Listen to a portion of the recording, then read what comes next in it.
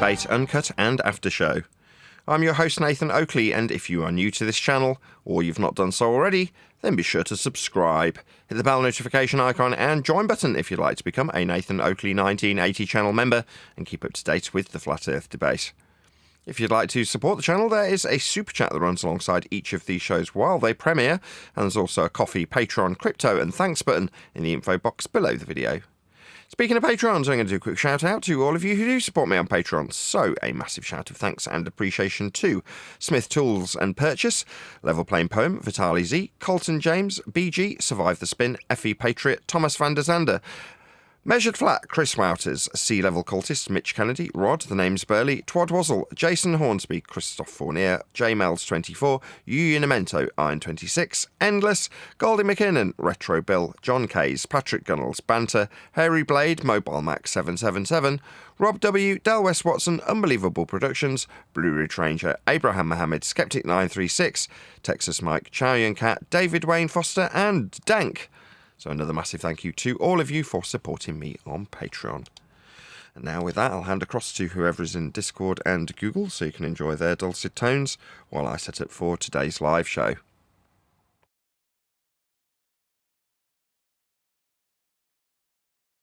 Nathan, Neil, Ja. Hello. Craig. Hi. Neil. Jardo. Hello.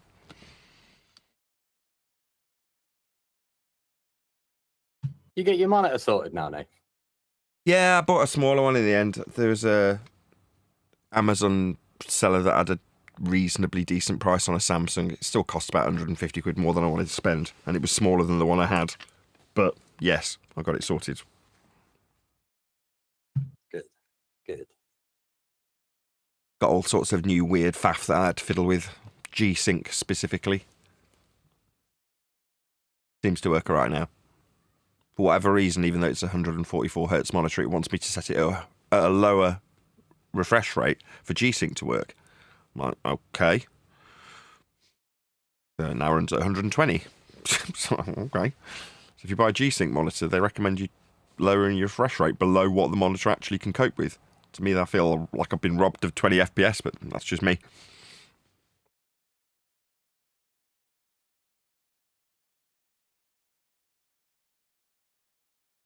That really wasn't your question, though. Just have you sorted your monitor? Yes. I also got a new audio interface from Solid State Logic. They sent me through a replacement for the old one, which had started to show a fault on one of the channels. So I've got a brand new one now. A brand new discontinued item direct from the manufacturer. Very pleased with that.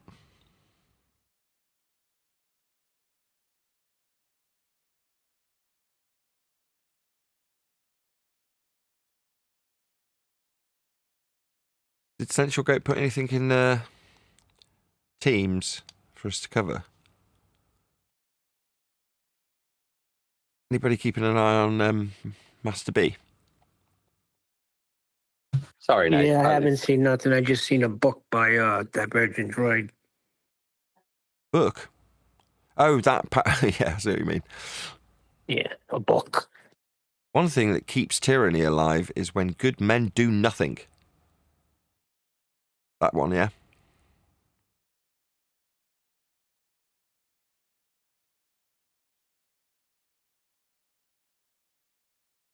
As you may have heard this statement, the only thing necessary for the triumph of evil is for good men to do nothing. Attributed to Edmund Burke. Did you not read that? Obviously I didn't, as I'm only reading it for the first time now.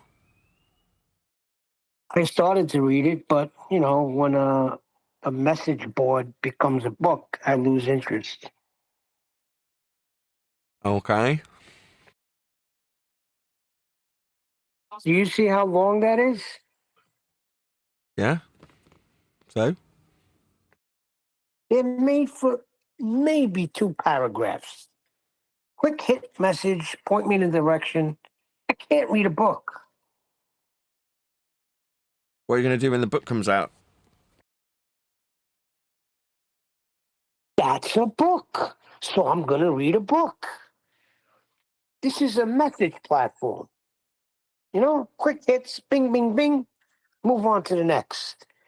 If I got to scroll more than 4 or 5 lines, that's insanity.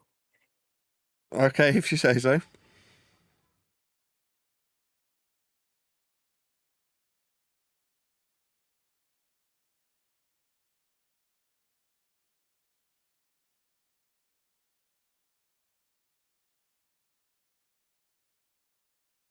I hope we have a good show today.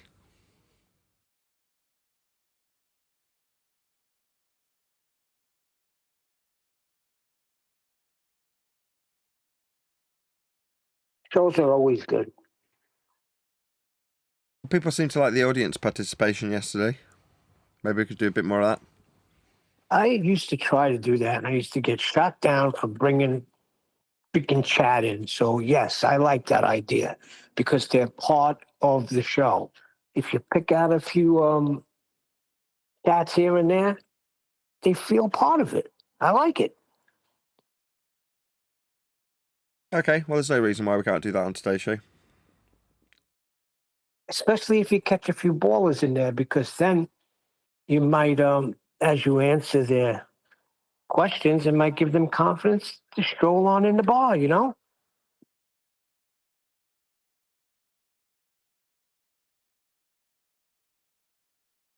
And by bar, you mean ring. In the And bar. by stroll, Hey, you did mean you climb see- over the ropes. No, they climb in the bar. Climbing, you know, the bar with the door open. The door's open up on top hand corner left. There's an open door. And it says, "Welcome to Flat Earth." Anybody can stroll in. And even if you become obnoxious, you'll be warmly welcomed back the next day. Yeah, you can call it a door. I'm going to call it ropes. So you can climb over them if you want. Oh, I see what you're saying, like a boxing ring. Yeah. Yeah, I like that. There's plenty of grip on the canvas.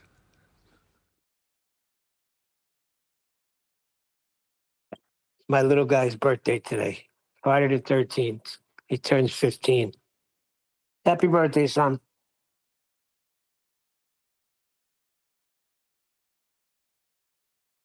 Hey, did you see that one guy that survived that horrific plane crash?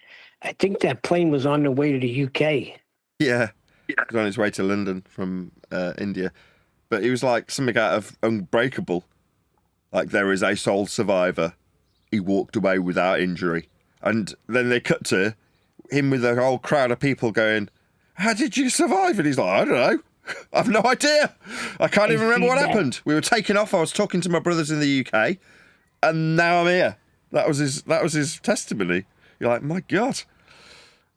Seat 11A. I even saw the testimony of the brothers that were in the UK, giving their side of the event. So like, yeah, he was just about to take off, and he was on the phone with us going, "We're just about to take off." And then a couple of minutes later, he phones back and is like, "The plane's crashed."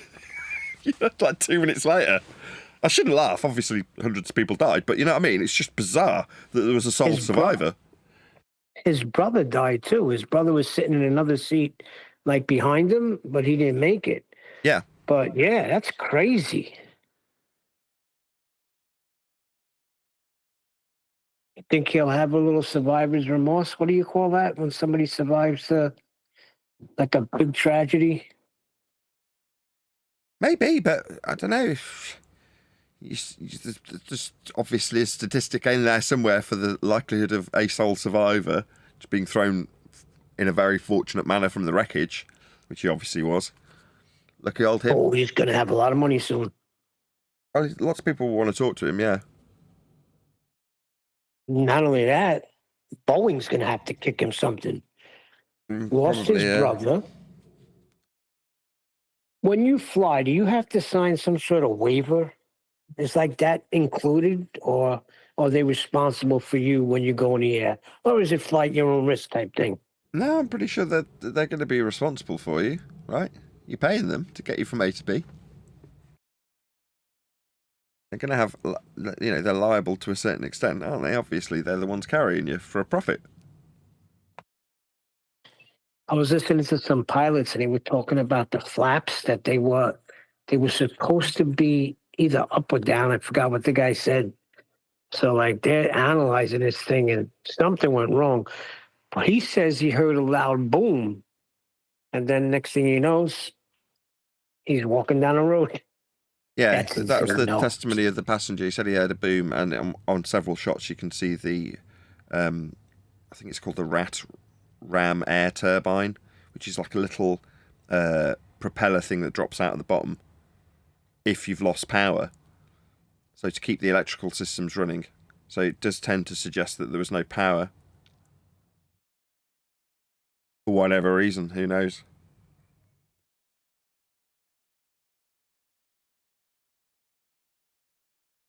He was like, I think I heard he was in the center of the plane. From what I hear, though, that is the place to be. You don't want to be in the front. You don't want to be in the back. Yeah, over the wings in the middle is where the most rigidity of the plane is, right? The strongest bit of the plane. Yeah, that I'll never fly. No way. Either get me there by boat. I need to be grounded.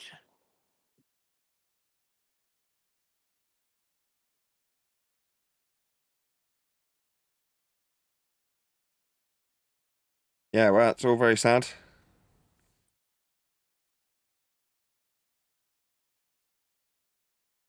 I'm sure we will find out in due course why that occurred.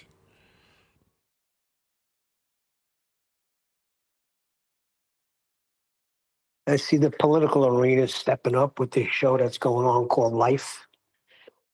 Craziness going on in the Middle East as usual, but we won't turn it into a politics show. See, the world has to know Earth's flat and we're not on a globe. I think it's very important.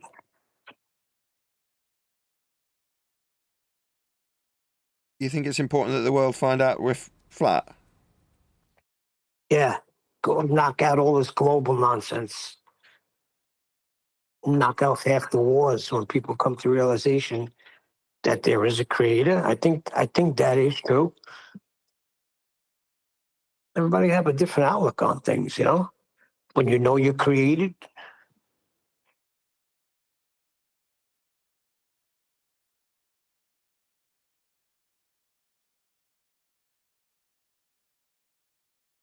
Divergent Droid's asking me to play his video. He says it's unrelated to FE, but he wants me to play it. What video? He hasn't linked any video. Yeah, it's the one above that whole book he wrote. It's right above it. And I think he should play it. He's a great moderator. Okay, give me a sec.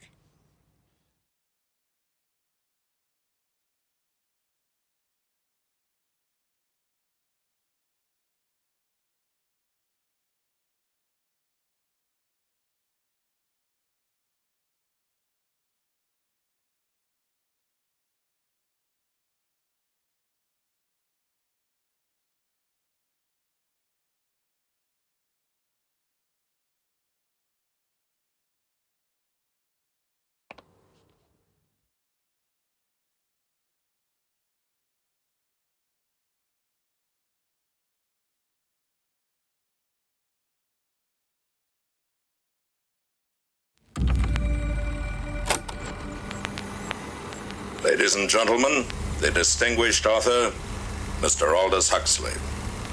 Brave New World is a fantastic parable about the dehumanization of human beings. In the negative utopia described in my story, man has been subordinated to his own inventions. Science, technology, social organization, these things have ceased to serve man. Has he mirrored this? This isn't his video, right? I don't know if I'm... It's not his video. No. They have become his masters. Aldous Huxley's novel portrays a dystopian future under the dictatorship of a world state, where every aspect of human life is controlled, from laboratory creation to the grave. He described the story as fantasy, but later wrote, The prophecies made in 1931 are coming true much sooner than I thought they would. The nightmare of total organisation has emerged and is now awaiting us, just around the next corner.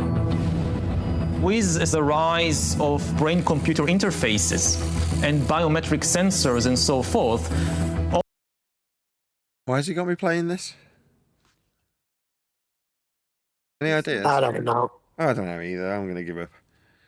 I'm sure he'll tell me after the fact. If you'd have just played for 10 more seconds, you'd have found out. Well, let's just do that. All the bodies, all the brains would be connected together to a network, and you won't be able to survive if you're disconnected from the net. Okay, whatever. If you say so.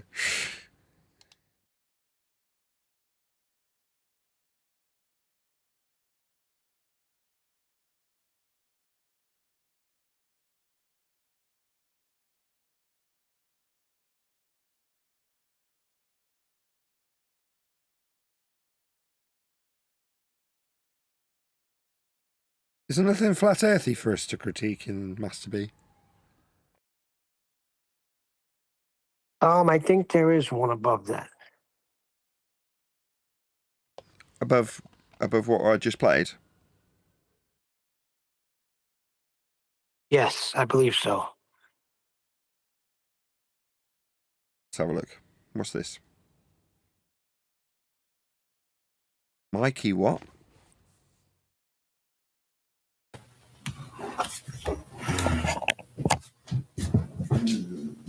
Something about the firmament being confirmed. Yeah, something like that. Guy started his video and then immediately walked off.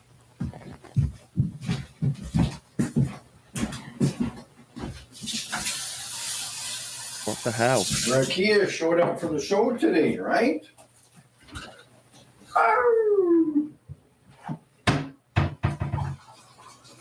Just not professional. I don't get it. We're gonna get the show on the road here. You have got the show on the road, mate. You're already recording.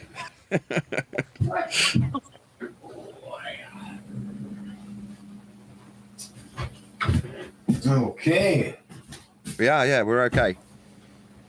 The question is, are you okay? 4,000 bananas to eat. Yikes. All right, we're gonna see what happens today. We got some.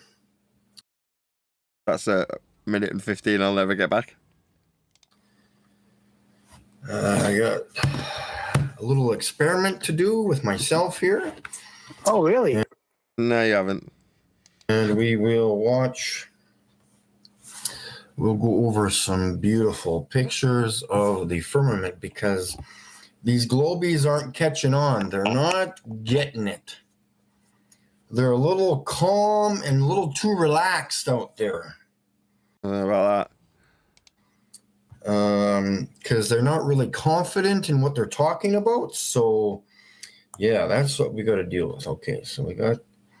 So, which is which here? So, okay. I'm just doing a little thing here. We got something going on.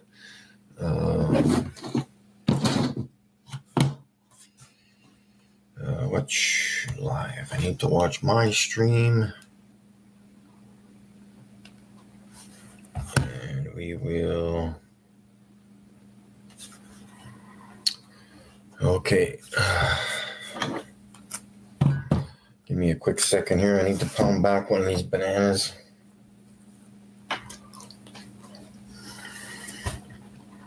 Is he really eating?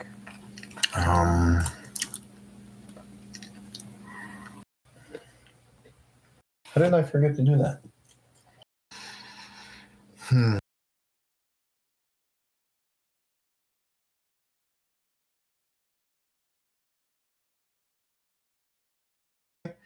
There is no depth. This star is not further behind any of these stars. They're all connected to this surface right here, as you can see. It's not hard to film, guys. You just got to get off your asses and go outside and do it.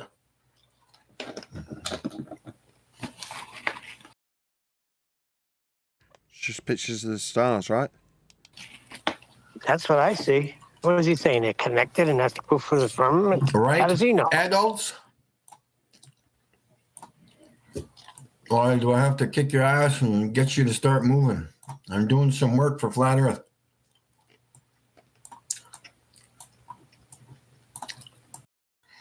Picture here. This is a star. These other lights here are not stars, okay? They were there on the night that I recorded the Firmament as a video. April the 9th. So all this... I don't know how much I can cope with him listening to the sounds of him eating. Scattered light here. Like, pick what you're going to do. Are you going to have a meal or are you going to make a video? Which one are you going to do? Are not stars. The colored ones here. This is a star. This is a star. And this is a star. Gross. And I don't want to listen to this anymore. I'm literally, it's so grossed out by listening to this man freaking eating while making his point, which is non-point like. These are all just points of light in the sky. What does it prove? How does it prove it? Firmament. Okay, that's a biblical word for sky, isn't it? Guys, I'm looking through these pictures here. Okay, there's one. So we can move this one over.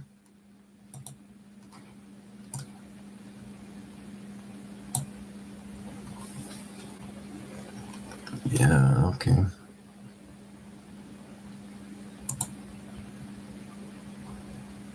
So they are supposed to be there. So where are they?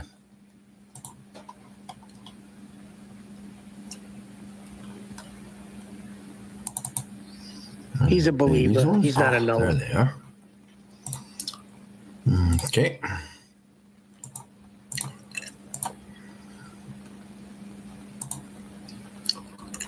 All right.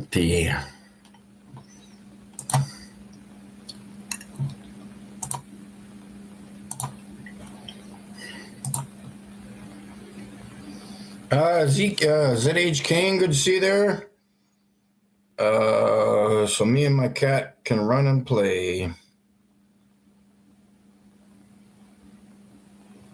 CJ, good to see you there. Yeah, the firmament's like a TV screen. Yeah, I don't know what's going on with that firmament, but it's quite interesting. Okay, so this is a zoomed in or a screenshot of one of my other firmament pictures. So we're just gonna like check out what these two stars are doing that are connected to the firmament, and of course, whatever these wavy lines are here. But you can see that the star is creating the light here, reflecting off of whatever's going on here. You can see it here and here.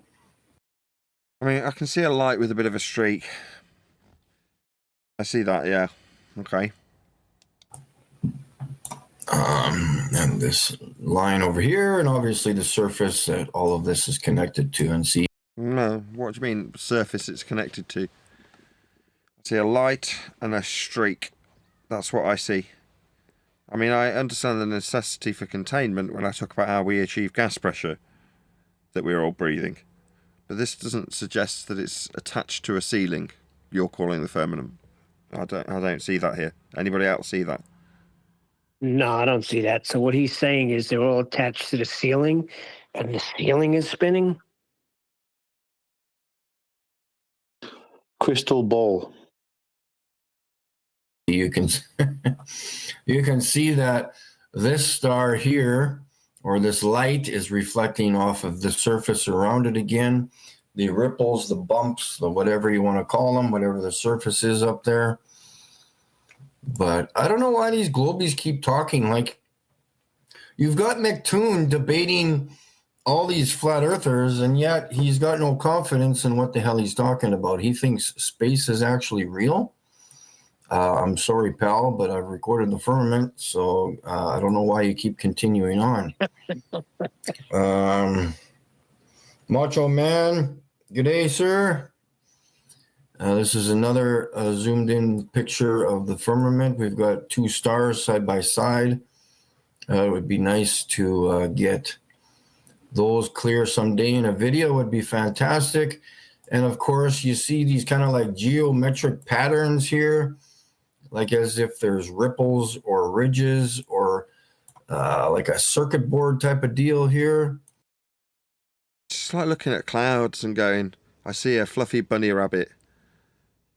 Looks like a circuit board. I mean, yeah, okay. I mean, looks a bit like a circuit board if you are a complete crazed, delusional madman who laid out circuit boards in a haphazard way.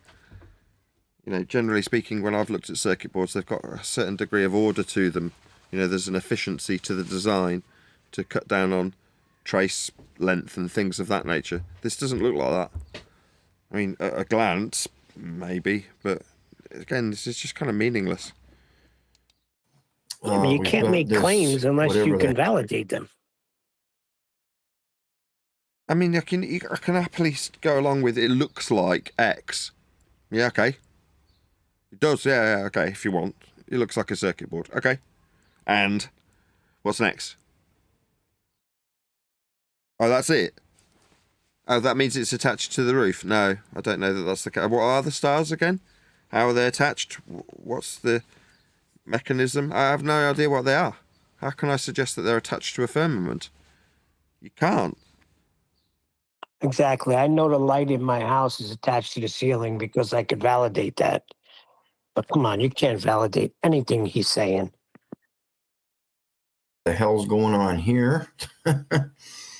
Really hard to comprehend what we're looking at here, but There you go. Now you're talking my language. Yeah, fair enough. I'll agree with that wholeheartedly. It's really hard to comprehend what we're looking at. Yep, completely agree with that statement. Much more like it. We can be friends again. it is the firmament. I just No. No. You don't just go from saying it's difficult to comprehend to saying it's the firmament. don't know what else to say.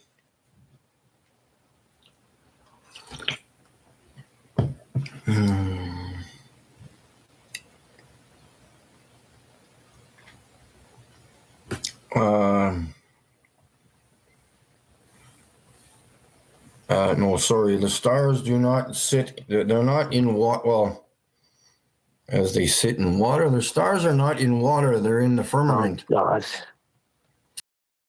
Why would it, again, both statements I have to disagree with. I don't know they're not in water. I don't know that. I don't know they're not in water. I don't know that they are either if you were to assert it in the positive. But you're saying they're in the firmament or attached to the firmament. I don't know that.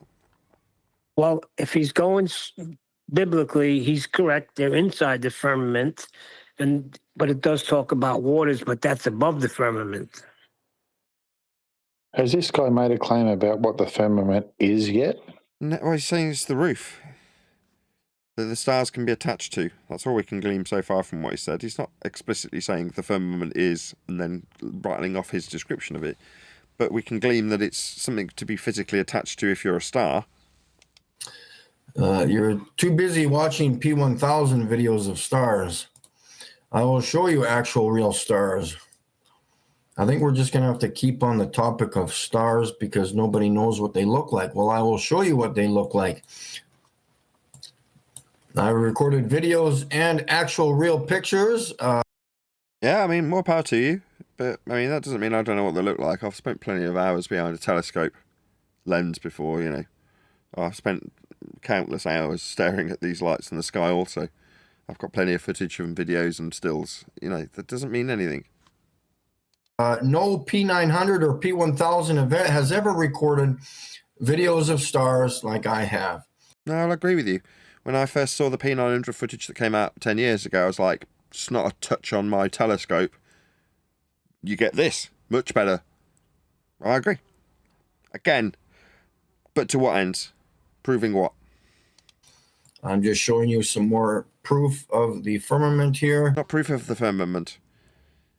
It's a good resolution. It's more, it's akin to what I would suggest it looks like through a telescope, often misrepresented with cameras that are doing crazy stuff in their algorithmic focusing processes at distance that aren't conducive with what you see through just a straight up lens or a telescope. But that doesn't mean you're proving the firmament.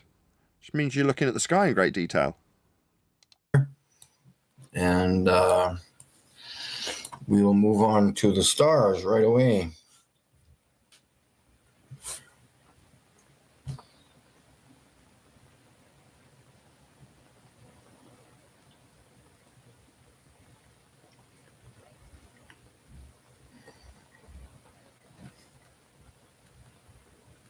I like that one. This one here, we can zoom in. So again, you can see like some kind of a texture here that is showing up as look like, like a purplish, royal purplish or amethyst colorish. But there's obviously something here that this is part of the Milky Way here. This big mess of stars. I'm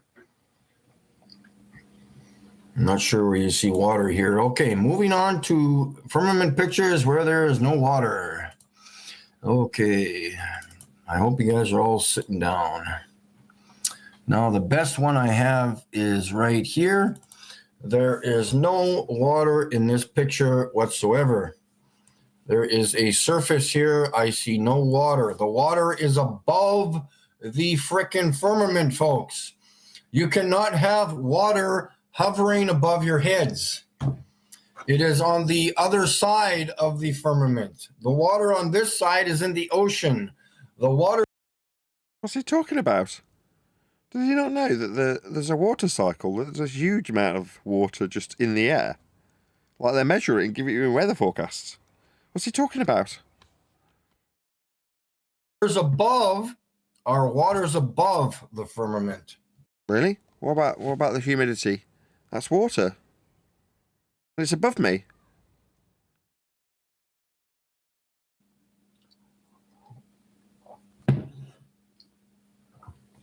There is no water hovering above your head, 50 miles above your head. Really? Never seen a cloud? What's a cloud? Water.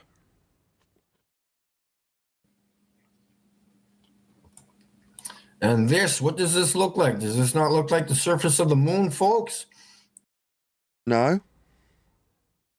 Do these not look like craters to you? No. If you want to call them craters, No, I don't. I don't want to call them craters because that's not what they are. They don't look like them.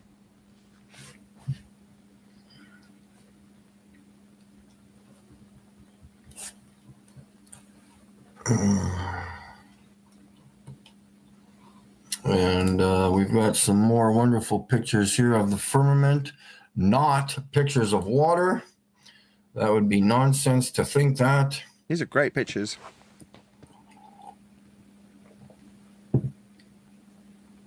I want to praise him more.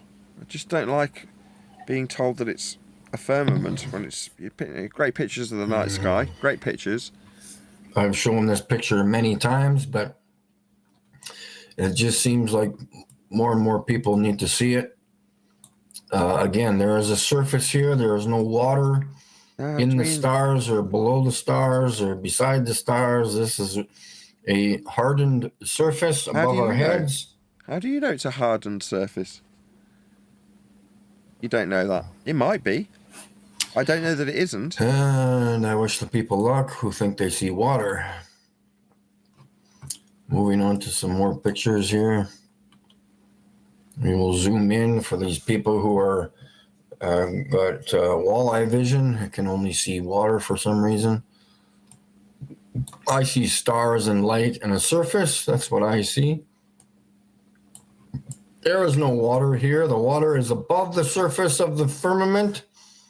You will have to explain to me how you think water supports itself above your head, hovering in the sky. Please go ahead and explain that. No worries. It relinquishes itself of its intermolecular bonds. It becomes a gas. And then it moves freely and randomly in all directions above your head. It's constantly like that.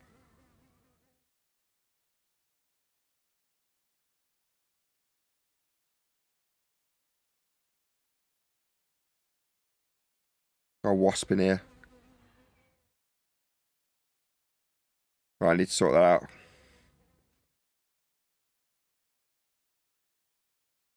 Got it.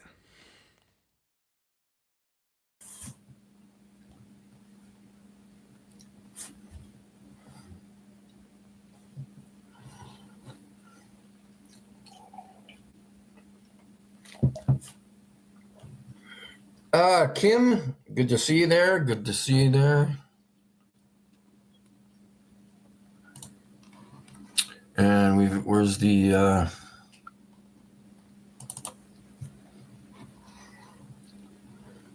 got some nice, very nice pictures here for you to observe with no water in them.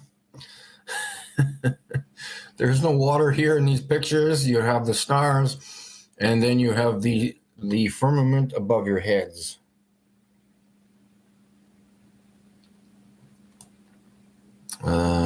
So yeah, we got the squiggly line. You appreciate I could make the same burst of assertion. I could say, here's the pictures of the stars. There's no firmament in them.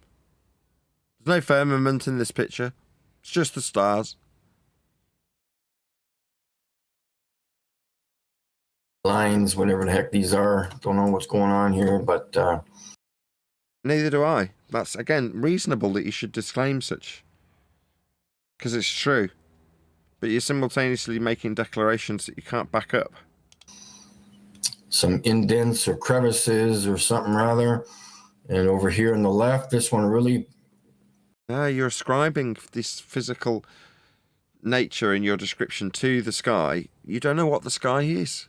To suggest that it's got this physicality with cracks and crevices, it's outrageous, really. You don't know that. boggles my mind, this square area, boxy looking thing here. I don't know why it looks square, but I just take the pictures, guys.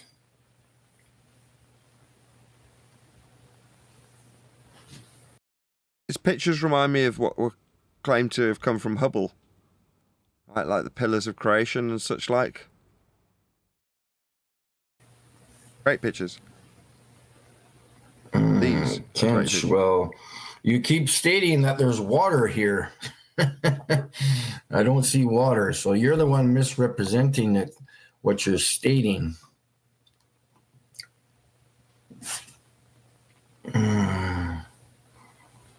You said, I know what I see. Water, you said. Well, you'll have to tell me where the water is. That's your mistake, not mine. Where's the firmament? Where's the firmament? Let's see Which what bit's the else we firmament? got here. We got, we just looked at that, zoomed in. So we've got this interesting picture here of two stars with some kind of a line between them. And I've just showed you many.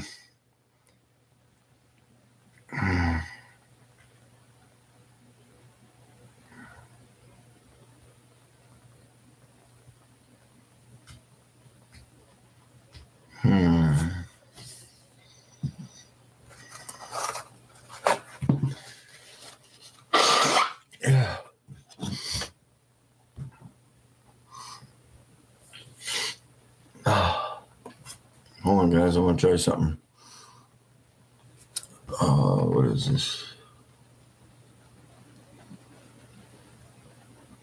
218. Oh, that's.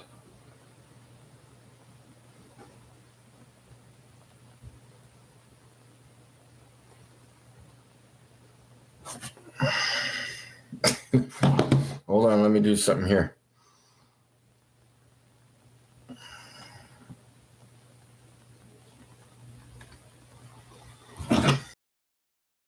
Okay. Is there anything else we can cover? Or is that it?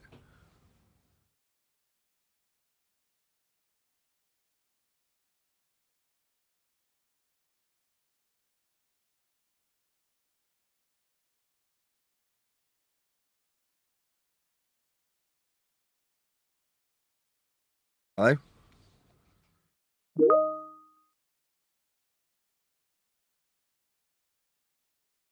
Adam's saying he's got a video for us. Okay, let's have a look at that.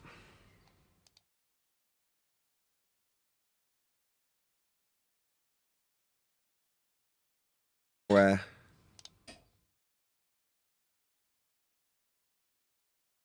Oh, right, he's not talking about that. He's talking about something else.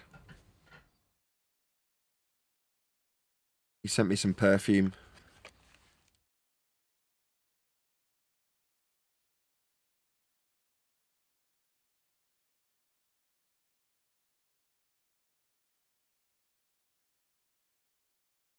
Right, hello, people of Discord.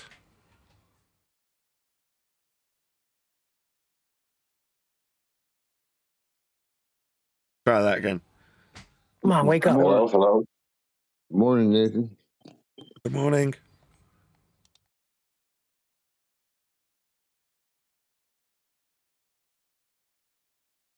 Richard was on last night. On What what? did he have to say? Oh, just on his live stream. No, all kinds of things, I guess, and nothing at all. I don't know. I don't know what. Yeah, debate. Oh yeah, should advertise that a little bit too. I guess the flat Earth reunion there or something. Well, I forget what they call it. Meet up. That's going on this weekend, I think. Yeah, I don't know how to feel about that. 10 years ago, I was running my own meetups and such, but now it just seems silly.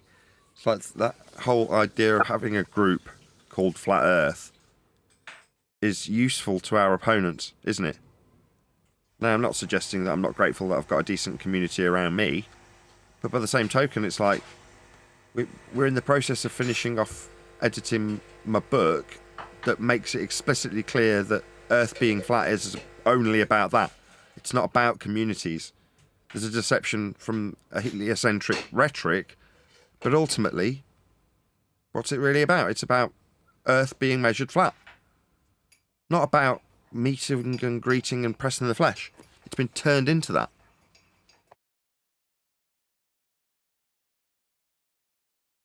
Oh yeah, I don't know how to feel about the meet and greets. I haven't given it a thought for a while. Yeah.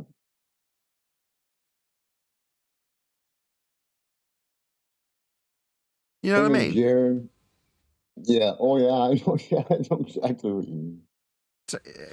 It's a hard line to toe because I've got to, on the one hand, praise my own community that I've built up. But by the same token, I've got to condemn the use of Flat Earth as a sense of being a community, which it cannot be. You've got to turn it into that artificially.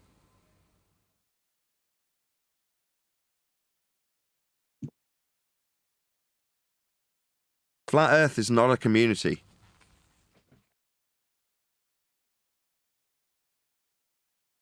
Yeah, you're right there. It's a wonderful thing, though.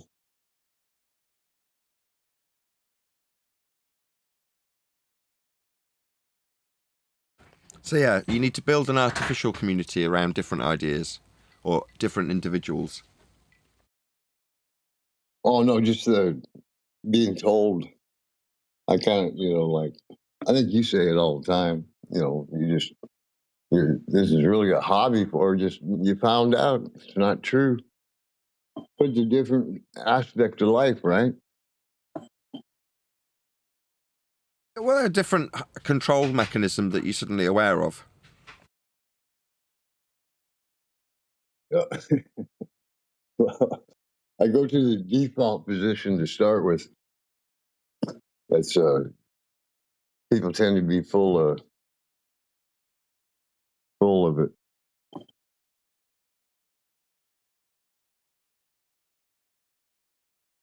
Pretty amazing.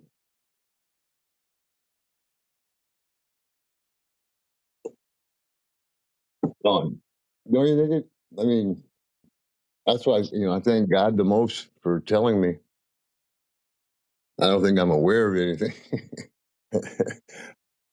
I'm aware we didn't land on the moon, Nathan. Highly aware of that. From then,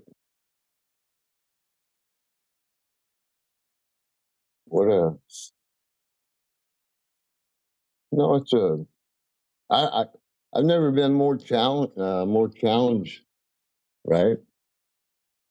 Just wasn't what you thought it was, bro.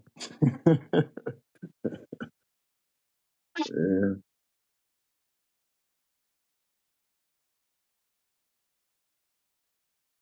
Well, I personally use it as proof of God myself.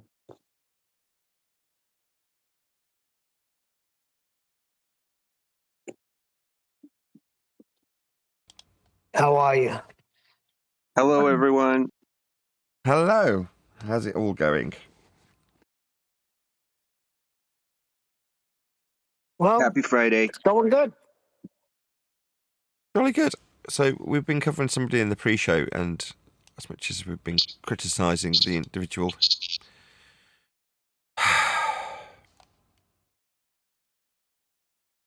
as much as we've been criticising that particular individual, we might as well give him a proper shout out.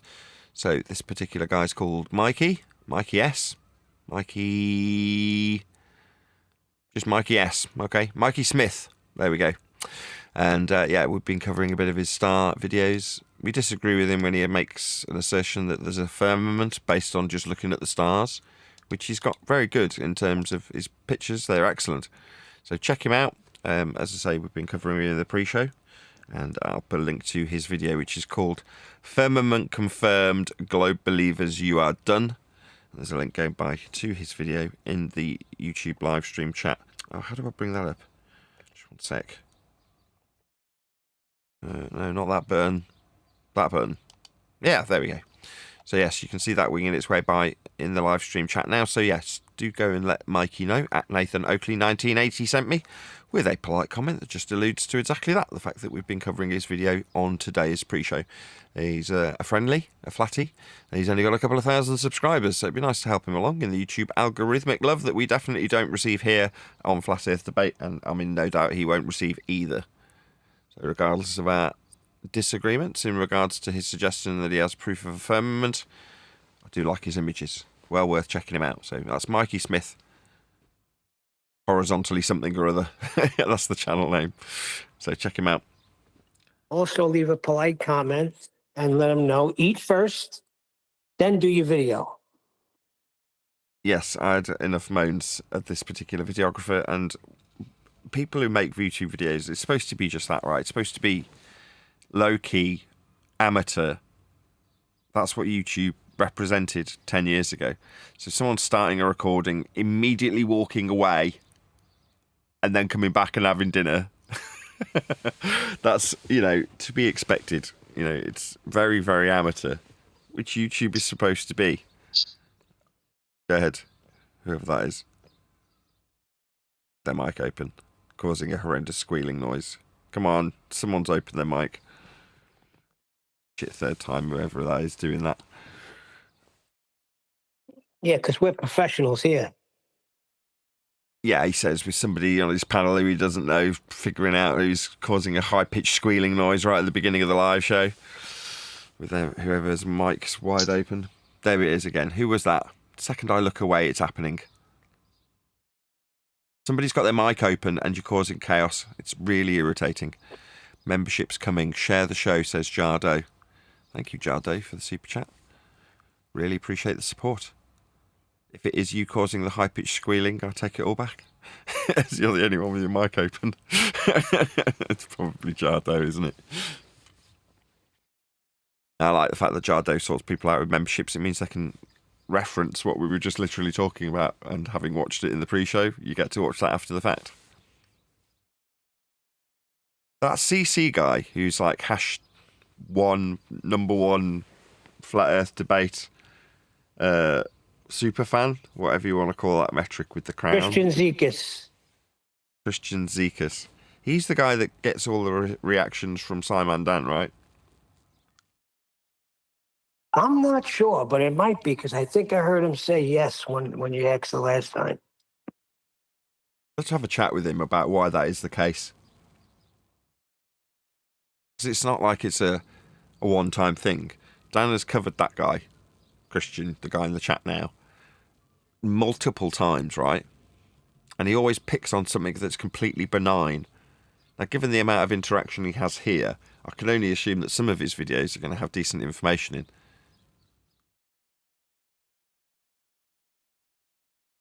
Just weird, don't you think? Maybe it's just Dan being a bully and he's picked somebody to pick on and that's him. That's the person he's picked. There you go. But he's not no low-hanging fruit. Christian seekers are going to run for his money. No, that's not the way it makes. That's not the way Simon Dan makes it appear. When, as I say, he covers something completely benign. He'll like put up a video of him drinking a cup of tea, quite literally.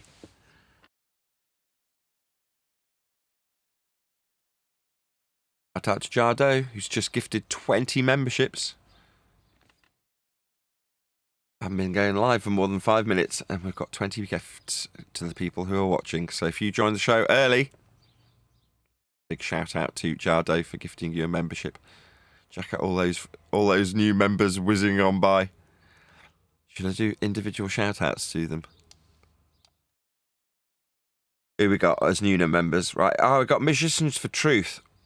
Musicians for Truth could do with a shout out. Musicians for Truth has been doing a series. I don't know how long he's been doing it, but I reckon it's relatively new, like within the last 6 months, where he's unabashedly covering conspiracy theory. Now, don't get me wrong, when this stuff gets tied to flat Earth, I've got an objection. He's not doing that, right? This is Jason in the chat. He goes under the name Musicians for Truth.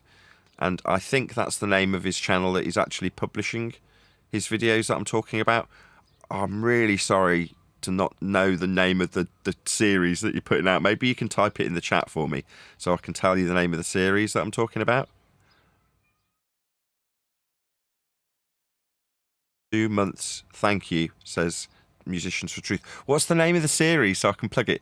Can someone dig out the Musicians for Truth link to his most recent conspiracy series? Because when it's done in the way that he's doing it, Jason's doing it, right? I like it when it's done in that way. It's very tongue-in-cheek, right? So the intro is like, let's rock and roll that rabbit hole. I absolutely love it, right? Because it's not making any bones about what it is, yeah? It's a bit of fun. Now, don't get me wrong, he does touch on some more serious subjects, but for the most part, it's exactly as it sounds when he says, let's rock and roll that rabbit hole. But I've been watching it. I'm not even going to call it a guilty pleasure. There is no name, he says. Oh man, I just want to dig out a link to it. Let's have a look. Let's go to your channel.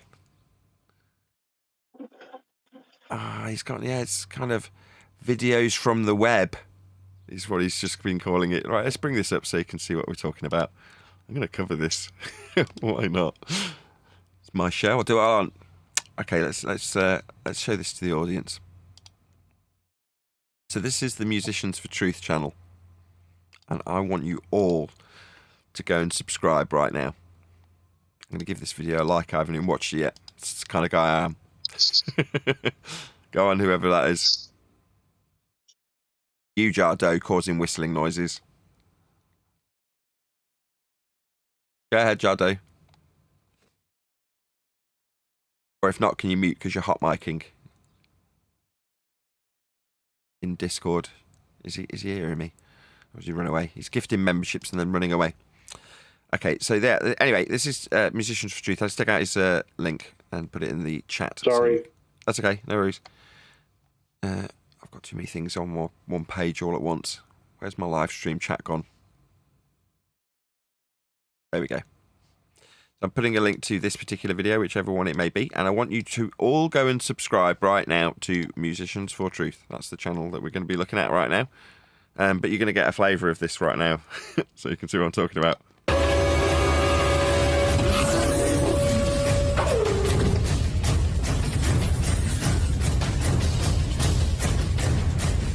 Welcome back to the channel, everyone. Let's get into it. There you go. Subliminal messages in the national anthem. What an opener.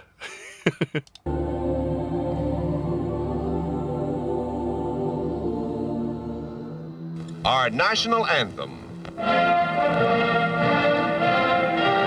Oh, I've seen this before. When I was, this is immediately bringing back really fond memories. So this is actually my gateway into the subject of flat Earth. I can only assume that the reason Math Powerland was automatically played to me, algorithmically speaking, on an autoplay, like the next video was Math Powerland while I was doing something else, quite late at night, maybe 1 or 2 in the morning, middle of the night. Suddenly I'm hearing Math Powerland talking about how Earth's flat without ridiculing it. Very weird thing to be hearing, to the point where I went and woke my wife up and told her, Earth's flat. Yeah, that's my entry into this subject. Why was I presented with Math Powerland? Because of this. I was looking at subliminal messages. So this video that you're about to see is actually familiar to me. So while I was looking at psychopathy, that's narcissism, and subliminal messaging, the next thing that YouTube's like, oh, right, you're interested in that crazy old nonsense. Maybe Flat Earth will be of interest to you. Have a bit of Math Powerland. So I can see how they, from the get-go, wanted conspiratards. And as much as I don't want to admit I am one, Brian's a bit like this, right? He doesn't want to admit it either. But we both know deep down what we are, right? We know how we got here. So it's kind of cruel to suggest that the people around us for being conspiracy dudes, like I have a propensity to take it out on Dave Weiss at the moment, and Dave Weiss has come from the same conspiracy background in that regard as I have. So it's all well and good me getting here and moaning at Jesse Spots for talking about clone centres. It's like, how did you get here again? Through subliminal messages and psychopathy. It's like, yeah, they want conspiratards here, don't they? They want us to be talking about ice walls and domes. So is it any surprise that the kind of people who are here?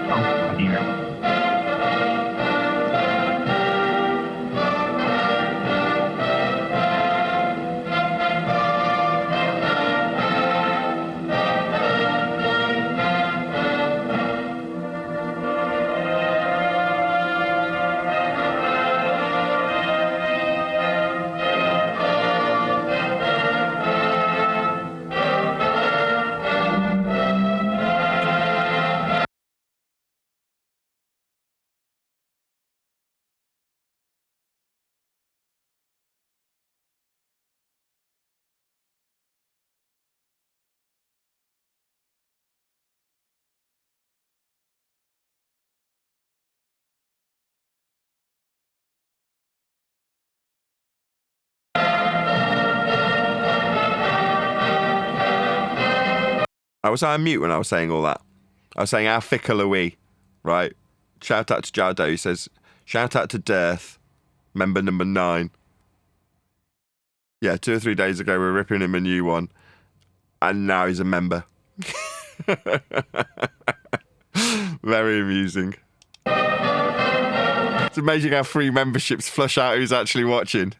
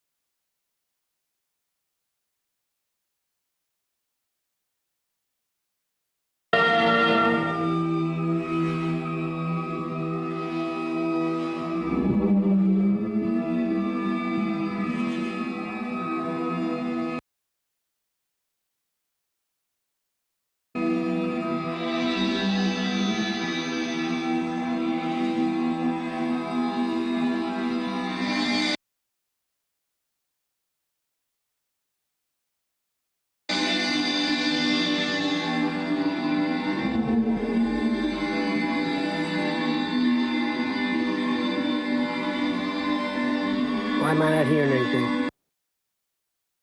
Are you not getting anything in the G+? It might just hear it as noise because it's probably filtering it out as noise through the G+ panel. It doesn't matter. It's just showing you the subliminal text interleaved, if you want to call it that, in the I think it's progressive scan technology, where you get one layer of lines and then the next layer of lines from the TV broadcast. I think it's called progressive scan, and they're interleaving words in one frame of the progressive scan. And it's just being highlighted. So there's nothing to hear. It's very much a visual thing.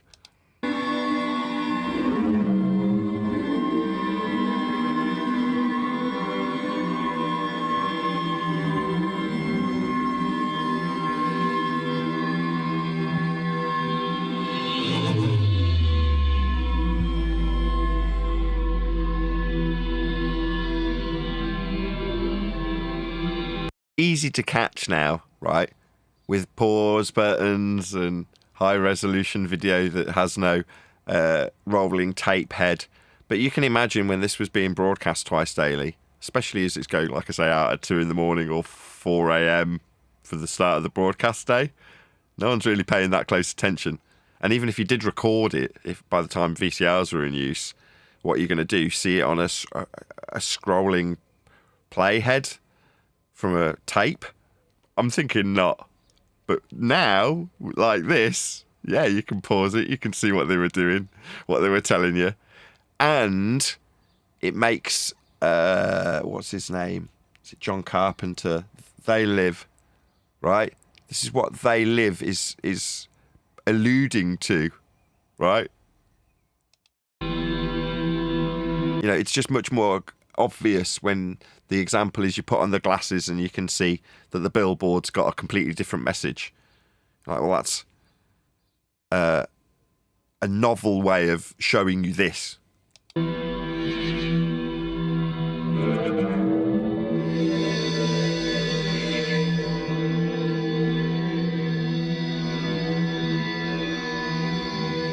Trust the US government.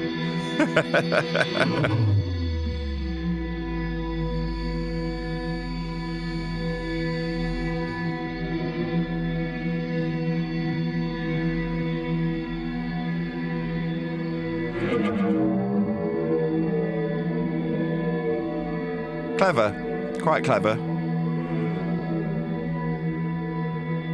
Rebellion is not tolerated.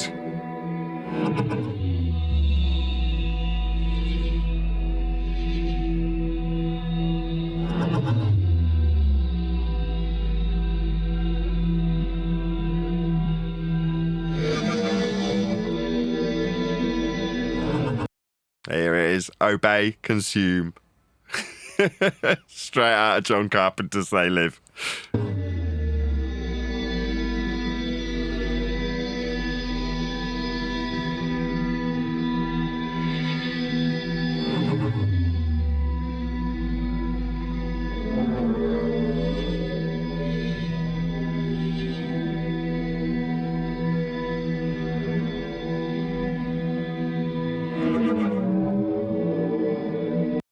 Is anybody familiar with this sort of stuff? Has anybody seen these sorts of subliminal messages exposed prior to now?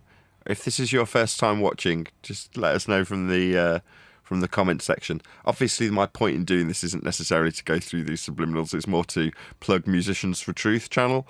So, as is always the case, drop Jason a line, leave him a message, subscribe to his channel, and let him know at Nathan Oakley 1980 sent me. And it looks like he's sort of collating this stuff. But it's not just subliminals, obviously. There's a far more broad approach that's being taken here. And for fun, just for like guilty pleasure, if you want to call it that, this is great, right? I really like what you're doing, Jason. Good stuff.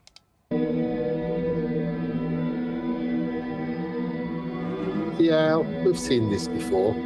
But I would point out in Master B last week, I sent one when we was discussing U2 and why people didn't like them.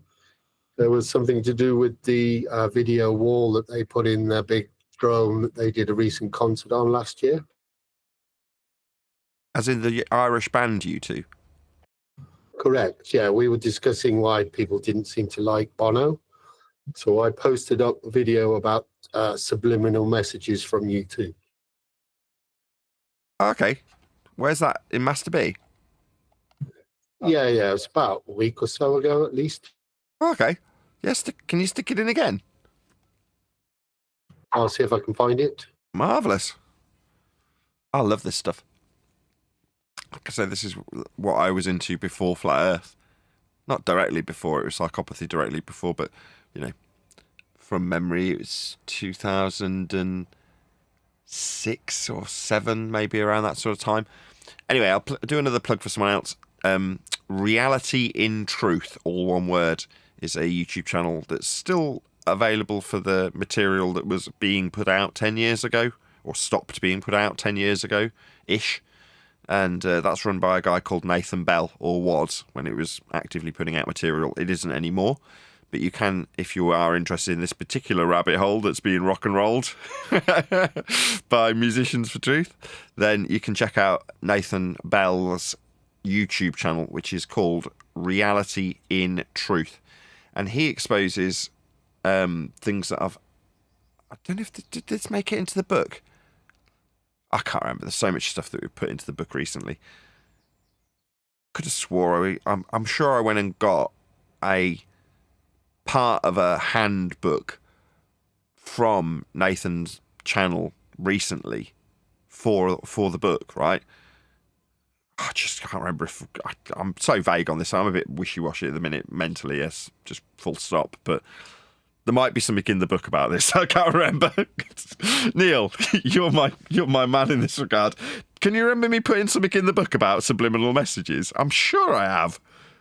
I remember getting something, a citation specifically about the handbook, and it had something about Kent cigarettes. Do you remember?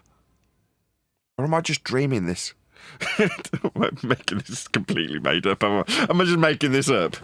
I don't know. Who cares? Let's carry on watching.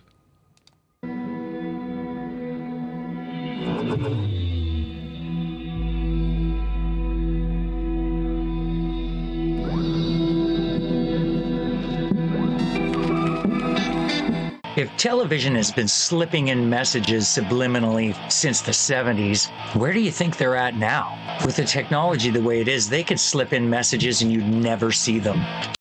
Nah, I think it's advanced way beyond subliminal messages. The need for it isn't really there anymore. So that's such a crude tool by comparison.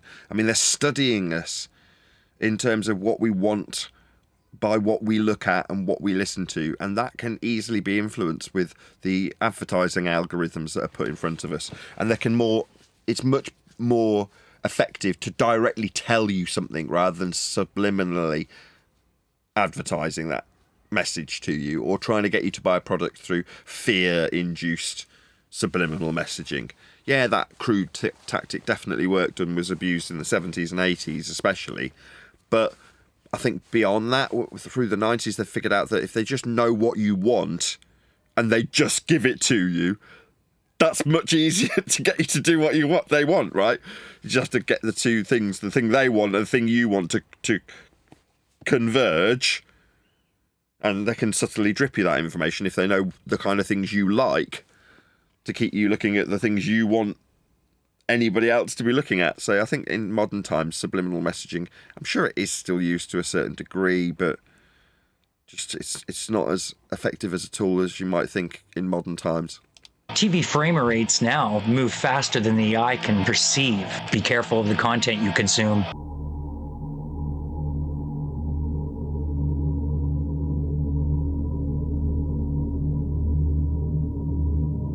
Headley. And I'm Ryan Wolf. Our greatest responsibility is to serve our Treasure Valley communities, the El Paso, Las Cruces communities, Eastern Iowa communities, Mid-Michigan communities. We are extremely proud of the quality, balanced journalism that CBS 4 News produces. But we are concerned about trouble and trying to get irresponsible, one-sided news stories plaguing our country. The sharing of biased and false news has become all too common on social media. More alarming, some media outlets publish these same fake stories without checking facts first. Without a hint of irony. Very good. Okay, I think that's enough. So yeah, go and check out Musicians for Truth channel. Hopefully a few of you from the live stream have gone and subscribed like immediately, but I'm not saying it for my health. To actually go and pop along and drop him a sub and leave a comment, let him know at Nathan Oakley 1980 sent me with a polite comment that doesn't immediately get you removed. If you're one of my ball believing watchers, you know, be nice. Yeah, so the same applies both ways when we're plugging what we perceive to be friendlies. There's plenty of audience members who might not necessarily like what Musicians for Truth is doing over there when he rock and rolls those rabbit holes. Good stuff. Okay, cool. Where's the hangout? Ah, there it is. Well, I might cover some other stuff today. As you can probably tell, it's quite a laid-back show. It's been this way all week.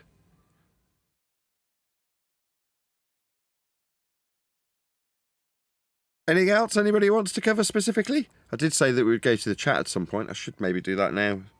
See what people are saying from there. Shout out to all of the new members that Jardo's introduced. Thank you very much again to Jardo.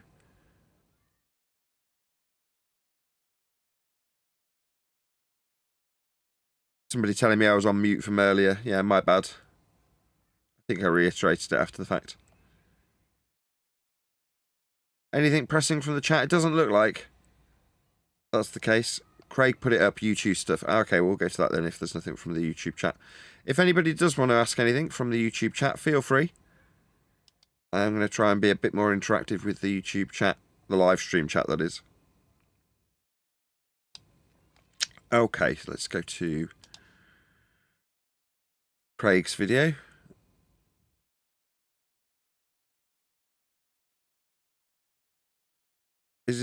Am I on the right video? The one from Odyssey, yeah? Yeah, should be. Sorry, I can't see that. So. That's all right. I'm going to share it in the Hangout now. You should be seeing it. I didn't know bands were actually going to show up here and perform, which makes it even more frightening with the frequencies they're using on people. But I want to talk about jump cuts because I actually took the time. I was like, you know what? Let me just see what happened because they just opened this thing up. What's going on inside, right? So I saw some videos about the frequencies they're using in the lobby and things like that. And somebody had actually uploaded a video of the concert from U2. And you have to see this if you want to understand how mind control works, and a thing called jump cuts. Now, it's important to remember that these people are manufacturing you. Okay, you're a product to them that they're manufacturing. Here is a clip if you don't know what jump cuts are, so I could show you how they were using words on the screen at such a fast pace that you would never be able to read what they were actually saying to you. Oh, wow. So they're dropping subliminals into the video wall like in the Star Spangled Banner video that we just watched, but at U2 concerts. Wow, okay. During this U2 concert and the mind control they were putting on the audience. But I slow it down so that you could see. But let's start here. For those of you that don't know how jump cuts work, they subliminally put things in movies. They've been doing it since the advent of the television. They do it in music videos. It's something that you cannot catch with your own eye. It is the same type of method that is used in, mind control experiments that we hear about. And people are like, oh, they would never do that to us. No, they do it to us. They put stuff in there, whether it's to make you hungry, whether it's something in there to activate a Manchurian candidate. These are all things that they do. So here's just a basic clip of. Yeah, that's what you want it to be now, just for humorous effect.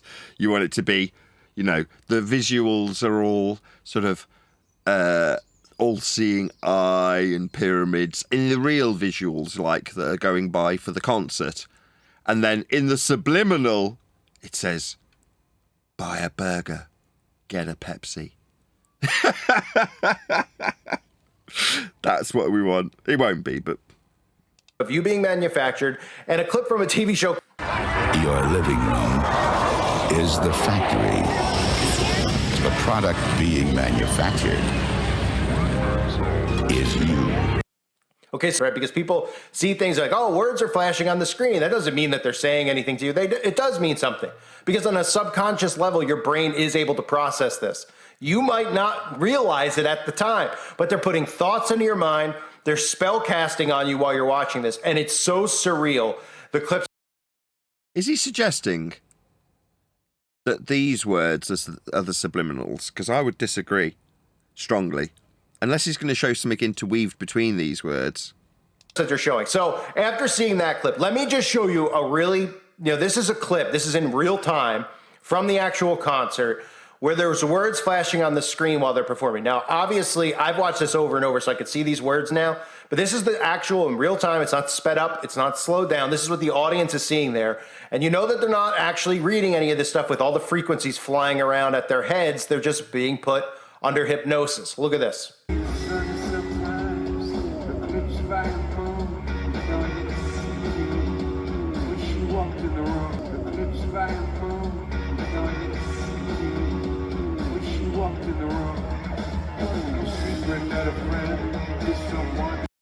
Okay, I mean, let's have a look. Let's see what it's saying then.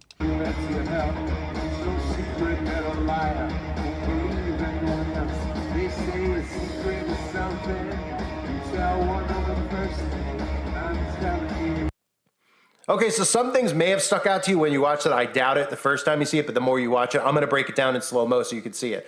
But one of the things that was in there, if you didn't notice, was 666. Okay, so 666 flashed up on the screen many times. Not just one time. It's not a coincidence. Look, 666 in green, 666, right? It says. The song that it's being played to is The Fly. So this is a very late 80s or early 90s song from the album Achtung Baby. And it's the first song on the album, The Fly. Good song. There's 6 on the screen, and then on all the small screens below, 666 on the 3 screens next to each other, 666. If that's not enough for you, look what else flashed up. Oh, so what? Okay. So what? Somebody fill me in. Look, 666, the hand symbol, which I've exposed a million times. You see the celebrities do it. MAGA does it. Okay. Okay. I'll accept that.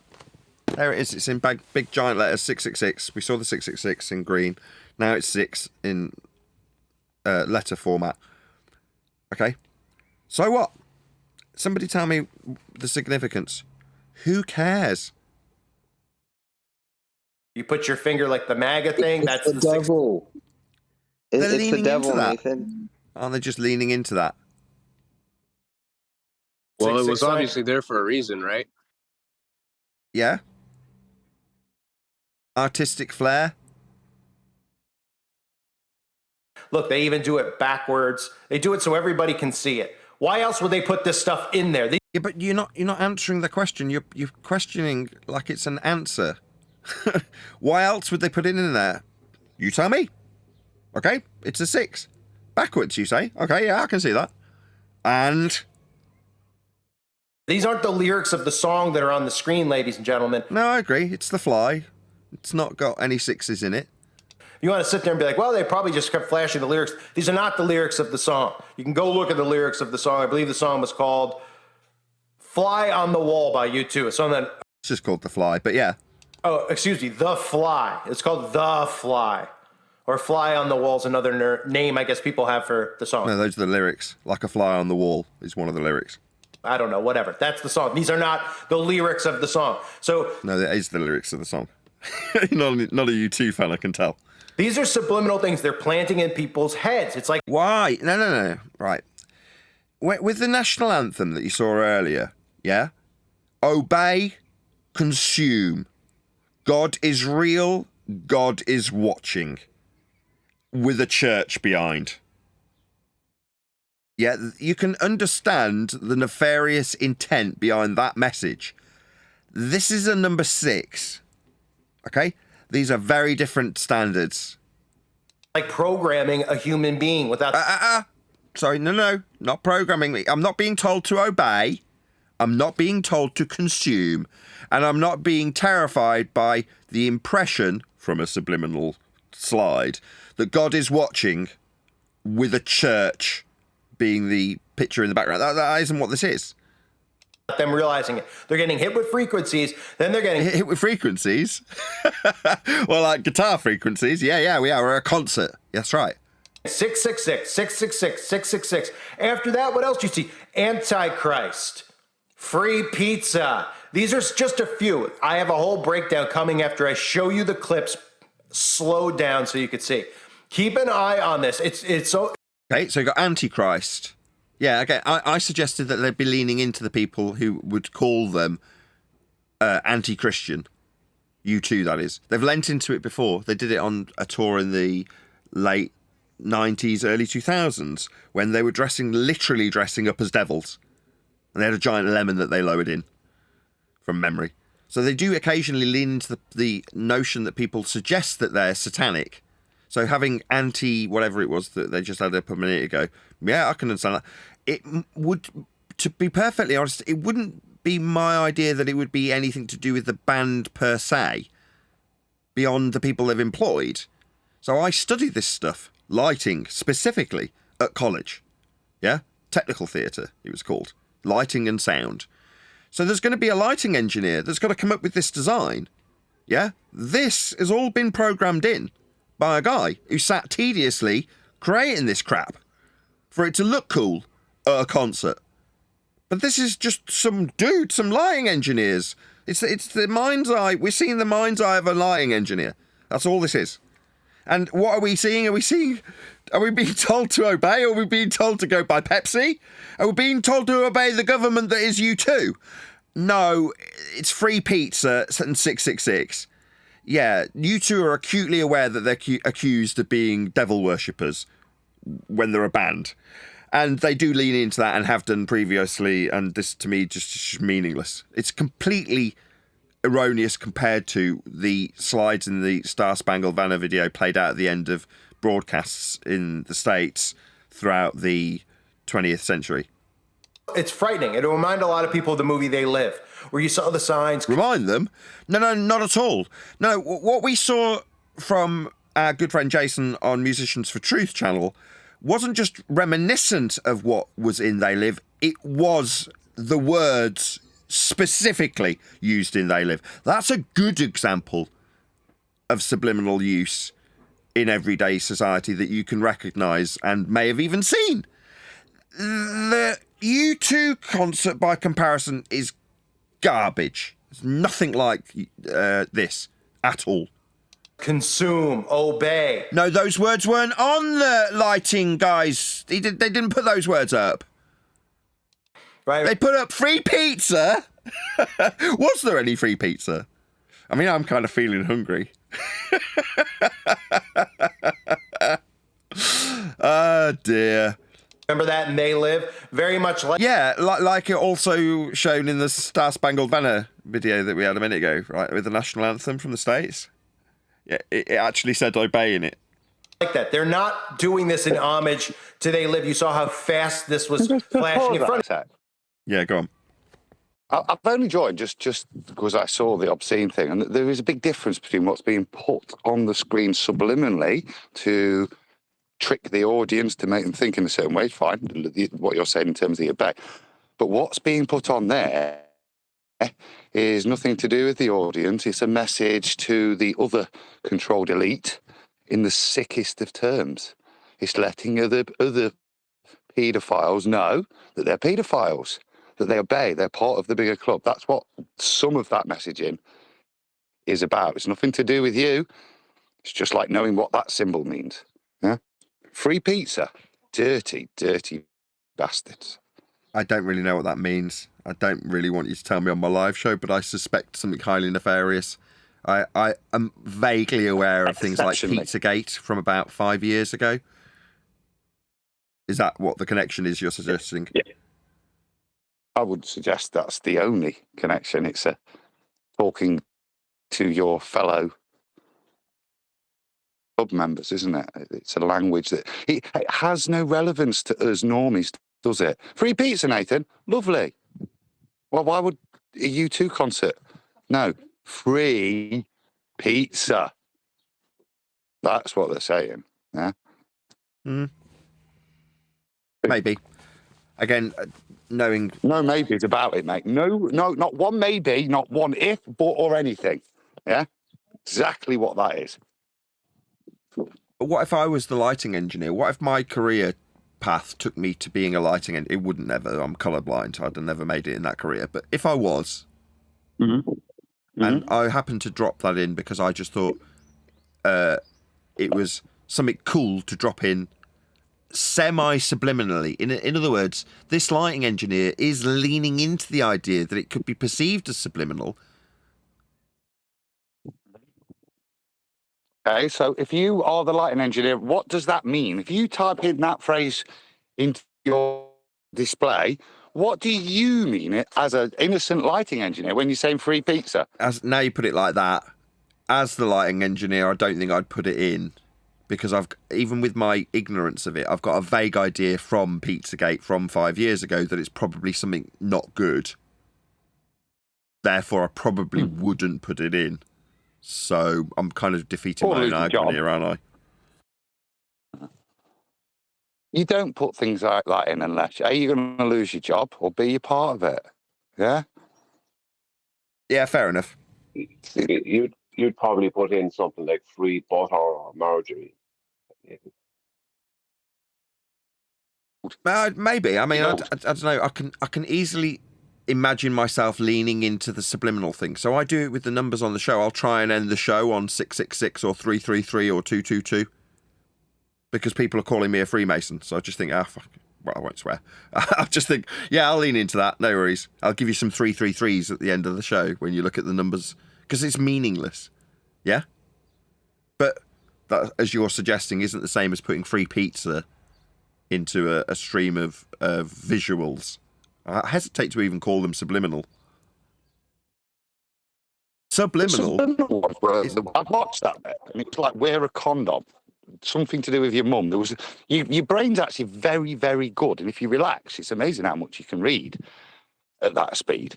Yeah. But there was subliminal stuff. The bit that stuck out there was wear a condom to me. Again, is that satanic? Well, yeah. Well, it's not. It's not following the teachings of God, is it? So, very odd messaging. Maybe it's just a bit of sexual health advice that they decided to put in the middle of their concert. Yeah, maybe. Maybe. Again, like I say, it's peering into the mind of the lighting engineer, but if you're suggesting that there's more to it, I mean, I'm not going to disagree because I don't know it's not the case. And when you're talking mega bucks of creating these sorts of concerts for people like you two, there's a lot of thought that goes into them. There's a lot of planning that goes into them and discussion that goes into that planning. So I'm not going to pretend for 1 second that it is just one dude like I dumbed it down to be. So, I mean, I'm more than happy to change my mind. You've almost changed it already. Nathan, if it's at a U2 concert, nothing that's up on that screen is random. Nah, fair enough. Nothing. Yeah. But U2, Bono, I said this before, if anyone ever heard what he had to say concerning his father when his father passed away, like his first statement or whatever, it was really strange. It was what did he say? Kind of appropriate and poignant, given my dad's about to pass away. What he said was it was after his dad had passed, just after, like he made a public response or whatever to his father passing away. Because his father was well known. He spoke about his father in a way like someone who's a lower Mason speaking about a great higher Mason. That's the only way I could describe it. The only way, because it wasn't like, oh, I miss my father. Or, like, let's say if you have to do it, what you would say or what someone normal would say. It wasn't normal. It wasn't about a fella and his father as much. It was about someone and his mentor and kind of thing. It was bizarre. This is many years ago now. Okay. This is a thing that they do at a lot of rages, at a lot of concerts. They put mind control over the people there. So I'm going to play this for you in a slower speed. So what I did is I went through and I broke it down slower. Keep in mind some of this stuff. Okay, they talk about social media being the Antichrist. That could be hinting to the fact that the Antichrist might be some type of artificial intelligence, somebody who rises through social media. Wouldn't surprise any of us with the idol worship out there with social media people. Okay, then it goes into I love TV. I've no idea why the audio's suddenly gone quiet. I'll turn it up, but I love TV, love TV, love TV, love TV, believe TV. Even having the balls to highlight the word lie, because all the things on the tell-lie vision, spell it out, T-E-L-I-E vision.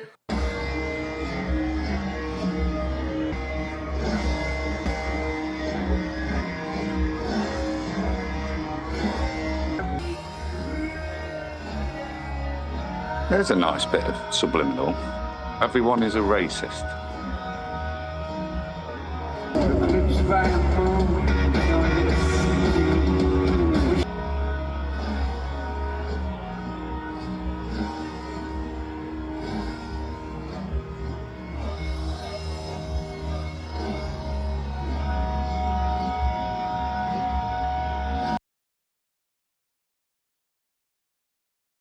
Okay, cool. Thanks, Craig.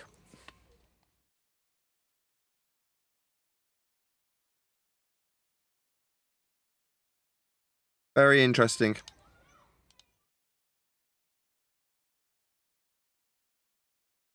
Was that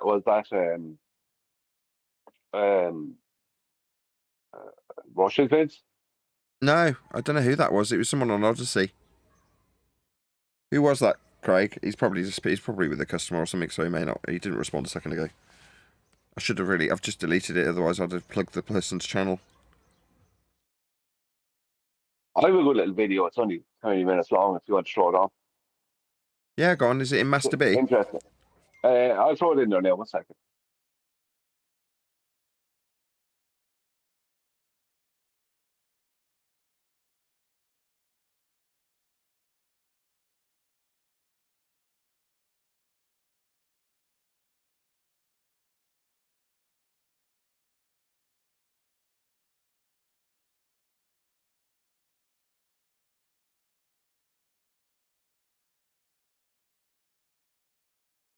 You there? Sorry, I had to do that there. I was out of I was out of beat, so I couldn't speak. I had to set on mute. Yeah, it's a girl. She's got a. I think it's a PhD in quantum mechanics. She's an English lady. Nice girl, but it's like, yeah, she's going through what color the sun really is, and she goes through things to do with color. So it's good for us. Like, some of it is good to be aware of it, but some of it, then you can see her indoctrination, and you can see, just 1 second before I press play, you can see like, she goes into certain things that are good, but then there's other things you can see how indoctrinated she is, and she's trying to make stuff up that just is not working. Do you reckon anyway? But it's good. What happens at the start concerning NASA now, it's good when she tries to make excuses for NASA. So I won't preempt it too much. Is obviously yellow. I mean, look at this beautiful sunset or this picture from NASA. Okay. Only it's not yellow, and I can prove it to you right now. The sun is white. But that's not quite right either, because if the light from the sun was pure white, then it would be an equal amount of all of these different colors.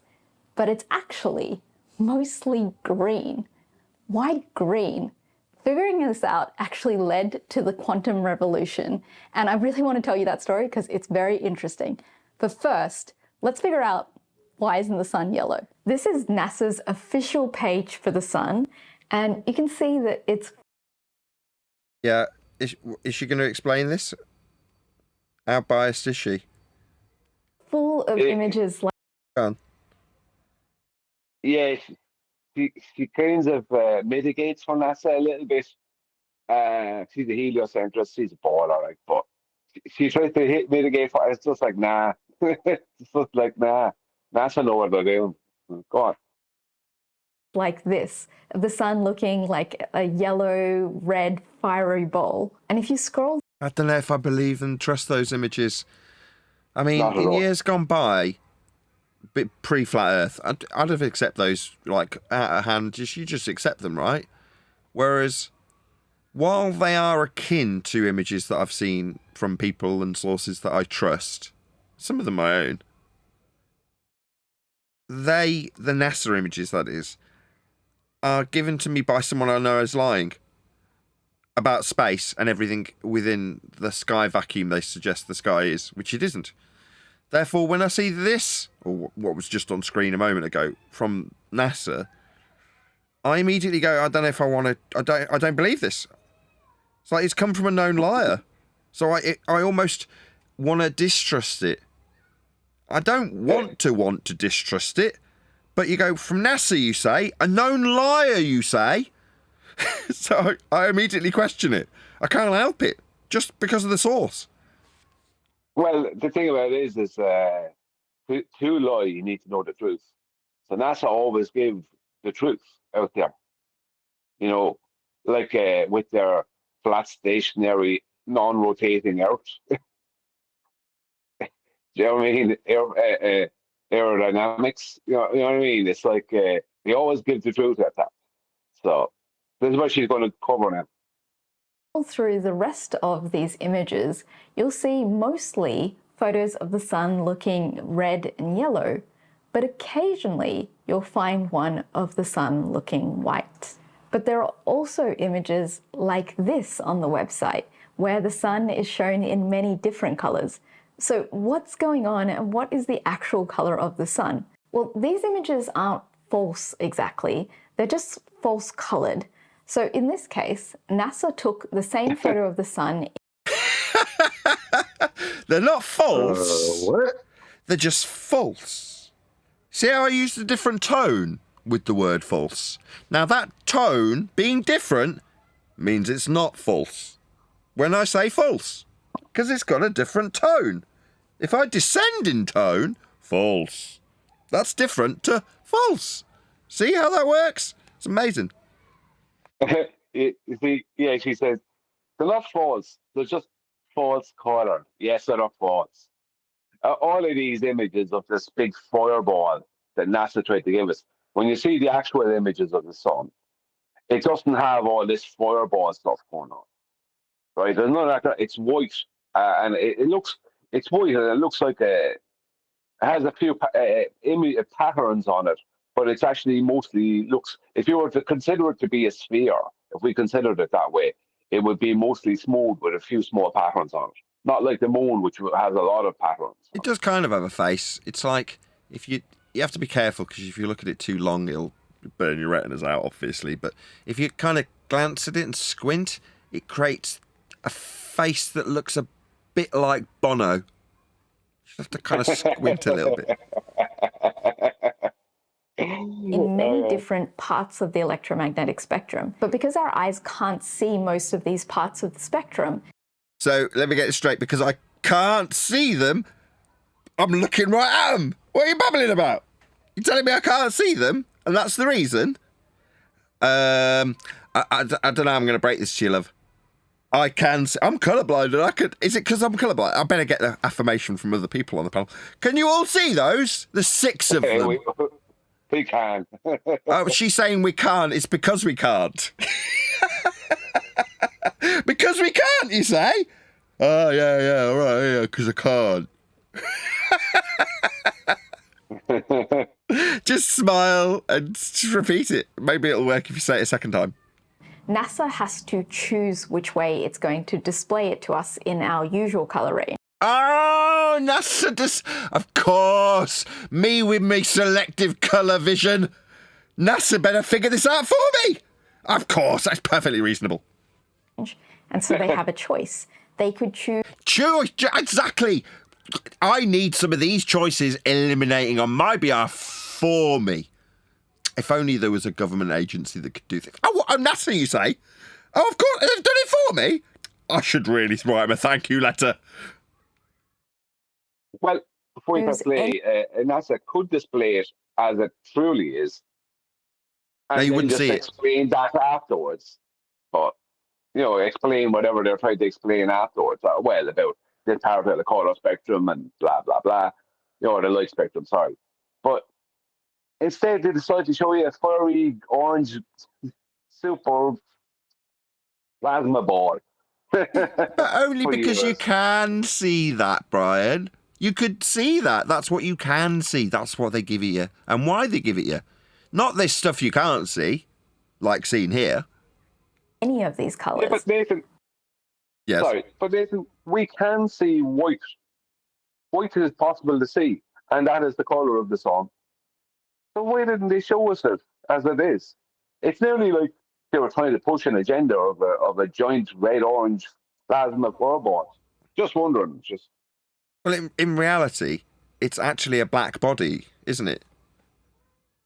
Well, that is still that's the thing, right? That is still it's good to use that when needed against the ballers or the stupid claims, but that's still a pre-assumption, and that's coming from. That's not the bit I mean. I mean, it's basically just racist. This is the white elites hiding the fact that it's really a black body. Yeah, that's taking a reason for it. Yeah.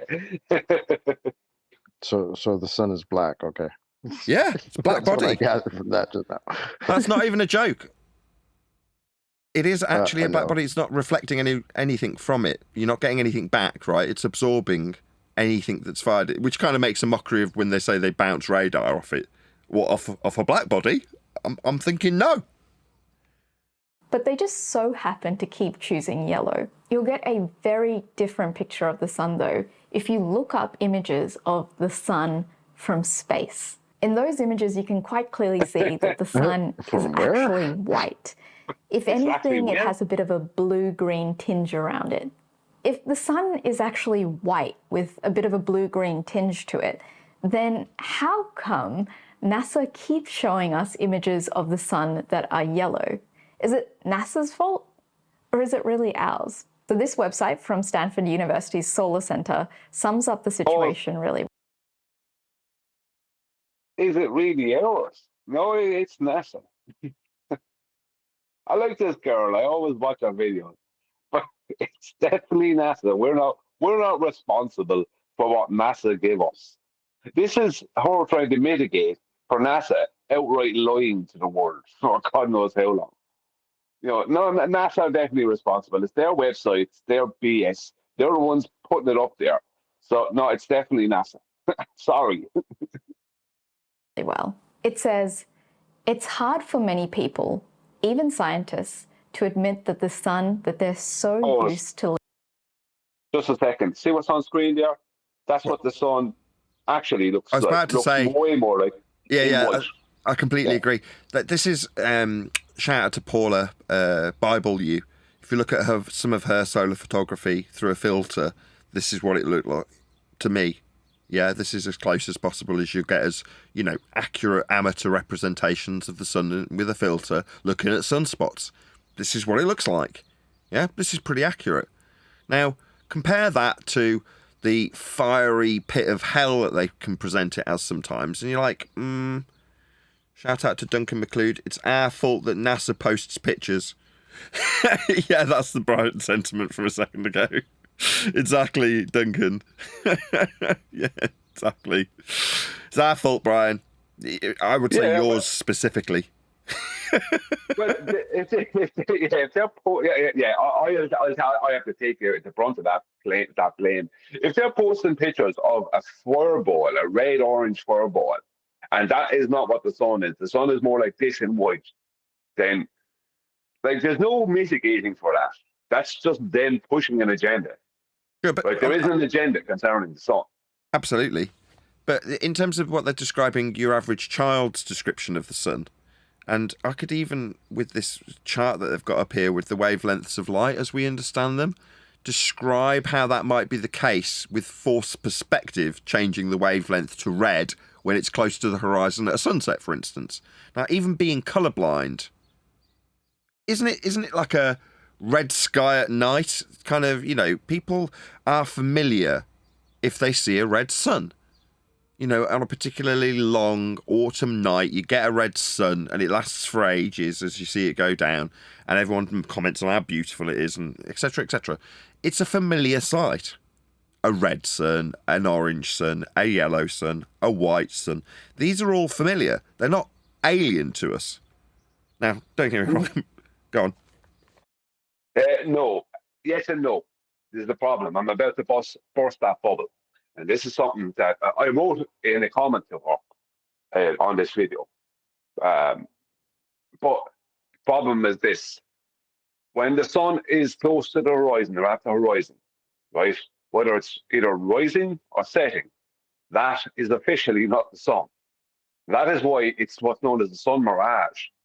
The sun itself is not in that position. It has moved from that position.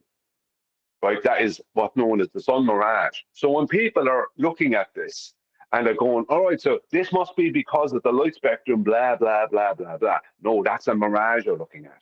So you can't study the sun and go, right, it's white up here, then it's bloody black color here, and then it's red then when it's at the horizon. It's not at the horizon. So you can't make that claim because it doesn't be at the horizon. That's why one of the proofs of that is that the sun can be just as big when it appears to be at your horizon at sunset, or even bigger sometimes than it is at noon, yet the heat intensity is less. That's because it's not there. So you know the way the extrapolation they make where it's white above them and then it starts going kind of yellow, then orange, then red at the sunset. No, because you don't know at what point the sun is not, whether when you stop looking at the sun, when you're just looking at a sun mirage. So to make the extrapolation of the color change and to do with the spectrum of light, it kind of goes out the window, if you understand what I mean. Sun's weird. I love keeping an eye on the sun, generally speaking, and getting my kids to do the same. You know, pay attention to it, pay attention to what's going on in the year, where we are, what season it is, etc., etc. And inside each season, the semi-seasons, or whatever you want to call them, that you get the ebb and flow, up and down of the weather, as the sun and moon seem to interact with each other. They seem to create, you know, the windy and hotter and cooler cycles that we get throughout each season. Anyway, with that in mind, today, when I typically am out with my kids, I will be doing exactly that, looking at the sun, observing what it's doing. And one of the things that the kids and I are observing currently with the sun here in the UK is that it almost reaches a zenith position directly above our heads, about midday. So if you're in the UK, go out tomorrow at midday and observe what I'm talking about. This is the point in the year for us here in the UK where the sun actually does almost go over us and reach our zenith. It never actually does at any point in the year here in the UK. You know, it's never directly above us. But this is as close as it gets in the year, about now. Yeah? Then the arc gets wider as we go further into summer, and it gets hotter and hotter and hotter. The vector shape that it takes gets narrower, but it goes further towards the west or whatever it is. Anyway, the point being that this is the point in the year where the sun is almost directly overhead for us. It's not the hottest part of the year, but it's where the sun, like I say, is almost at our zenith at midday. Have you ever noticed that, Brian, at this time of year? Yeah, but it's kind of funny. And I tell you, there's a couple of things that I've noticed about the sun, and I actually wanted to say them. And that's not the reason why I posted this video. This came to mind now. I've seen the sun when I'm looking at it in the summertime, like you're talking about now, coming into June, July, especially June, where it literally appeared nearly directly above the roof of our house. And I'm looking at it and I'm thinking, like, there's no way that's a 30+ degree angle, because the sun supposedly never goes further north than 23.4 degrees, the Tropic of Cancer. And I'm looking at it going, how can that? Because it really did look like it was, if I was to measure the angle, it really did look like it was like 15 degrees off of what would be my vertical. So that was like, it was looking more close to my zenith than it should be. And I've noticed that before, where it really looks like it. Now, maybe it's not, maybe it's just my perception. But there's another thing, right, that I've noticed. When I was in, not Australia, but America, in California, it was in the end of May, start of June, a couple of years ago. The second time I was there. Now, here it was hot, it was coming into summer. But for them, it was only coming into what would be our May. So their June is our May, right? And our July is their June, etc., right? So when we have September, that's their August kind of thing. Do you know what I mean?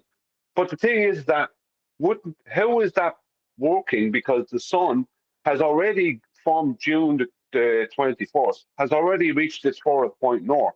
That means it would have had to cover over them before that.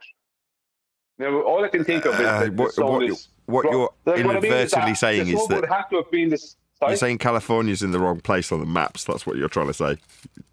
Well, I told you it's an interesting thing because I tell you what it would mean is that the sun would have to. Let's say we go by. Let's just say the pre-assumption that the sun appears to rise or lower in the sky throughout the year, right? And this is something that I don't know if that's true, right? If it actually rises and lowers in the sky, but I know that I know that there's a claim of it doing that. Now, the thing is that whether it does or doesn't, let's say it stays at an equal whatever elevation or altitude. I don't even know if you can give it one. But the point is that it would have already had to pass where California was to get to the point of being our summer, because we're more north than California. But then they don't get their summer until it's going back towards the equator. It's bizarre. Just thought I'd throw that in there. No, I totally understand what you're trying to get across, but I see that as map distortions, where we think California should be with respect to the seasons and the sun isn't necessarily where it actually is. Same with us, where we think we are relatively centrally with respect to the sun isn't necessarily where we are. So in the mapping investigation stage of my journey into flat Earth, what I consistently found was we, Great Britain, wanted to appear more important on the maps. Therefore, positionally, more central. Well, not just more centred. There's, you could ascribe that to them changing prime meridians to Greenwich, right, from Jerusalem. I mean, you can't get much more. Would you call that vanity? But when they're doing the mapping, it's like, well, they're in charge, so they'll do whatever they like, and distorting other places, making them look smaller or bigger, or changing their relative position. Sort of goes without saying that is what has happened with the cartography process, and it is always just down to men and their vanity.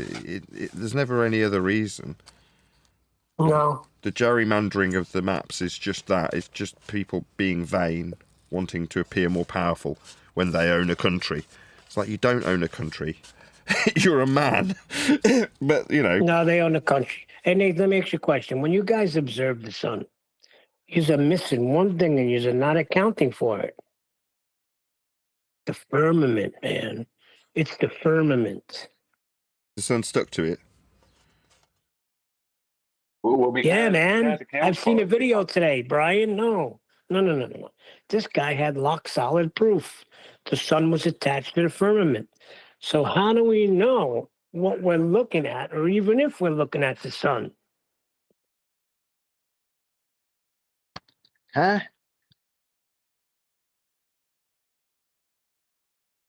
Could be a reflection. Reflection of what? The firmament, man. The firmament. The sun could be a reflection of the firmament? Well, its position. We could be seeing it somewhere because it's actually, we're seeing it as off a reflection of the firmament. I don't know. Seen a video today. You should check it out. The sun is the reflection of the sun? The sun we see is the reflection of the sun, or is this a reflection of the firmament? Because that's two different the things. sun reflects off the firmament, so you may be seeing it, and you think you're seeing the sun, but you're actually seeing a reflection of the sun. Alrighty then.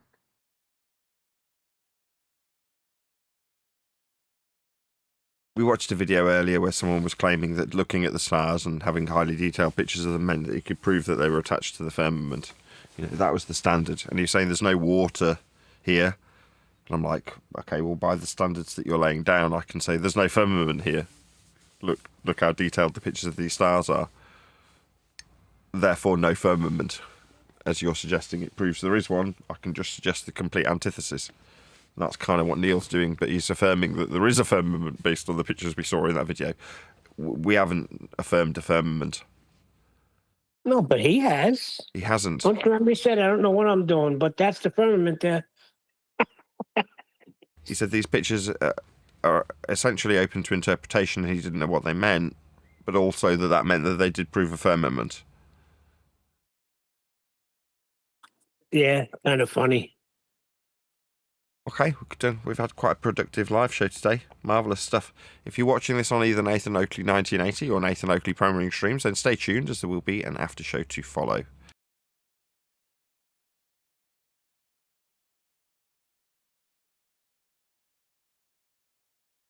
Is actually white. So sometimes they even color pictures of the sun taken in visible or white light to look more like something we would expect. Below is a picture of the sun taken in visible white light, but which scientists have processed to. They look more like what we would expect, but we only expect what we've been shown. I mean, I learned about the sun being white some years ago, but before that, I didn't know. Did you not? Did you not look outside and have a look at it? No, because when it's up high in the sky, it was so bright. It was the brightness what stopped me to see whether it was white or not. So I was under the impression it was yellow, but appeared orange and red, in the evening time or the morning time or whatever. But I didn't know it was white. Now she said, give you the something that you would be, basically what she said. I can't remember exactly verbatim, but it was to give you something that you would expect to see, or that would be familiar with. But I'm only expecting it and familiar with it because that was what I was fed as the truth. But they've known for a long time that isn't the truth, especially NASA. Yeah. So why am I expecting a yellow sun? Because NASA gave everyone the impression the sun was a big yellow ball of burning whatever. That's why. So make it appear orange for our benefit. Why are we so insistent that this is how the sun looks? It's because of sunsets. Look at this beautiful video of a sunset I took during my last holiday. Sunsets are basically the only time that any of us actually. She put up, yes, I'm bragging. Like, nah, man. If you're over these sand dunes getting this sunset and it looks like that. I mean, look at it. It's got freaking wings coming out of the horizon. It's amazing. This is a fantastic sunset video. Be proud. But the problem is, Nathan, she's about to go on now and make extrapolation on what she's seeing there. But that is not the sun. That's the point. The sun is. You keep giving me this. You did it 20 minutes ago. I didn't say anything then, but I'm going to have to now. You're giving me this heliocentric rhetoric of a refracted sun. Why? You say it's the mirage. That's just heliocentric nonsense. That's the sun. No, it's not. That's not the heliocentric position. Yeah, it is. No, the sun in the evening time, it is the mirage, and in the morning. Says who? It literally can. This is it's just like a known thing that it's a mirage. It's official that it's a mirage. No. It's not. When they're trying to show, see, this is the point. You think it's heliocentric. It's actually anti-heliocentric, because when they're trying to give you the impression that that is the sun about to go down behind the geometric globe's edge horizon, right? And she's studying this now as a portion of the light spectrum and how it all works. No, it's not going down. They're literally admitting, without admitting it, that the sun didn't go down to the horizon at all. It just went away. That's the point. Yeah, it did. I'm just when you say there's refraction, no. What we are seeing is the sun. That's the sun. However, the horizon represents an optical dissolution point, and because the sun is appearing or disappearing beyond the optical resolution point, there is a point at the actual horizon in this image where you're going to have those artifacts described in the Rayleigh criterion, right? Where you get that band where there's an inverted image of the mirror of whatever's above it, below it. Now, you can call that a mirage if you will, and okay, yeah, if you want to call that particular bit right at the horizon a mirage, like you'd see on the road when you go up a hill and the angle limits to 0. If there happens to be a car at that point, you'll see the wheels and number plate all reflected underneath the car as you travel up the hill, because you've got a limitation to the angle. Now that is occurring here with the sun at that position. So that line right at the bottom of the sun in this picture will, if you want, be capable of description as a refraction or mirage, I guess. But it's still just the sun. Above that, it's just the sun. Yeah, but see, this is the point. You're arguing for a position and you think I'm arguing against it. This is the point. Like, there's even been video, and Chocolate used to have a little short video where someone would zoom to what looked like the sun halfway down behind the horizon, right? And they zoom when the sun is above the horizon, above the waters. It was only from our position that's how it looked. The sun wasn't in that position. Yeah. So and it wasn't this red color either. The point is that what they're pre-assuming a lot of stuff. They're pre-assuming that right there now, this sun is going down behind a globe geometric horizon. Yes, I got you now. I see what you're saying. Away from it. Yes, I got you. So, in their world, there's a physical geometric spheroid for a horizon blocking your view of the sun as the Earth turns to obscure your view of it. In reality, it's just over there and reaching the optical resolution limit point we call the horizon. That's all that's happening. Yeah, but there's even more than that. What's actually happening is the sun is never actually touching the horizon. If we could see, it's like the way we don't see the stars do touch the horizon. Yeah. I'll just summarise it. You're saying in the same way as you can see the clouds recede to the optical resolution point, the clouds that are obviously above you and in line along a deck parallel with the ground all the way into the distance right up until the horizon, they're not touching the frickin' horizon either.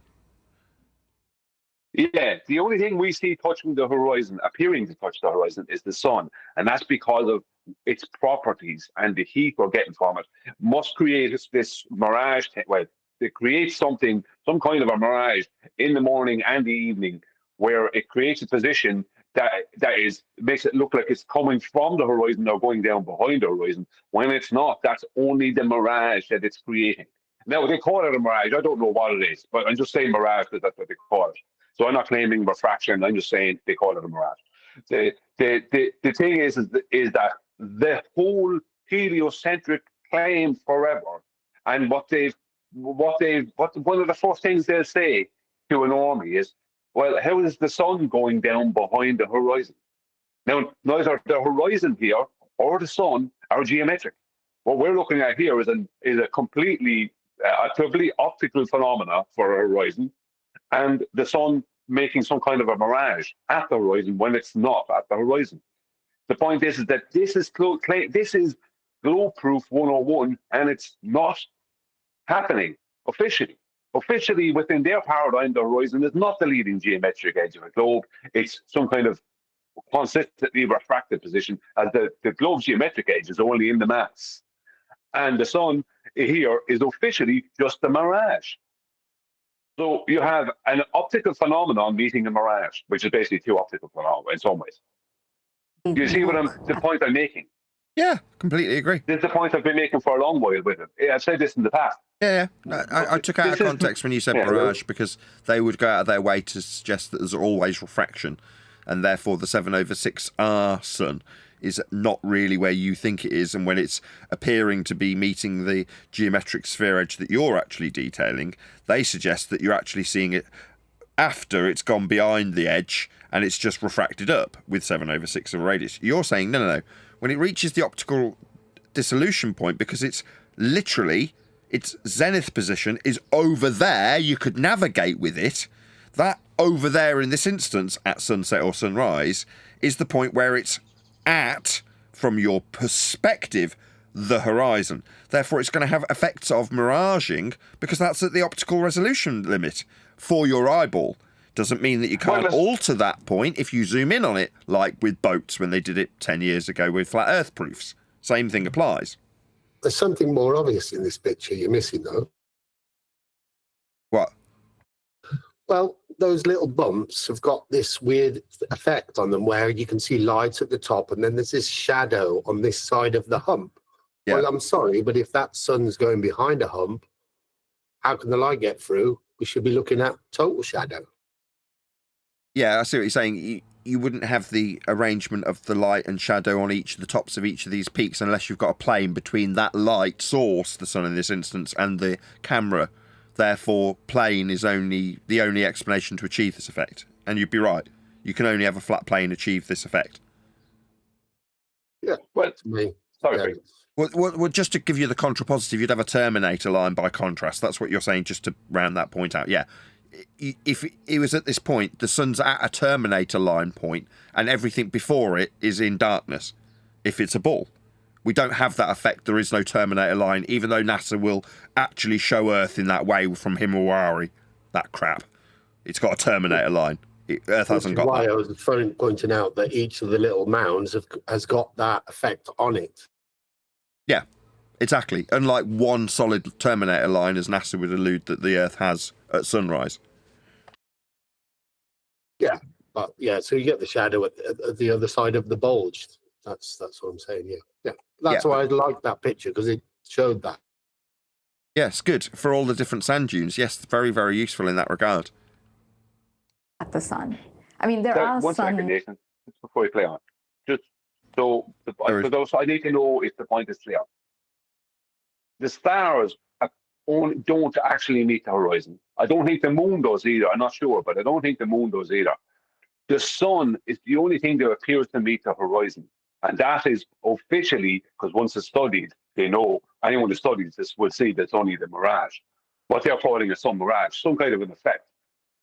Because the sun is radiating out heat, right, from all the spectrum, a lot of different parts of the light spectrum or whatever. Even at that, I can't even say that now because they're using sunset and sunrise within that pre-assumption. And they're pre-assuming things about the sun, so it's kind of even hard to make that claim. But the point being is that for years and years and years, right, one of the main globe proofs was the sun is going down behind the horizon. Now, we're fully aware the horizon is not the leading geometric edge of a globe. And, right, they officially admit that the sun that she's showing there a minute ago, right, is just the sun mirage. So that's not the sun. So you can't study that and say the sun is here and that's because of this and this and now the light spectrum. Nah, you can't do any of that now. And you can't use it as a globe proof of anything. They're not saying there was any globe proof, but the point I'm making is the sun is not going down behind some geometric edge. The geometric edge doesn't exist, and it's not the sun that we're seeing at what does exist. It's the sun mirage. So the whole thing kills them. That's my point. As well as it being, but it also has a knock-on effect of those who studied it as if it is the sun. And let's say even Planck or whoever that she will bring up, if you've studied it as if it is the sun, I'm sorry, it's not the sun. So you can't use it as part of your studies as if it is, because they're pre-assuming that it is. And this is a lot of where your whole understanding of the light spectrum comes from. Thank you. Rises as well if you're an overachiever. But either way, both of those really skew our picture of the sun. And that's because of the atmosphere. So imagine this is the Earth, this is you, and this is the sun, and this is a molecule inside of the Earth's atmosphere. And Right, so even, I was just going to back up Craig with what I was saying. You see how this would create a Terminator line? Yeah. Yep. Yeah, handy that she has this as the next example after Craig pointed out the peaks on those sand dunes. Very, very handy. all of this is not to scale. You can see here that the sun is outputting all these different types of light, and so you should see the sun as white. But this molecule is what's going to change things. All of these different colors are coming from the sun, but when it hits the molecule, only some of them will continue through and hit you. Blue, and to some extent green as well, are more likely to be scattered away. This is Rayleigh scattering. She said scattering just before I managed to pause it. This is old heliocentric rhetoric that tells you why the sky is blue, right? Yeah. Yeah. By this molecule, whereas yellow and orange and red are more likely to actually hit you. This phenomenon is called Rayleigh scattering, and it's what makes the sky blue, because when the blue gets scattered away... Is that particular Rayleigh the same as the Rayleigh criterion Rayleigh? Anybody know? I don't know. That I don't know. I'd be interested to know if it's the same guy. We think that the blue is coming from the atmosphere. Atmo what now? Atmosphere? Like oxymoronic sphere-shaped air? Definitely not, love. Definitely not. Not from the sun. But it's also the reason that the sun appears yellow to us. Because if you think about it from our perspective... It's a great story. I remember hearing this as a kid. Going, wow. Did she say if you think about it? If you think about it, Neil, yeah. Uh-oh. Here, Not what she only meant. really... One more time. Don't think about it is what she meant. The yellow, orange, and red light is hitting us from the sun, whereas the blue-green light is getting siphoned off. And so from our... Is that how it works? Is it like get siphoned, does it? Show. perspective, the sun itself looks like it's red or yellow.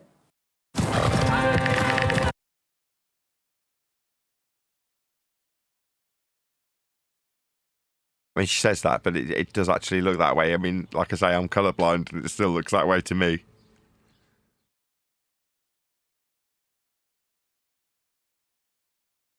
Wait, is it going to be a twofer? It is going to be a twofer.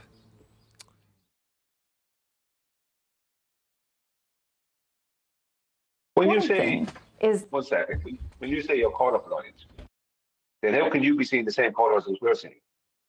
If the Even sun if is adhering to what we call the light spectrum and the colour spectrum.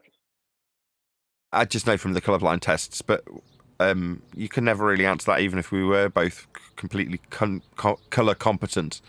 You can never see through my eyes and vice versa, right? That Rayleigh scattering is going to be way stronger during sunrises and during sunsets. Think about it. If the sun is just rising, then what's happening is you're seeing the sun through a whole lot of atmosphere. Atmo, what now? Atmo, what? Yeah. If you draw a straight line out from that guy's foot, it'll meet halfway across the sun, right? The point being is that's what I was speaking about earlier. That she's trying to depict there as some kind of globe sunrise nonsense, right? Or sunset. That is officially not the sun. That's officially the sun mirage. The sun has moved away from that position. So the point being is that this, right, they hijacked what was just a natural phenomenon, right, that happens in the morning and the evening. They hijacked that and gave the whole world the impression that they were looking at a globe's geometric edge blocking a sun that appeared to be coming up or going down because we were rotating. That's what they did. It's just that pure, because there is no other example they can give celestially, because none of the stars, and I don't think the moon, could be wrong about the moon, but I don't think the moon does that. I think it's purely just the sun, because the sun gives off radiation or whatever they say. So what she's showing here is nonsense. That is officially not the situation, because that edge she has there doesn't exist, and that sun she has in that position is never in that position. So it's a mess. The more molecules between you and the sun, the more scattering there is. By the time that the light actually gets to your eyes here, only the red will have directly made it from the sun, whereas the blue and green get scattered into the rest of the atmosphere. And so that's... Atmo, what now? That's why sunsets look so red. But Nah, I'm sorry, but, you know, having more oxymoronic sphere-shaped air has a real problem to it. Let's just go through that problem now. So you're saying that there's more air to look through because there's a greater gradation of that air next to a vacuum? So it just magically has more here than here when this bit's a vacuum? No. Air doesn't form sphere shapes, especially not in the presence of vacuums. So having an oxymoronic sphere-shaped air to be gradiated to a greater degree to give you this filtering you're calling Rayleigh scattering is nonsense. It's not going to give you a red spectrum down at the horizon when a physical geometric spheroid would give you a Terminator line in that paradigm that's created with flat Earth angle measurements. This is absurd. Just had to get that out there. Thank you. Especially when she's saying that with a completely flat horizon in the background in the video that's described by what? Sea level?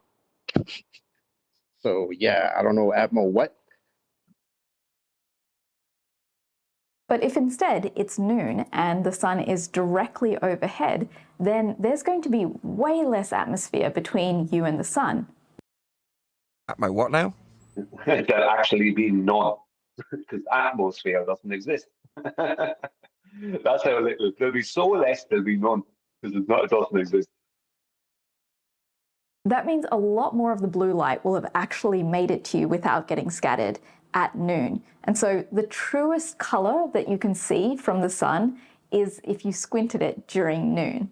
The problem with that, though, is that because there's so little atmosphere between you and the sun at that Atmo, what now? So you're saying there's a thin layer of gases, like high pressure gases moving in high speeds in all directions, and then a vacuum above that, and then the sun? That's complete nonsense. In fact, it's a straight up violation of a law of nature known as the second law of thermodynamics. So no, definitely not. At that point, there's a lot more light that's going to be hitting your eyes, and this is why it's dangerous to look at the sun during noon. Exactly at the time.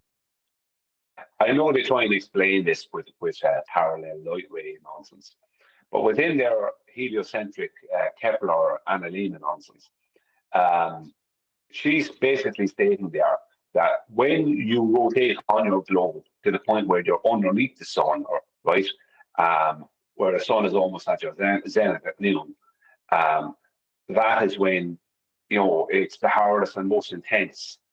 But it's okay to be 3 million miles further away from it or closer to it. And that effect, there won't be any extra effect.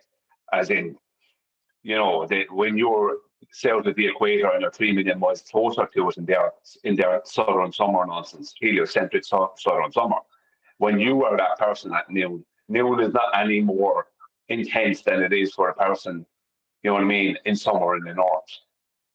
It's a joke. It's like, how much of a gaslight do you want to be under? They can place you 3 million miles further and 3 million miles closer, and basically there's basically no difference whatsoever. But when you rotate, what would be maybe, I don't know what the difference would be. You'd be talking a couple of thousand miles. If you're talking about going from what they're calling a sunrise to noon, and suddenly noon is so intense you can't look at the sun, but you're 3 million miles closer to it in their southern summer, there's not that problem. There's no problem at all. It's hard to believe that people still swallow this, but they do. Time of day where we can get the best picture of the sun, it's dangerous to do so. But at the time of day where we're actually able to stare directly at the sun because of all of this atmosphere in the way. I see. So at that particular point in the day, the atmosphere doesn't disperse into the sky vacuum because we just have sphere-shaped air. Atmosphere, right? We actually get the most skewed picture of what it looks like. I'm really excited about the sponsor for this video because it's a charity that I donate to, and I'd like to explain why. So, for example, you donate $12. The sun. I told myself I didn't need another one, yet here I am unboxing my second shower filter. Let me explain. The sun isn't yellow hot, it's white hot. It's way, way, way hotter than flames, and that's what makes it white. Let me explain. We're used to the idea. I mean, it generally does develop heat. We get hot when it's out. But beyond that, that's it. That's all you know. Everything that comes out of her mouth from this point forward is going to be pure speculation. Of hot objects actually glowing because of how hot. Yeah, I'll be back in a second. White hot. Sorry. Well, pause for a bit longer than a second. She's saying it's white hot. because when we see things like metal go white hot, or glass or something like that go white hot, but that's pre-assuming that it's a solid, number one. And the explanation as to why it, like if I tried to get closer to that white hot thing there that she has in the picture, I wouldn't get within a foot of it without my skin burning, at least. But with the sun, you can go higher, and it's colder. And they try and say, oh, it's because there's less air. Okay, there's less air, but what's going on in the air is convective. Yeah, it's like they try and say because it becomes more and more of a vacuum, and eventually it becomes this big, massive 10 to the minus 17 core vacuum between you and the sun, that you don't feel its intensity kind of rubbish. It's like, no, for the little tiny bit off the earth that we can go, whether it be 30 or 40,000 feet, right, in an airplane, right, for that little bit that we can raise up, or as a people walking up the top of a mountain and it get colder, that does not equate to what they're claiming. Mathematically, that does not equate to what they're claiming. It doesn't. That the sun can be white hot, this solid in the sky that they're claiming it is, can be white hot, and us be at the top of the mountain be colder than it is at the base of the mountain. No, I'm sorry, because this big metal thing here, this white hot metal thing here, that was the sun. I guarantee it, the closer you get to that, even if there's a little less air, you are absolutely going to get burned. So the whole thing about the sun being this solid, I'm not saying it's not, but what I would say is they know absolutely nothing about it. That's what I would say. Because even if it is a solid, it's a solid made of something we don't understand and we have never experienced. That's all I can say about that, because it doesn't adhere to what the rules of terrestrial things. It just doesn't do that. Hot they are, like metal or like lava. And the sun is actually the same. The reason it glows is because it's hot. But this phenomena is called blackbody radiation. So look at this glowing bit of metal. You can see that the hot bit is glowing way more than the cool bit. But not just that, the colors are different. So the hot bit is glowing yellow, whereas the less hot bit is glowing red. If you look at the spectrum of visible light, like this one or like that one behind me, you can see that red is on top because it has the longest wavelength. And then you have purple at the bottom because it has the shortest wavelength. And what happens is the hotter an object is, the higher its color gets. So what happens is that all hot objects actually glow. Like even we glow in the infrared spectrum. But the hotter the object is, the more its peak color moves down the spectrum. We see that with the glowing metal object, where it has a more... So this is because of the lack of proof. This is a false comparison. Yeah, you can't draw this comparison unless you can physically demonstrate that it is the case with the sun. You're going to have to get, you know, tangential, as in, you have to be touching it to know this. And you don't know what the sun is. More reddish tone when it's a little bit cooler, and a more yellow-like one when it's a bit hotter. But actually, even for a glowing hot piece of metal, the majority of the light that they put out is in the infrared spectrum, so like way down here. That's because even though they're very, very hot, they're not hot enough to mostly be glowing in this part of the spectrum. So that means that we can see them glow clearly in an infrared camera, but we can't see the majority of that glow with our own eyes. The sun, however, is very different.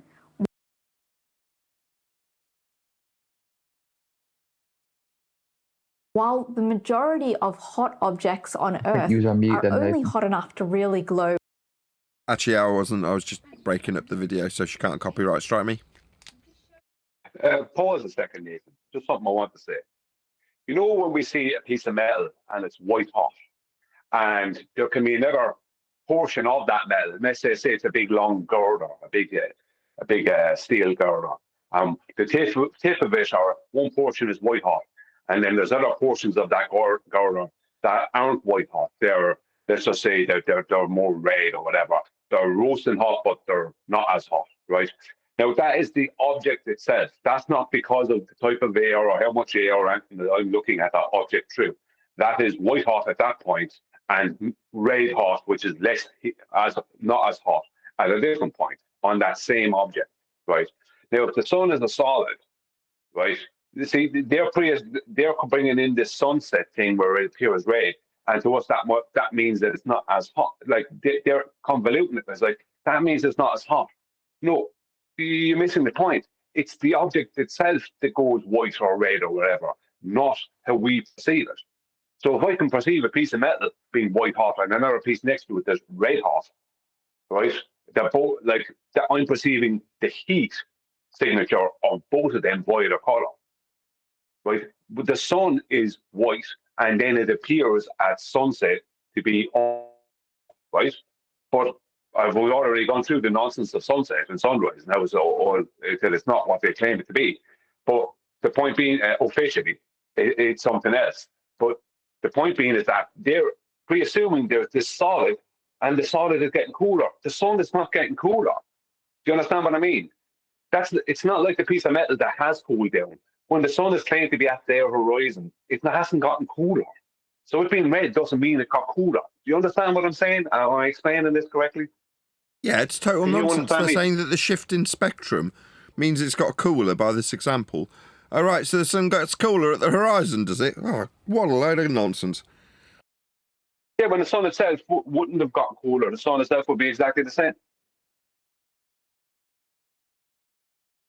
In the infrared spectrum, with a tiny bit of overlap with the visible spectrum, the sun is really hot. It's really, really hot. And that's why the majority of its light falls in this visible bit of the spectrum. Should I be writing this down? Really, really hot. Oh, okay. Spectrum. That's the reason why the visible bit of the spectrum is visible to us. See, imagine if we had evolved to only see infrared.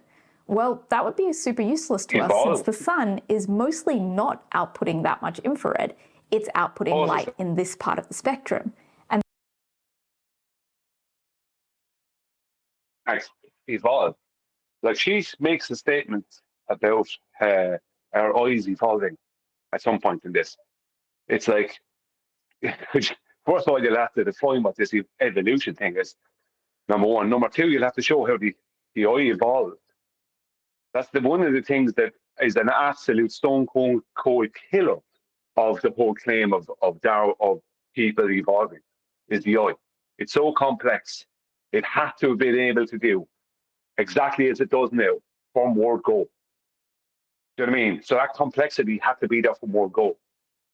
So, you know what I mean? It's one of the things that is an absolute stone cold killer of the whole evolution nonsense, whatever that is. But right, she's just... Oh, sorry. She's a PhD, this girl. I was just saying, she's a PhD. She in quantum mechanics or something, but she or something connected to quantum mechanics. Like she has stuff on the double slit and other things like that, quantum eraser. And she just throws out these things because she's indoctrinated and she's been in academia as just pure fact. Like, my God, if she just did a little bit of research on these things, like she's done a little bit on the sun, she'd find out, hang on, it's all bullshit. But you can't get these people to do that. They just won't do it. They just accept without evidence. Sorry, Nathan, go on. No, I'm glad you're chatting because I've got to go and see a man about a microphone. I've got two choices, either end the stream or hope that someone will interact with you if I disappear for 10 minutes. Someone will interact with me. So yeah, we'll keep it down. Okay. Yeah. I'll be back in 10. Okay. It's ridiculous because I know that a lot of these people are smart enough if they actually look into something to figure it out, but they won't look into it. It's like they just will not do that.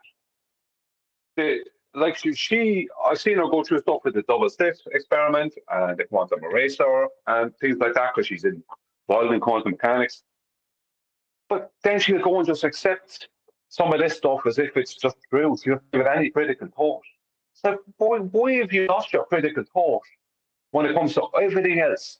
Yeah, but Brian, a couple of things. Brian, remember QE, right? With the gas pressure without containment when it clicked. How many years go by and then all of a sudden something clicks. We don't know where she's at. I think but the gas difference pressure is, without Neil, containment is going to click on these people. the difference is Kiwi was willing to put himself in a position where he had to humble himself. Many of these people aren't in that mindset. They're already above you in their mind. Exactly, Yeah, I Ian, and understand. that's the problem. Yeah, I understand, but we don't know if they're going to be in that position too. Who knows?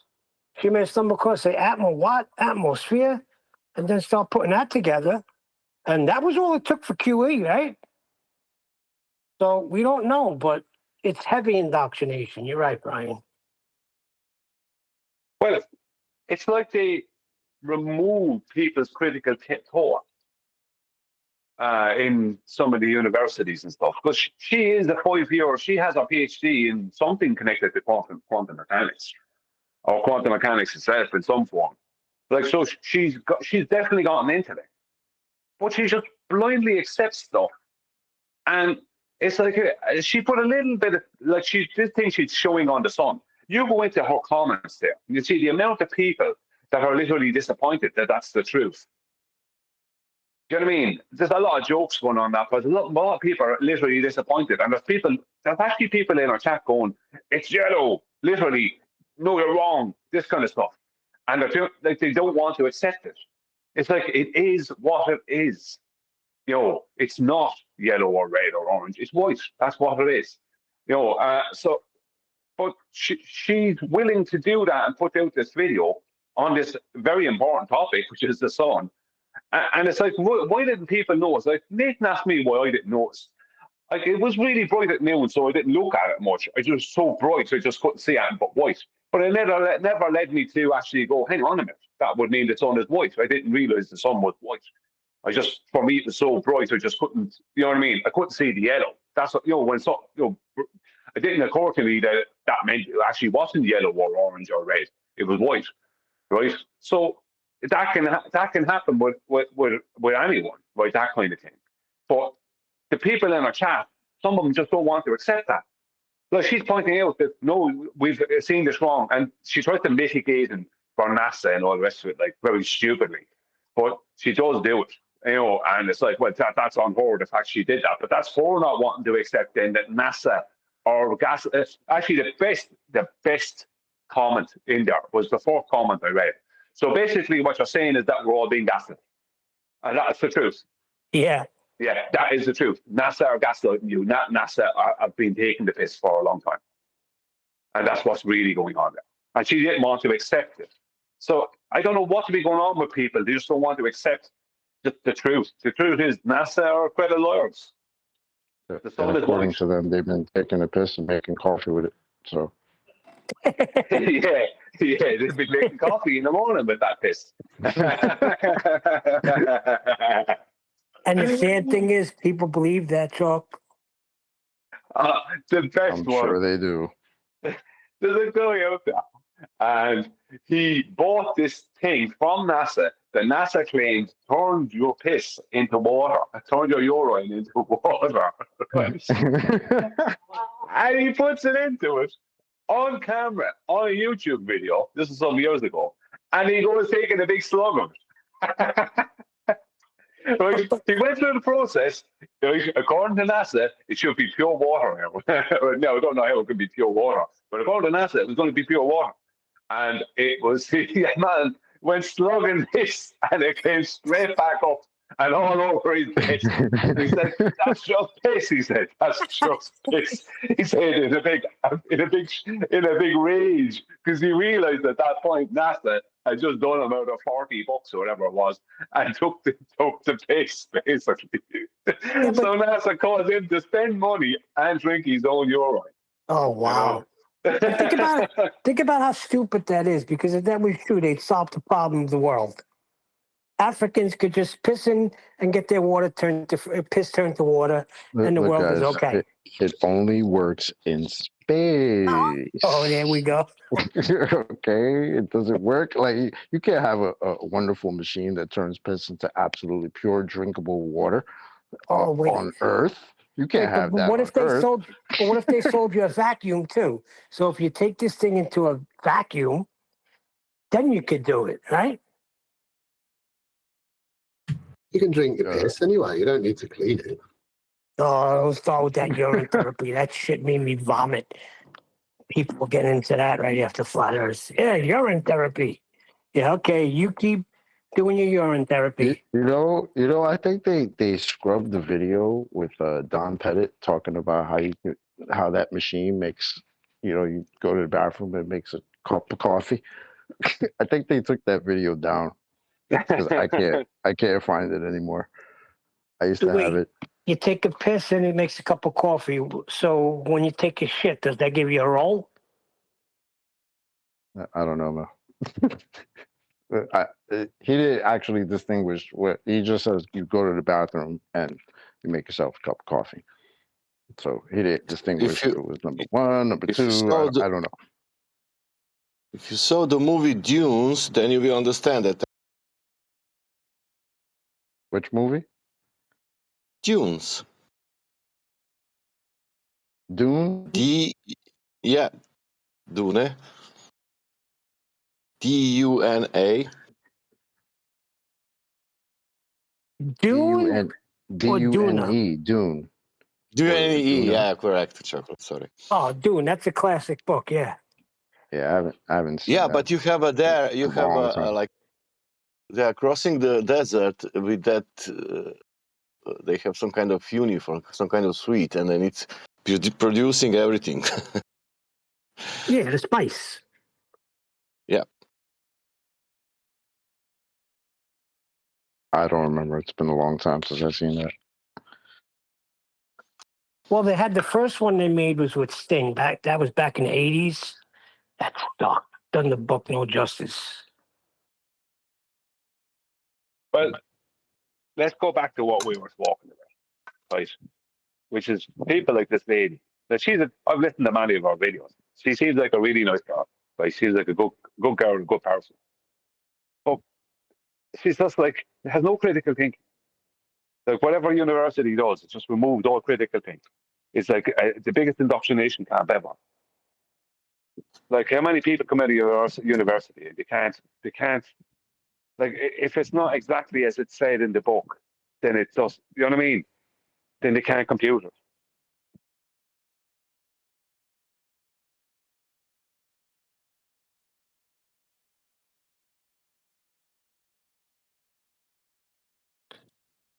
Oh, you should have seen that guy's video this morning.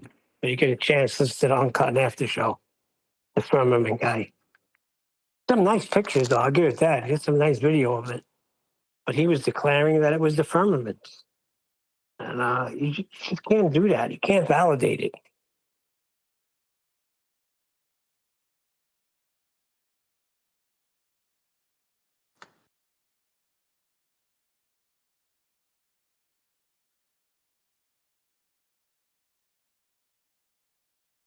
See, there you go. Sometimes people confuse critical thinking as well. Sometimes critical thinking is just outright crazy speculation. Do you know what I mean? You have to have some reins on it too, because otherwise you just see something and just go with the first answer you have in your head. Do you know what I mean? Right. Like this guy supposedly did. Yeah, and he was calling out ballers. How can you still believe we're still in a ball? Well, what are you showing them for them to not believe that? Pictures of the stars and saying it's attached to the firmament and the firmament is spinning? I mean, you can't validate it either way.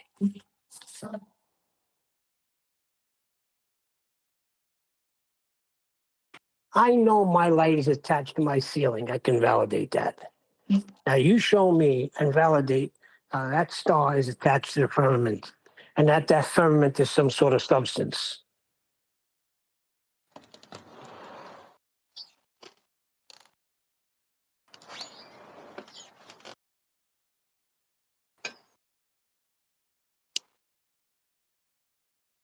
You say it's a star? Yeah, he's got that really good video and pictures of the stars. I mean, really good. He claims shows one of them. He says, "Look, it's reflecting off the dome.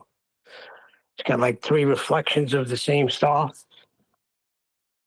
And he Because that would have been off of a dome. Why do people go straight to the reflection thing? Like, I don't know. Are you seeing the thing that's causing the reflection? Like, why do you think it's a reflection? Is that because you assume that firmament is like glass or something that's capable of making a reflection? Like, I don't get why they go straight to that. I think chocolate because you know that they have that. Sorry, Sasha. You know the demonstration of the light somebody has with some kind of glasses dome, and then source of light is coming. Did you see that presentation? It's old. It's like 6-7 years old, even more. Yeah, I've seen like when they shine a light through the like a glass And maybe dome because of looking that they thing. want now to make some kind of model of or let's say understanding how that could work or whatever. But I will never go that like that. But people doing like that, Yeah, but that's doing the same thing that this girl's doing with the sun and how heat works. Because of course, if you nobody heat up can metal, do it gets nothing white about the hot. things in the sky, unfortunately. You can have stories, but what? Dude, I cannot find anything on the poop thing, like you said, chocolate. Where NASA, I've seen that video where the guy was like, "Oh yeah, we just convert our poop into coffee," and then he's like drinking the coffee. You can't find it either. I think they No, I'm scrubbed that looking video, everywhere, man. dude. And I even found in Google AI overview says NASA has funded research projects exploring methods to convert human waste into synthetic food for astronauts on extended missions. However, this is still in the experimental stages and not currently implemented in the ISS. So what was that video? So they had to remix the paradigm a little bit because they clearly had a video with Don Pettit saying this machine is already on the ISS and it's capable of turning. You go to the bathroom, it'll make you a nice little cup of coffee. So I bet that's a shitty cup. So what? So now it's just it's experimental. What is it now? How did they It describe it? says this is in the experimental stages and not currently implemented on the ISS. Oh, I guess Don Pettit was what wrong. they're experimenting on. Hold on a second. Hold on. I visited a couple of coffee shops where I think they might be doing that because that coffee tastes like shit. What did you say, Brian? What about the guys that they're experimenting on? What about those guys? How much shit are they drinking? Reminds me of the bar scene in Desperado. I only think they... Ever seen Desperado? Antonio Banderas and Steve Buscemi? Yes. Right at the beginning. He's like, your beer tastes like piss. He says, yeah, I know. It's because we piss in it. Yeah. Was it the feces or the urine became the coffee? Was it not that the urine? I'm pretty sure it was feces. Was it? From the I video, remember I it being remember poop. seeing. I don't remember Don Pettit clarifying whether it was urine or feces. Like he just said, you go to the bathroom and you make a cup of coffee. So he left it kind of vague. So I guess it could be either number one or number two. So I don't know, but I clearly remember that. I played it on this show plenty of times because I was dying off of that. So for the fact that nobody could find it, and that's kind of crazy. Not crazy, but just funny. Yeah, I guess they leave you to your imagination just with the color of coffee, huh? I bet you the coffee. I bet you where that came from is the coffee machine in where they were all hanging out was shit, and they made that up because they were complaining about the shit coffee machine. They had to throw out shit coffee, and I bet you that's where they got it from. They said, So now, what I'm going to say now, when I go to a coffee shop and I get a cup of coffee and it tastes like shit, I'm going to say, what is this, NASA? Are you getting this stuff from NASA? I don't know, you might trigger some people. What? Well, I tell you something for nothing. If you ever go to the store and you see coffee from NASA, don't buy it. Our coffee Just is don't ask what the milk futuristic. is. Go ahead. Good one, Don't ask what the milk is. Our coffee is the best. It's futuristic. I'm from NASA. No, no, no. You can keep that. I actually use goat's milk.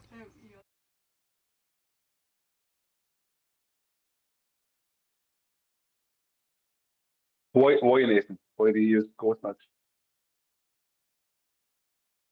Oh, it was a subtle Baphomet reference. You ignore me. Oh, it was the Freemason in you. Okay, no. Actually, you're not supposed to drink cow milk. You're supposed to drink goat's milk. Yeah, according to who? That's what they say. They say a lot of things. I say, if it's got breasts, drink milk from it. What about the 3 meals a day? They say we're supposed to have 3 healthy square meals a day, right? And they break it down on what you need. Who came up with that? I don't know who came up with that, but breasts generally aren't square.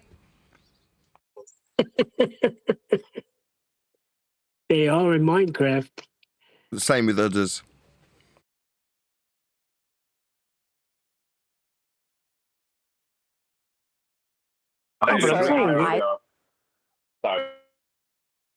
Is evolved to see this bit of the spectrum where the sun is strongest. If you've been wearing glasses more... You can see why this phenomenon of black body radiation is super important. Understanding why the sun glows in the way that it does is what explains why our eyes are the way that they are. And it explains why, for example... No, it doesn't. No, none of this explained why my eyes are the way they are. Literally nothing. Nothing you covered explained that. I mean, that was such a pile of nonsense waffle tripe. It is worth pausing to point that out. No, this didn't explain how my eyes worked at all. Leaves are green. This is... And so Go on. Sorry, this is something that people like herself suffer from. They just take things that are in academia because she works in academia. And because those things are just stayed in academia, because she works in academia, when it comes to that something within her topic relating to that, she'll just say that thing. Like, pre-assuming that those people are correct and that nobody lied and nobody's BSing anyone. But that's what I'm saying. How does she validate that? How does she draw that correlation? She doesn't. It's completely. They don't. It's completely non sequitur. It's like describing the rise of electric cars and then saying, and that's how we know how a carburetor works. Yeah, exactly. So I think I found the video with Don Pettit. It turns out it wasn't either. Coffee beans were actually used. Am I right? And if you squint, right, those coffee beans, if you look really close, they look like little faces of Bono. Bono beans, they call them. Bono beans. to understand exactly what the spectrum of the sun looks like. But around the 1900s, physicists realized that they didn't know how to explain this phenomena. They realized that they didn't know how to explain something. Eureka! I don't know how to explain this phenomena. I can put a date on it. And it caused quite a crisis. Caused quite a crisis, them realizing that they knew that they didn't know. And in knowing that they didn't know, it caused a crisis. Are you going to tell her or shall I? Wait, what kind of crisis? Did the butter rise in price? Milk rose in price? What kind of crisis? I don't know. Bono had to get involved. There was all sorts of charity work going on. In physics. Imagine this It was a beautiful day. It was. I'd love to have been a fly on the wall for that one. Sorry, she just said a crisis in physics. Now, I've heard that. That's a term that's been indoctrinated into this lady. Because I've heard that many, many times more mainstream, bigger mainstream channels and television programs. There can't be a crisis in physics. That it just makes absolutely zero sense. Like a crisis and the word physics just don't go together. A crisis in physics. What people were pulling their hair out, they couldn't sleep.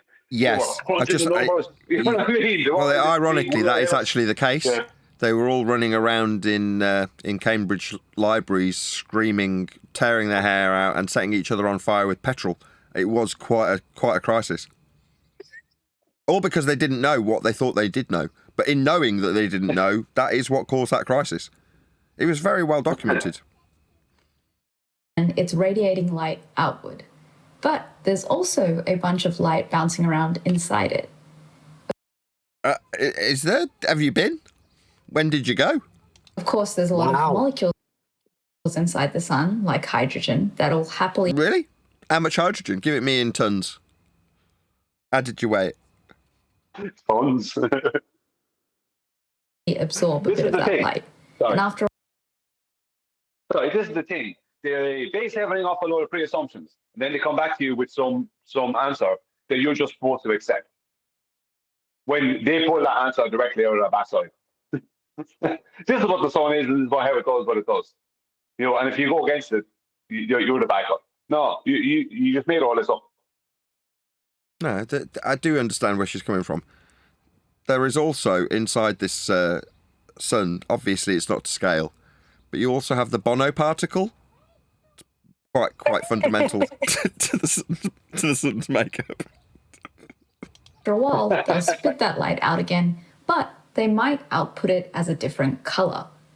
The light that escapes from this process is what ultimately reaches us on Earth, and so the colors of that light are the colors of the sun to us.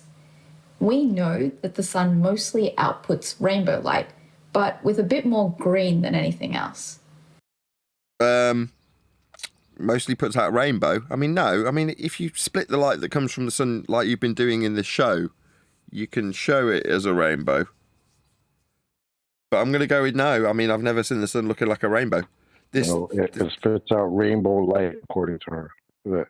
Yes. The question scientists needed to answer was... Here it comes. Why green? Why green? What? Why green? That's right. I mean, I was more along the lines of why Bono, but why green works just as well. It's equally non sequitur. Sorry, what green? Why would we be asking about it being green? It isn't green. What's she babbling about? Anybody see a green sun? No, there's a green flash thing that happens always at sunset. Oh yeah, I seen that green flash. Oh, you're thinking of... no, you're getting confused. You're thinking of Back to the Future.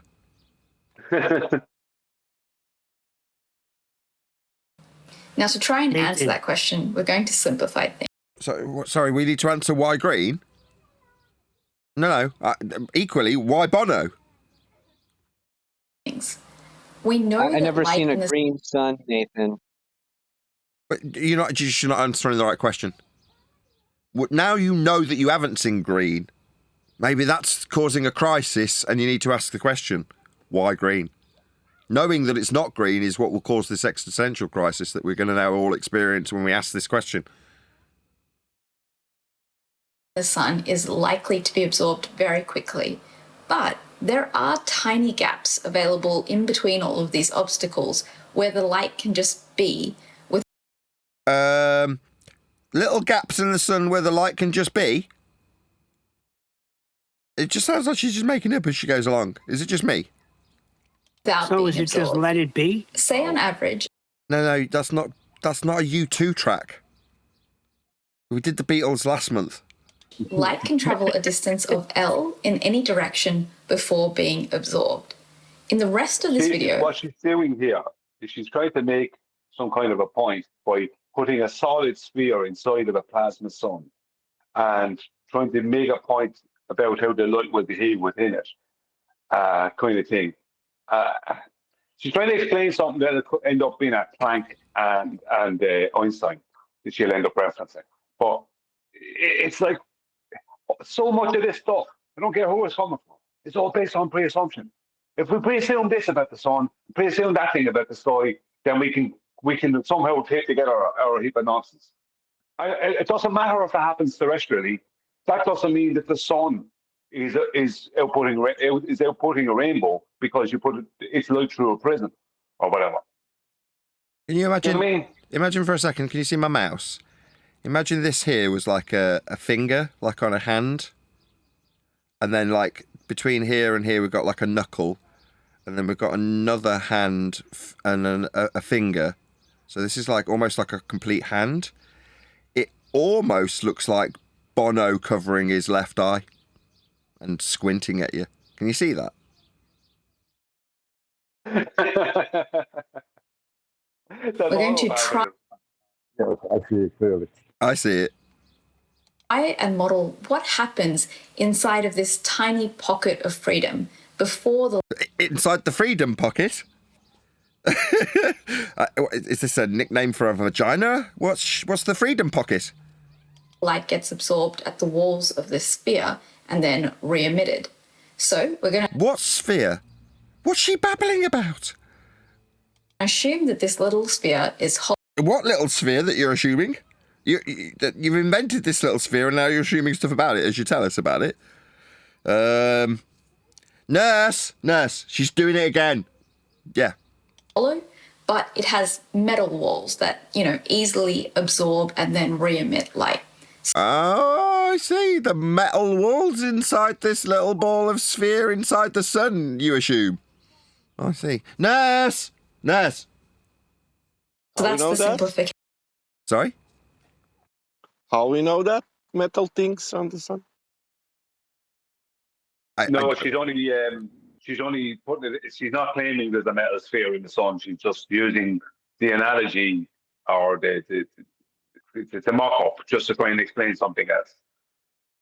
Okay, so we just have to kind of imagine this as being like the screen to an oscilloscope, and this is like a waveform, and that's kind of going on inside the sun, and that's the metal with an arrow pointing to this circle.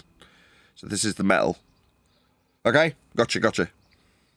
That we're going to make for the rest of our analysis. And now we want... Analysis? Uh-huh. What? Oh, we're analysing this, are we? Is this our analysis? Is this the analysis stage? I had no idea. It's so easy. Can someone get me a whiteboard and some markers, please? I'm going to do some analysis. Let's analyze. Let's analyze that. What she assumed. I'm going to need a whiteboard and some markers for that. I mean, do you have whiteboard and markers, Sasha? Have you got the tools to do this analysis? I don't think you do. My analysis of this last half an hour is she explaining, for me, this is my conclusion, maybe I'm wrong. She explaining how sun changing the colors due to some phenomena, blah, blah, blah. And I'm still waiting for the point where she will explain what sun is, because all other people or NASA are making wrong. She will get to that, but for now it's only changing colors. Yeah. I want to find out what color is that's nothing. Sorry.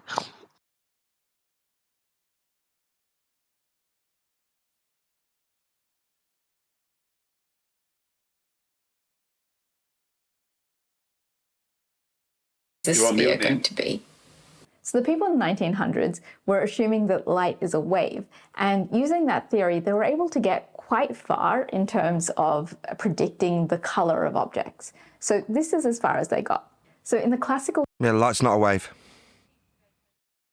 Yeah, that's an extrapolation of the diffraction that you can describe mathematically as a wave function, and then create a convention to give you the wavelengths that you described with the colours earlier. But that mathematical extrapolation is not what light is. She knows that, and she admits it later, but then she says something really strange at the very end of the video. I really want QE to hear it, or I want you to hear it in the audience. She says something at the end of the video concerning light and wave and particle, and it just says it and finishes the video, and it's like, what the hell? What does she mean by that? Kind of thing. Theory of light, red light has longer wavelength than, let's say, blue light, which has very short wavelength.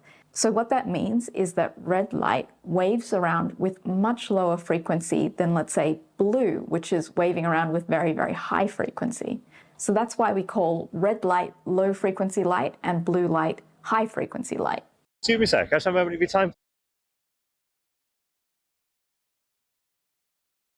You'll also notice that I've made the constraint that all of this light goes to zero on both ends. And that's because of this sort of box constraint.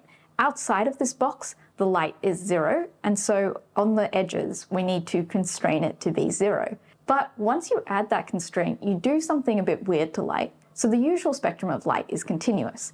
There's this red light, but there's also a slightly more orange version of this red light that has a slightly different wavelength.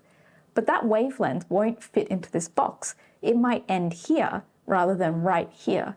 And so it wouldn't be allowed inside of the sphere. So that means that you've picked out certain colors from the full spectrum that are allowed to be inside of the sphere. No, like you're showing literally behind you when you're splitting light. That isn't the case, is it? It's not selective in terms of which ones you can split out from the white light that you start with in the case of this example. It's literally behind her. Now we only need one more rule from classical physics to end in complete disaster. So, in classical physics, when there are different ways that this object can dump its energy, in this case it's going to dump its energy into any one of these colors, then classical thermodynamics tells us that it is equally likely to put its energy into every one of these different modes. Now, I've only drawn 4 of these modes, but there are actually an infinite number. You can't fit too many bigger waves in, so there's like a slightly more... Infinite doesn't exist. There isn't an infinite number. Yeah, but what the way she's trying to say is, go on, yeah. Well, she's trying to describe that there's an infinite number of ways that you can break up the different types of diffraction patterns at the different, what we use as a convention called wavelength. But it doesn't get packaged up into different sizes and shapes as she's describing it. Different mathematical wave functions aren't reifiable into these wavy lines she's drawing, like they occupy a certain amount of space. No, you're talking about a probability distribution in various different formats, but she's reifying it badly, and the convention she's trying to reify falls apart in this description.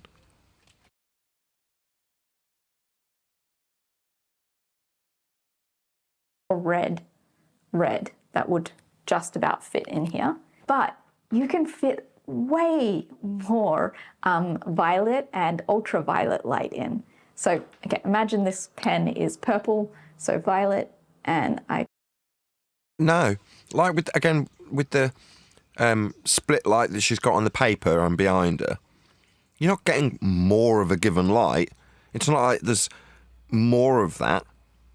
It's just splitting into the various different lights. Now, if you're suggesting that it is a wave, it's like, well, do you catch half of the wave and suddenly it's not quite red because you haven't got the full wavelength for it to form and be red? No, it'll still be red. It's just nonsense. This convention is being bastardised. I don't know why. I don't know where she's going with this. Just imagine that it's purple, though, or green. Imagine it's purple or green, and then it works. Then we can have loads of it, can't we? Or it can't quite fit because we can't have enough of it. It can't quite fit in space. It's just nonsense. She's trying to explain why the light from the sun is mostly green.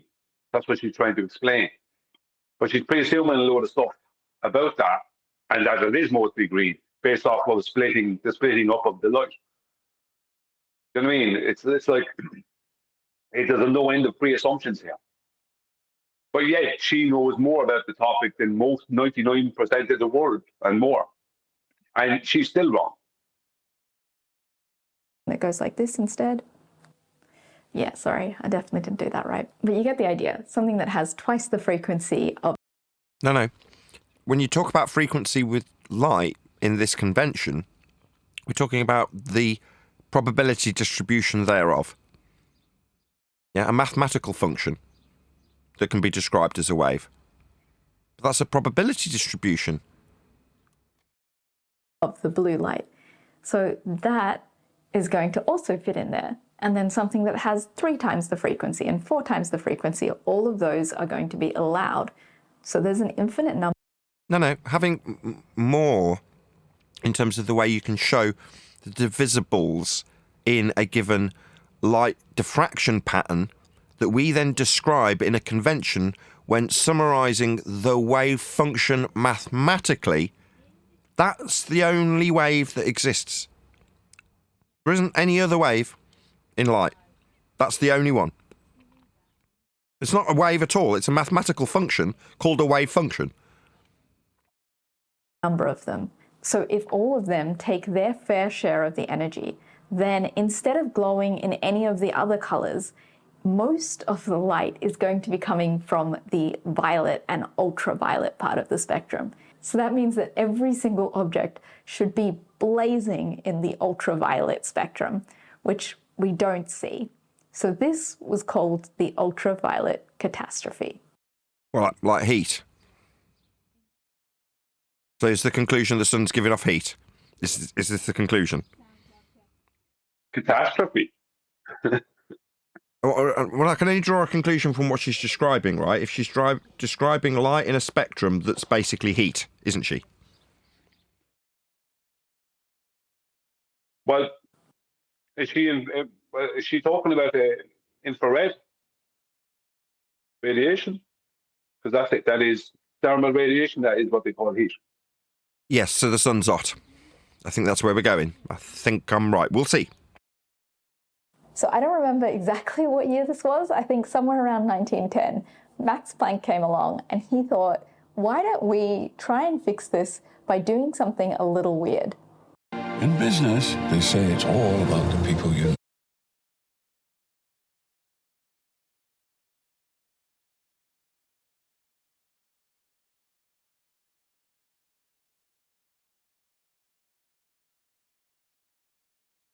Light's energy is quantized. Okay, so here's how we're going to model what Planck did. So he said, imagine that this object has a particular temperature. Let's call it T. So the higher T is, the more energy there is to go into each of these different colors of light, all the way from red up to violet. But there's nothing special about any one of these types of light. There's no reason that, for example, red should end up with way more energy than, let's say, purple. So classically, what should happen is that all of the energy eventually kind of ends up being equally distributed. The way that this happens is that if you think about the light inside of the sphere, sometimes, let's say, the red light might have a whole lot of energy, and so that energy might get absorbed by the outer sphere, and that outer... So how do you describe that? If you're going to describe it pictorially as little wave forms next to each other at varying sizes, what changes? So as it gets bigger, do we have more wavy red lines? Because that's not how light works. Do we have a bigger amplitude of the wave function now reified into a physical, drawable wave on the page? Does it just have a bigger peak-to-peak value? I mean, what is it that you're going to quantify more as in this absolutely god-awful crapshoot of a description? outer sphere might eventually... One second, Nathan. Yeah, go ahead. One thing I could be wrong, but one thing they're not taking into account is what they call infrared radiation or thermal radiation, because that is basically kinetic energy, or kinetic energy is directly tied to it. How that is used. So if that's being used and converted as it is constantly by the air, by everything, right? Because that's why we never have 0 Kelvin.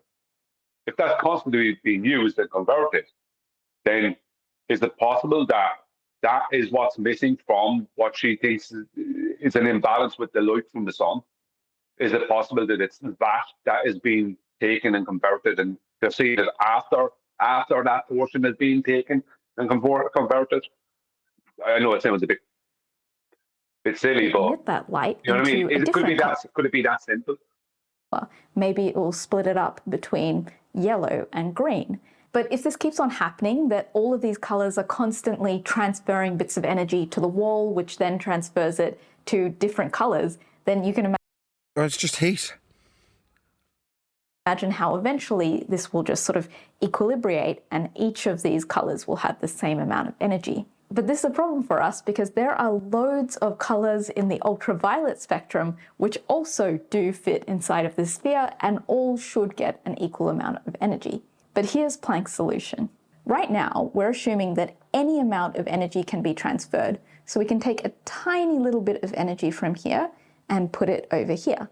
And that's... No, now you're using the word energy. Whereas what you're doing is you're saying, I'm going to take a tiny bit of green. That's what you're actually saying. Yeah? You can describe it because Max Planck's describing it as energy. But what you're really saying is, I'm going to take a bit of green out of the colour spectrum of the sun. That's what you've just suggested. Yeah? Do you notice how absurd it sounds when I break it down slightly differently? Just the same... It does. It's the same exact thing that's being said, though. I'm not twisting it or distorting it. I'm just saying the same thing. It's just when I phrase it, so we're going to have a bit of green then. It seems stupid then, doesn't it? Whereas if we're just taking a little bit of energy of the sun in the quantized spectrum described by Max Planck, then it sounds quite intellectual. That's no issue. But Planck said, what if this is impossible? What if each color of light has a minimum bar of energy that they're willing to take at any one time? What if each colour's got a bar of energy? What, like Mario having 3 stars? That sort of thing. Or it's just like Sonic with the amount of coins he's got. So he's just got an energy bar. It's just bollocks. And his real innovation was realizing that this sort of minimum quanta of energy that light will accept is different for different colors. Having quantized chunks of energy was the advancement. Not this description of how much green we've got. So, for example, red has a very low threshold. It will accept... What she's basically stating there is certain colors will accept certain chunks of energy. But colors aren't sentient beings. The whole claim about the colors is based on the energy. So it's kind of circular, isn't it? It's like the color green accepts this much energy, the color red accepts that much energy. It's like, no, the colors don't accept, do you know what I mean? I do, and I realise that whenever any of the discussions that we look at, this being her discussion about light, I very rapidly come to the conclusion that we are extremely ignorant about light, generally speaking. Now, that's not to say that we haven't made huge advancements, right? When she just the words she's using have come from great advancements when she describes quanta, or Max Planck describes it more accurately. But the rest of the crap you can pile on top to try and explain this stuff is 99% total garbage, and just demonstrates how stupid and ignorant we are when it comes to just describing, in this case, what red is. That's all she's trying to do, and she's failing miserably. Now, it's not her fault. We don't know how the basic stuff of the world works. In this case, how do we describe what is, at a basic level, our perception of red? Now, I can only describe this concisely, because I've given this quite a degree of thought, because I'm colourblind. So I can concisely summarise this at a fundamental level and not being able to explain it. But fondling around in the dark like this chick's doing is very amusing to watch. Yeah. Hey, Nathan, excuse me. I had a question. Is it more fair? By the way, how you doing, guys? All right. Is it more fair to use the word instead of accept, more like a verb word like reflect or refract or diffract or something like that that a color can do? Like, I guess you know how they say when you wear black when it's hot outside and the sun is out, you know, I don't know if it's psychological or what, but it absorbs something about the rays or whatever however you want to say it, the UV. Whereas when you wear white, it does more of a deflection of it. So bright colors. That's why, you know, It'd be better to say that way than to be using in the term of accepts, like it says, thank you. Well, she's getting I'll into this. accept that. Yeah, she's describing this from the point of view of Rayleigh scattering. And she's already way past that, to be honest. We're just completely into La La Land at this point, D. Did someone else want to get something in? And I want to say something like compare this with the flat earth something, because she will explain everything about the colors, energy, frequency of colors, how colors react on the colors. But if you ask her now, where is the horizon on the black swan example, she will say, I don't know, that's too, let's see the colors. That's my opinion. Yeah, but that would be kind of, I get what you're saying. It's our arguments are nice and concise and have a logical consistency to them. This is garbage, is what you're saying, by contrast. I get what you're saying. But just to keep it on her topic, if at the end of this waffle, I was to ask her the more basic question directly on topic, which is, okay, I've listened to every word of waffle you've just come up with. I wouldn't be derogatory. I'd try and compliment her and make her think that I was actually paying attention and thought it was coherent, which it isn't. But if I was to suggest to her at the end of this, okay, I've listened, now explain why the sun is red at night. She wouldn't be able to give me a concise answer, right?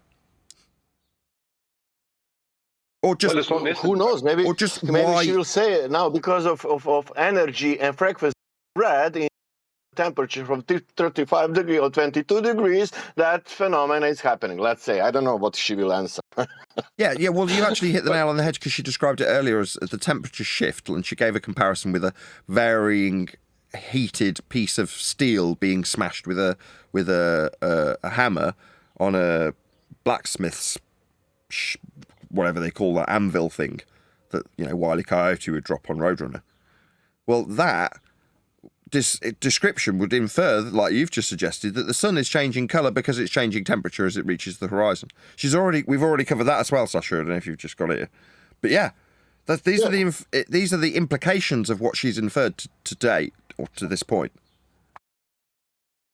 Yeah, energy. It's like she's stating that. It's like she's stating that something that's white hot and 10 foot away from you won't be white hot when it's 30 foot away from you. It'll be red hot because it's gotten further away from you. That doesn't change the temperature of the object, because they're treating the sun as an object. But then they're trying to say that the sun is changing its temperature because it's gotten further away from you by a few thousand miles within their power line. It's like, no, that doesn't change whether it's what temperature the sun is. If it's white hot, it still has to be white hot if it's going down to your horizon. There's no way to I got a question. She's purporting about the temperature gradient of the sun based on going over the horizon, and she used the term horizon. Is she saying all this to promote her belief in the globe and to be an anti-flat earther, or she just speaking on... No, she's not. No. Okay, got you. All right. Okay, I got you. No, she's just... I just asked the question. I'm trying to tell you, she's a PhD. She's in quantum mechanics, and she's trying to explain something that she can't explain because nobody bloody knows it. And she tried to mitigate for NASA telling lies earlier. She is a baller, but she's not an anti-flat earther. She's just doing what she's saying things that she thinks are correct and true when they're not. That's all it's going to. In quite small packets. But as we go further down, the light gets a little bit more... So we've got small packets of quantized data, almost like the chunks that form the waves when you're describing wave functions. They're formed with those quantized chunks, aren't they, my dear? Now, Brian's just informed me that you're an expert in quantum mechanics, so you damn well know this. Yeah, I am a complete layman. Me having to explain that the quantized chunks of light are what give you the interference patterns that are then described mathematically as wave functions. I shouldn't have to tell you this, given that you're educating your 385,000 subscribers with this as the authority in quantum mechanics, and I am a flat earth layman. Why is it that I'm having to correct her on this? Why is it that I'm having to point out the glaring contradiction within a description based on those quantized chunks? That if you have just one quantized chunk, how do you form a wave function with one of them? Let's say it's a red one. How are you going to form a wave function? I'll give you the answer. You can't. Just so she, in case she watches this, is clear that we all understand or are all on the same page. When we go back to pissing in the face of the nonsense that she showed inside that sun with all those different wavelengths. Yeah, what about one quantized chunk of red? Is it not red anymore because you can't mathematicize it into a wave function with a probability distribution with only one quantized chunk? The basis of quantum mechanics? It seems like she's more than content to throw her own official expertise field under the bus with this description when she reifies light incorrectly. What an outrage. I view it as indoctrination. That they're bit by bit by bit indoctrinating people and moving them away. Because wouldn't it make sense to convolute quantum mechanics, which we know they do with things like quantum field theory and stuff like that they try and claim is quantum mechanics when it's not? Wouldn't it make sense to convolute quantum mechanics as that's the very thing that pulls apart the whole paradigm when the paradigm is resting upon general relativity? Brian, do you want some quantum foam on the top of your NASA coffee? Yeah, NASA Bono coffee, yeah. I got a question too. So check this out. So besides the quantum mechanics part, let's talk about like the sun changing colors due to wherever it is over the horizon. But it's not changing colors. Okay, but I'm saying her argument is that it is based on what she's explaining for why it is, right? Yeah. Right?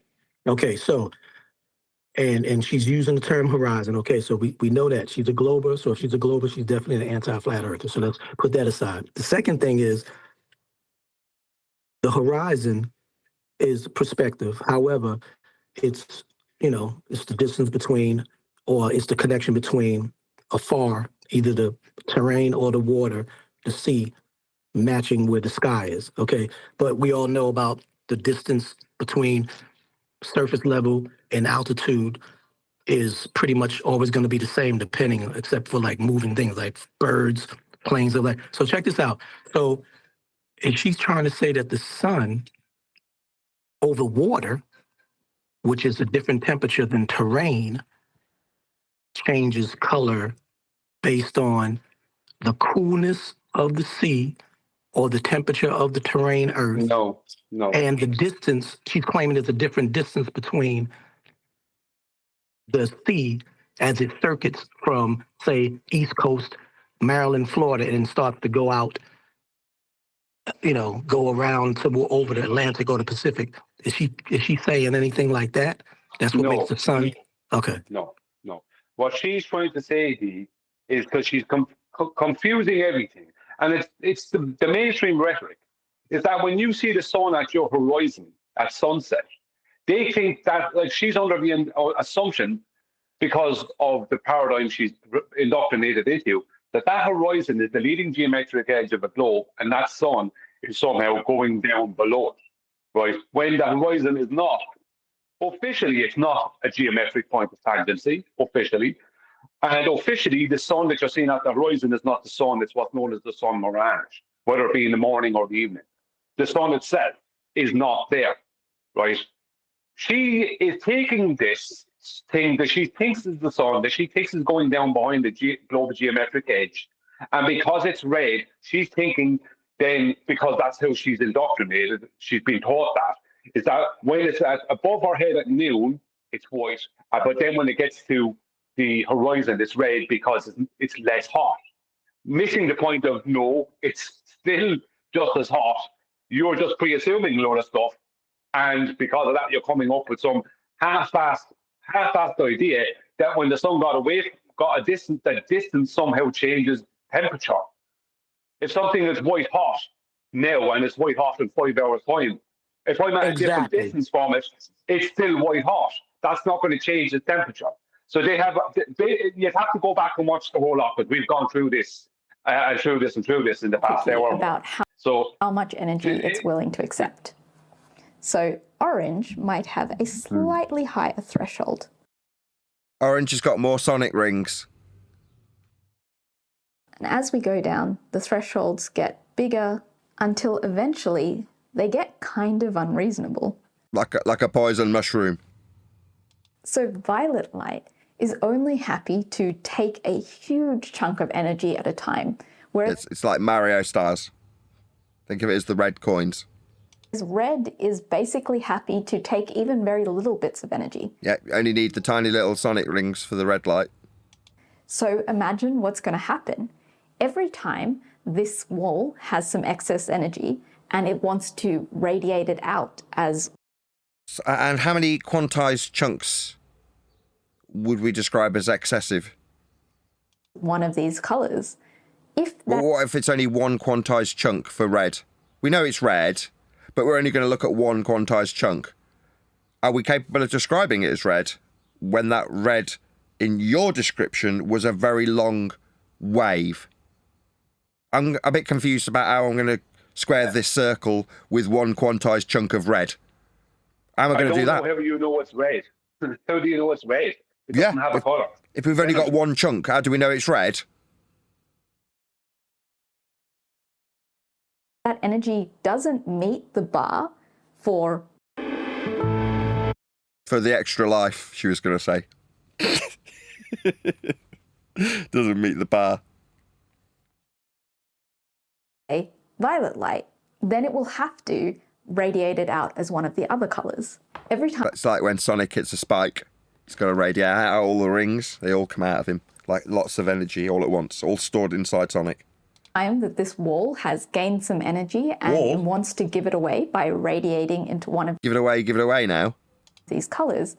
If that amount of energy is too small to, if it's only the size of a poison mushroom, for example, be purple or to be blue. Are we saying that it's smaller than a quantized chunk? What's quanta again? Anybody? Anybody at all? Is it like the smallest amount? Then it'll have to be radiated as one of the other colors. Sonic rings. So, for example, it might nicely split up into chunks. Nicely split up into smaller than quantized chunks. I don't know about that, love. I don't know, this doesn't meet muster. So, you know what? I know y'all went over this before. Smaller than quanta, you say? Interesting. I know y'all probably. I know I'm late to the party, Nathan. I'm just saying. I know y'all went over this before, Brian. You've been over this, Nathan. You went over. But she's postulating the same thing as they say when the ship goes over the edge, while it gets smaller and disappears. She's arguing perspective about some, like it's some concrete scientific empirical evidence. This is to do with light. She's not arguing perspective. She's just She's talking about like just think of the smallest divisible amount of something. Let's give that a name. Let's call that, I don't know, quanta. Now let's make that smaller. And then halve it. Then halve it again. Why not? The quanta of quanta. So that means that red is more likely to take that energy. It's only on the rarer occasions where this hot object has a big chunk of energy that it... Large quanta, I call them. The big quanta. It might be exactly what purple was looking for. I don't know if Red's going to get a bit jealous of this. Red still hasn't found what it's looking for. I still haven't found what I'm looking for. I mean, hey guys. So the video is titled "The Sun Isn't Yellow, It's Green." Well, isn't it white? Yeah, I don't know, but man, you need to watch all of this. No. There was at least 6-7 colors till now. All I know is I have climbed the highest mountain. And so if we let this play out for a while, what we find is that red will end up with far more energy than the other colors. And so if you let this play out for a while, you can see how violet light would end up with less than its fair share. And that's how... Oh, who was it that decided how fair was fair? I mean, who's governing whether or not violet gets its fair share? I mean, there's got to be someone deciding these rules. Is it a light court? I think whoever does it should be Jewish. They're normally pretty good at this sort of thing. Max Planck averted the ultraviolet catastrophe. But by this reason... Did Max Planck avert it? Did he decide how much Violet was getting? Was Violet entitled? Did Violet take more than Violet was entitled to? Those are the questions we should be asking to answer why green. Reasoning, you should I'm not wearing red anymore. You're not keeping up, Sasha. It's why green. Bloody hell, people need to pay closer attention. Most dominant. But it's actually not, and the reason is a little subtle. Remember... So did she just talk about the dominance of light? Did I miss that? Did I mishear her? Yeah, go back. I don't know what... Oh, I want to hear about a dominant light. It's getting better. Dominant light, does it carry a cane? Max Planck averted the ultraviolet catastrophe. But by this reasoning, you should expect red light to be the most dominant. Yeah, light and red dominance is something they exploit in Amsterdam. But it's actually not, and the reason is a little subtle. Are you sure? The subtlety of the dominance of red. I mean, red is always connected to the devil, so it's the devil. The devil. I thought blue and yellow made green. You're out of your element. Remember I said that only colours that are exactly the right size to fit in this object are allowed. Yeah, I kind of asked about how many quanta you'd need. It kind of made a mockery of the whole thing, love. So there's more than one colour in the red part of the spectrum. Really? More than one colour in the red spectrum, you say? How many quantized chunks of the different types of red can we have? So maybe this other red also fits into the object. So there are a couple of different types of red that are allowed here. When you're in a part of the spectrum, like blue, that's shorter wavelength, there are more shades of blue that are going to fit inside of this object. And each one of them deserves its equal share of energy. Equal rights for light frequencies. I'm all for it. Fight the red power. And so that's why, even though this reasoning skews the light towards red... Did she say the white towards red? I think she's revealing her true colours. This reasoning skews the light towards purple, and they end up meeting in the middle. Bastards. The actual energy distribution looks more like this. And Who's saying all of this? Who's handling their mic? Say again? It's you, Eli. Just always assume that if there's mic issues being discussed, it's you. She's speaking as if this is a direct relationship between the sun as a physical object and what she's researching, when she's really talking about what the sun appears to look like through the air. Exactly. Yeah. It used to be a relationship. Now it's just a marriage of convenience. There's no love between them at all. The red and the purple have all fallen out. Violet's got all the power in this relationship. It's disgraceful. It's not like it used to be. Back in the 80s, it was all about the green. Is light a physical object? Absolutely. Very physical, very tender. Passionate, you might say. And this is what Planck predicted for the sun. That the main colour... Red doesn't care. You think red cares about you? Red doesn't care about you, Brian. You might think red cares about you. Red doesn't care about you. You need to get with the violet. Color of light that the sun is outputting is going to be green. Yes, it outputs in all of the visible spectrum, but the peak is definitely in green. Now you might think... Did she say the pink is in green? Makes perfect sense. I've always said this. The peak. Oh, the peak.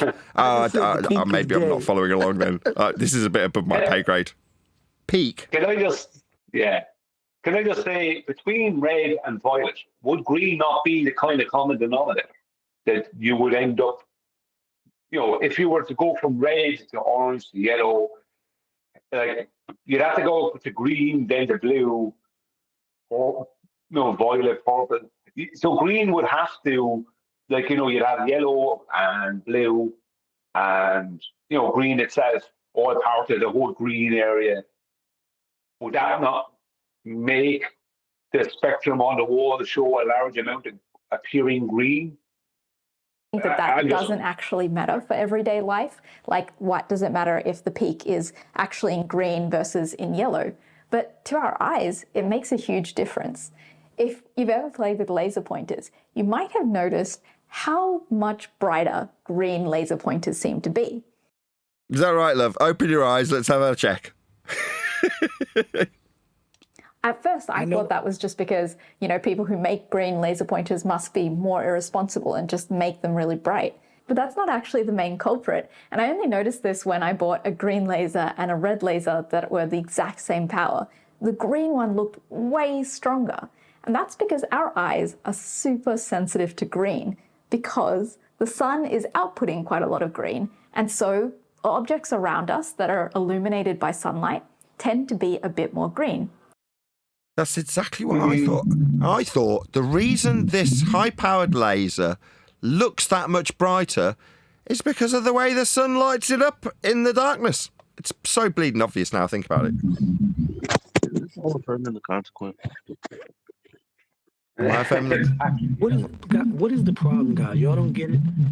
Y'all don't get it? The sky is blue, the sun is yellow, blue and yellow make green. Well, the sun is white, actually, Theos, not yellow. So it makes sense for our eyes to specialize in that color. And another phenomena where the greenness of light apparently matters is in the fact that all leaves seem to be green.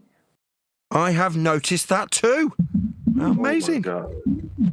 She's just connecting a whole. This is a lot of correlating here. Like, what? I don't even know how any of these things are actually linked. She's just putting all of this stuff together. Like, hello, it's on frickin' screen.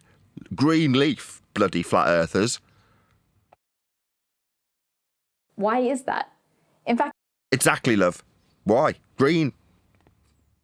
So that's obviously because of the sun.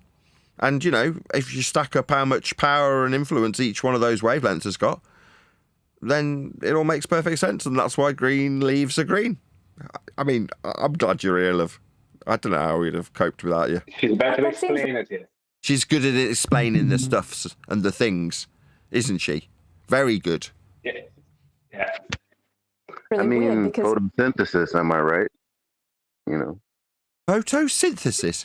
You're out of your element, Eli. Don't pretend that you've been paying attention this whole time. You don't know what the beautiful Indian woman's been talking about, do you? Saying photosynthesis just to make it seem like you've been paying attention. No, I'm not having it. Yeah, nice try, Freeman. Nice try, Eli. She's not going to be impressed when she hears you back. I'm telling you now. You're right. She What is a happened to beautiful Cat? Indian woman. Eli, what happened to Karen B? I thought she was your girl.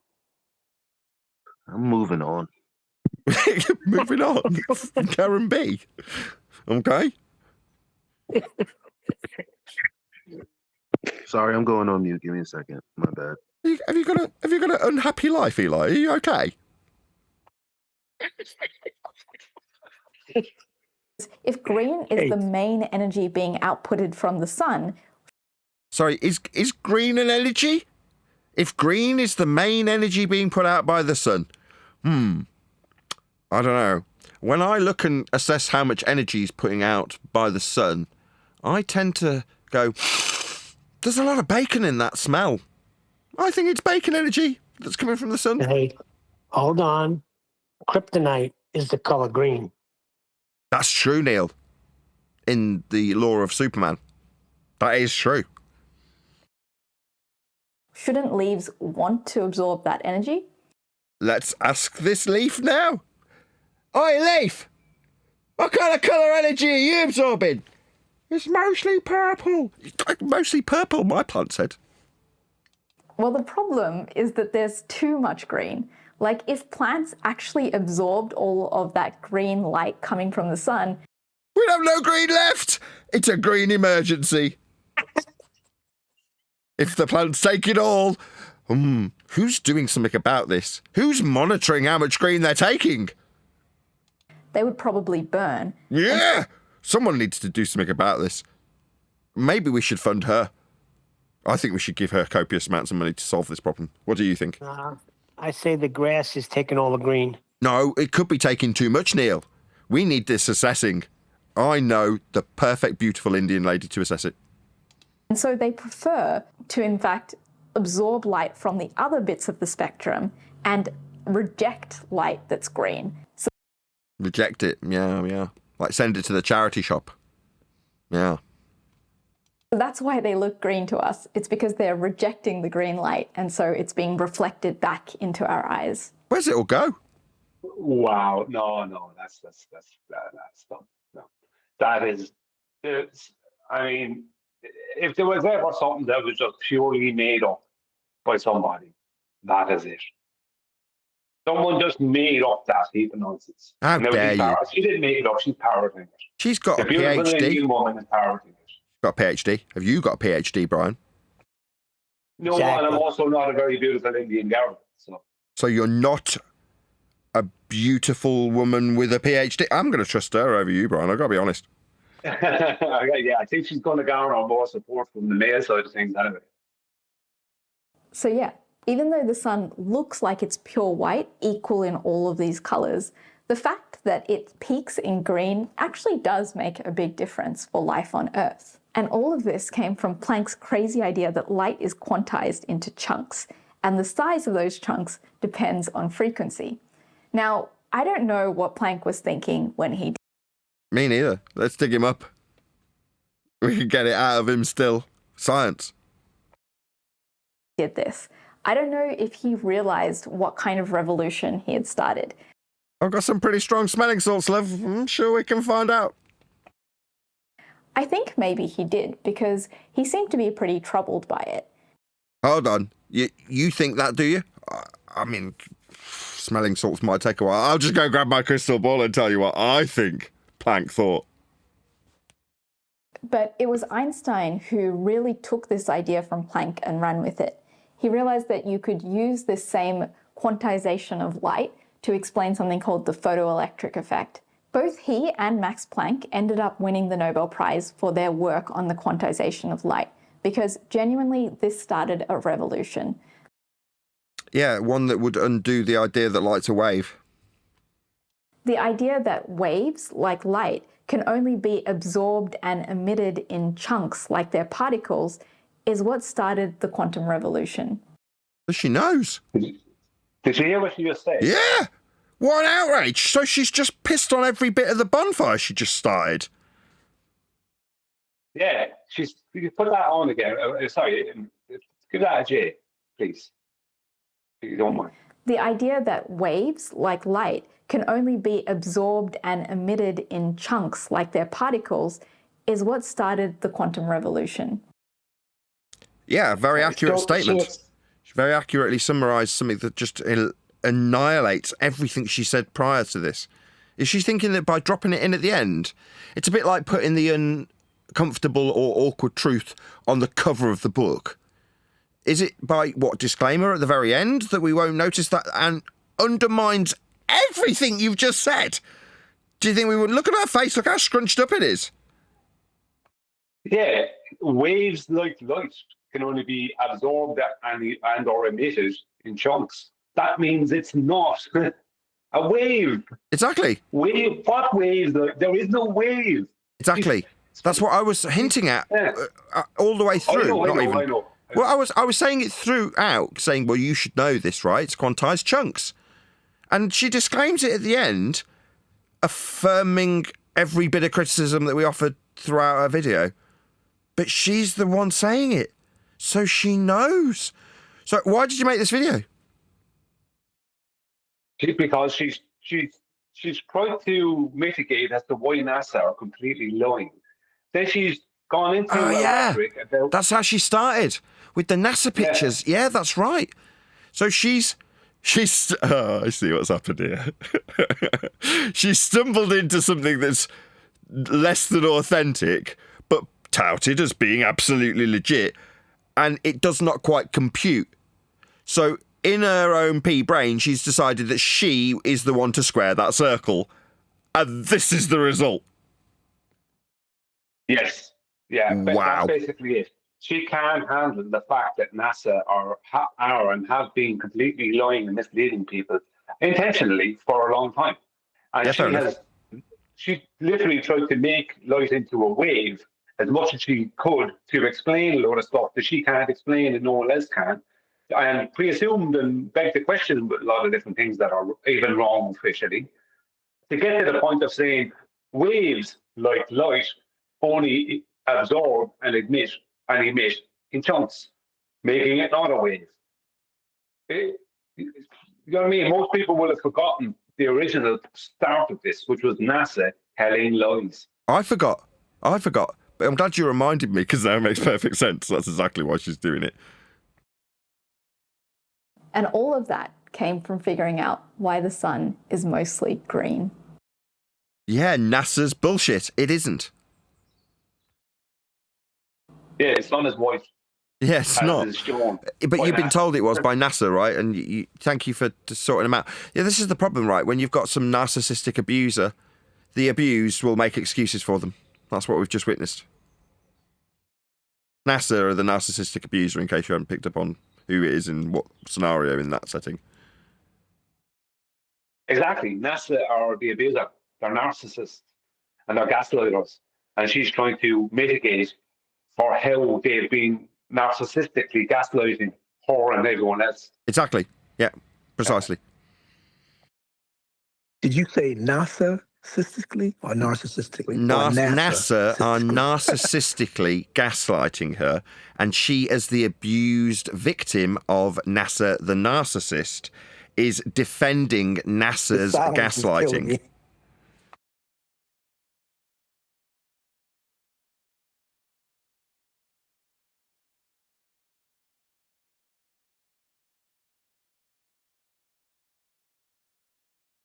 Isn't it funny? Isn't it funny how somebody who's educated can literally play out the emotional steps of the narcissist and empath through a whole video of what's supposed to be about life, supposed to be scientifically. Isn't it strange how she will go to those ends as opposed to just admit that NASA are a pair of wankers? For me, that's the simple answer. You don't have to make this video. You could have made a video on the topic and made it more correct and true. You didn't have to try and pretend light was a wave when you know different and you know better. You didn't have to do any of that. You didn't have to pretend that certain chunks were red and certain chunks were green. You could have just made a video about how NASA are great liars. But she can't do that. Because she's a narcissist. That's a good one. Y'all didn't get it earlier? I said, did you mean she's narcissistic or narcissistic? No, I didn't hear it, but that's a good one.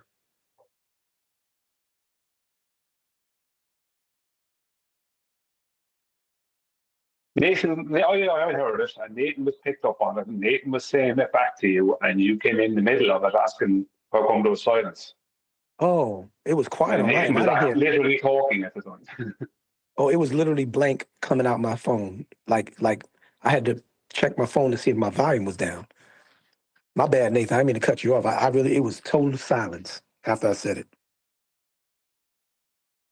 Blame it on the delay.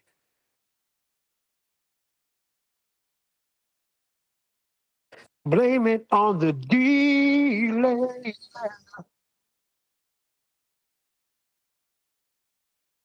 That was good.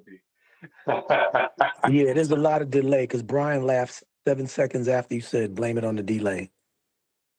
Well, no, just I had to come off mute. And the fact that Neil said, I'm going to say Neil, I don't care. I was going to hold back, but now I'm not.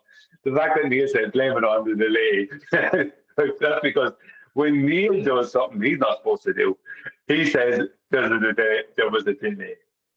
Yeah. Hey, listen, I'm a quiet boy compared to guns. Compared to who? Sons of Navarro or whoever he is. I'm sorry, where are the guns? In Antarctica.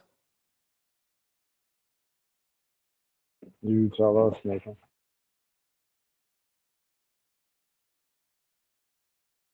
I was talking to Craig, I don't know if he's still on the panel, about that song. And he was saying if that had been released in the late 90s by, I don't know, the Smiths or something. I can't remember, it didn't say the Smiths, but someone like that. He said that would have gone to number 1 in the UK. And I was thinking about it, it's about 3 weeks ago he said that to me, and I mulled it over before repeating it. But it is a blindingly good song that Cheswick wrote. Would you not all agree? Where are the guns? Where's the guns, Nathan? Is a great song. Absolutely. I said it as soon as I heard it. Somebody like Home Depot song. Sorry. Home Depot will come and go. I think Where Are the Guns will actually stand the test of time. It's not just because it's got my name. I'm not just because I'm the namesake. Yeah, because it's like a real song. Talk about a narcissist. A narcissist. That's how people in the fashion would say it. It is a good song, and there's a story to go behind it. Like, it would have absolutely been a massive hit. Perfect MP3.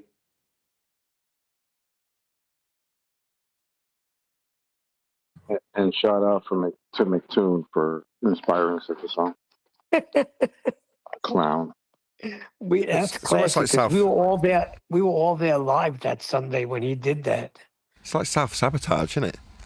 Like, they were doing really well, but for the fact that Toon was screaming my name into the Antarctic snow, they had an almost flawless impression given off to the general public. Well, that was completely tarnished by Toon. That little episode, that little outburst, just completely shredded their credibility. It's like, why are you losing your shit? You know, when he was... I've seen after the fact, I didn't know this at the time, but he'd been calling all sorts of different people, including Dave Weiss, to say, how's the app work? And then he, ceremoniously, this is Toon, turned on his Weiss to see where it would show him in Antarctica. And then they all had a good laugh at Dave Weiss. Cut to him then screaming my name in the snow and saying, "You tried to deflect with measurements!" But that's the reason why. That's the reason why. Because you brought up the measurements. So it totally destroyed his victory dance. Yes, don't distract with empirical evidence, please, Nathan. He tried to distract with measurements. I wanted to talk about where the guns were after going through several border controls and making sure every single T was crossed and every I was dotted on the forms we had to fill in to come down here. You're like, okay. You did want to talk about the measurements. No, okay. Well, it's a good job I'd asked him 100 times prior. It was actually 99 times prior. That was the 100th time. Isn't that really weird that I'd literally, up until that point, asked Toon 99 times where he got his elevation angle for his 10k challenge, and then the 100th time was live from Antarctica? Yeah, make it up. Weird, isn't it? This really would make a great comedy movie if it was, embellished a little bit. It would be hilarious. But there's no embellishment in that. What I'm saying is, I had spoken to Toon on 99 prior occasions, every interaction with Toon prior to that, literally. Every time Toon interacted with me, I asked him, where'd you get your elevation angles for your 10k challenge? Because the answer is off a flat earth. Now, that is what I asked him in Antarctica, and the response was, put the phone down and say, quote, he tried to deflect with measurements.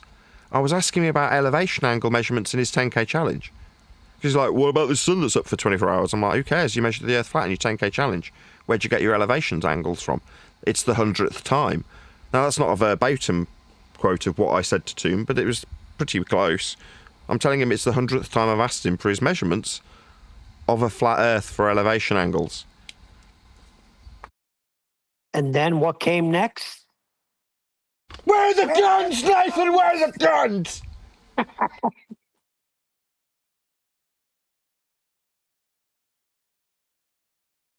But that was in the whole point of this discussion, right? That was in Cheswick's song. So right at the end, he's got Toon and him quoted saying, he tried to deflect with measurements. Where are the guns, Nathan?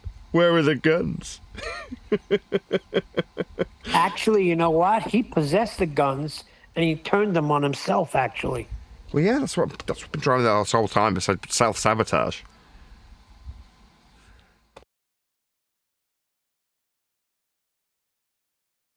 Isn't it funny? What I found strangest about it is, according to them, we go by their record, and all the rubbish they were talking about prior to going to Antarctica. That at that point, in his own head, he should have been in. If he had really seen a 24-hour sun and really filmed and documented it in Antarctica at that time of year, then he should really have been in like what you would consider the winner's driving seat. Do you know what I mean? He should have been top of the table. There should be no way. Like, it makes no logical sense. It made no logical sense to me, him ringing you in a rage from Antarctica. Because that's like, I mean, when Mr. Cheswick puts it in, raging into his iPhone, that is true. He was angry. He was unhappy. You know, I mean, I can only equivocate that to, I don't know, the pitch data, right? Now, that is supposed to be their pitch data or some nonsense, right? It's not, but in their heads, right? Or their elevation angle or black swan or whatever, right? Now, none of us were angry or felt the need to call up any of them in a temper. So immediately it makes, I'm sure it would make the everyday person think, why is this guy doing this when he supposedly, according to him and the people around him, has supposedly gotten some kind of a win? Because that would have to be in their heads. So it immediately made me think, like, I was kind of just accepting, of course, it's the easiest thing to do is on face value, just accept that this all 24-hour Antarctic sun. Rather than straight away trying to jump on it. Hold on a second. Sorry, just tweaked what you're trying to tell me. Let me just try and break down what I think you're trying to tell me, Brian. Are you trying to suggest that up until that point, you are quite, not convinced, but you are willing to accept that they were witnessing what they said they were witnessing, a 24-hour sun in the area we know as Antarctica, regardless of where or what that is? That what they were witnessing was true and as per their description. A 24-hour sun, the sun above the horizon for a 24-hour period minimum in Antarctica. At the point where Toon is raging into his iPhone, you then questioned the validity of what they were presenting at that point. Is that what you're telling me? Yeah, exactly. Up to that, I just accepted it on face value until more information came in, or I didn't want to go saying that that's fake, or because it looked real. So I didn't want to go messing with that. I said until more information comes in, I just accept it on face value. And as soon as I heard that, as soon as I heard he was doing that, because I don't think I was on there at that time. I think it was afterwards I came on, or maybe I heard it afterwards on the rerun, as a member. As soon as I heard that, straight away alarm bells went off in my head. I mean, something's wrong here. Well, but based on only because on the logic that you've given me thus far, I'm trying to piece together what you've said based on the conclusion you've given me, because it's all become a bit more important. His conclusion would have to be that did have an influence on Earth's shape, but for the thorn in the side of any glober who's in Antarctica claiming that proves a sphere-shaped Earth, me pointing out that Earth's being measured flat when doing it is going to be a bit of a pain in the ass. But for what I'm now going to say is, but for the fact that I exist, he was, as I just suggested, calling Dave Weiss, or getting on Dave Weiss's app and showing that he wasn't in the region that the app said he was in, and all that sort of stuff, right? He was celebrating the win. Well, that's a strange celebration, is it not? What, having a tantrum? Yeah, having a tantrum. That's not a celebration. When do you have a tantrum when you're celebrating? Yeah, you should have been basking in your glory. Yeah. That instantly told me that there's something going on here And I'll add to it now that there's something going on there, or have been going on there, that we are not aware of. Something that he is and was aware of, and he's not happy about. What I would say is we never hear about it now. We heard this only a few months ago. We're talking 6 months ago. It's only June now. So 6 months ago, this thing, less than 6 months ago, this event supposedly happened. And recently, in recent months, never hear about it. It's like as if they're trying to brush it under the carpet for some reason, a reason we're not aware of. That's speculation now on my part, because that's all it can be. But as I said to you, Nathan, as soon as I heard him screaming into the phone there at you, that instantly was not the behavior of a winner. Yeah, but Nathan, we thought that there would be so much, the aftermath of the 24-hour sun, and it was really nothing. It just died. You say that, not for you. Since that day, this channel has suffered the most egregious censorship to the point where I've had to get a third job if you count the book. So what are you talking about? Since that day, I've been horrendously censored, Neil. Did you not realise? Not talking about that. I thought there'd be videos everywhere. I thought you'd see it on the mainstream. I thought you'd be hearing them right up until this day. Well, yeah, so did I. But all I've experienced in literal terms, for me personally, is the worst kind, the heaviest censorship I've ever experienced as a YouTuber in 10 years. And you were already experiencing the heaviest it could be for anyone. Yeah, I was already heavily censored.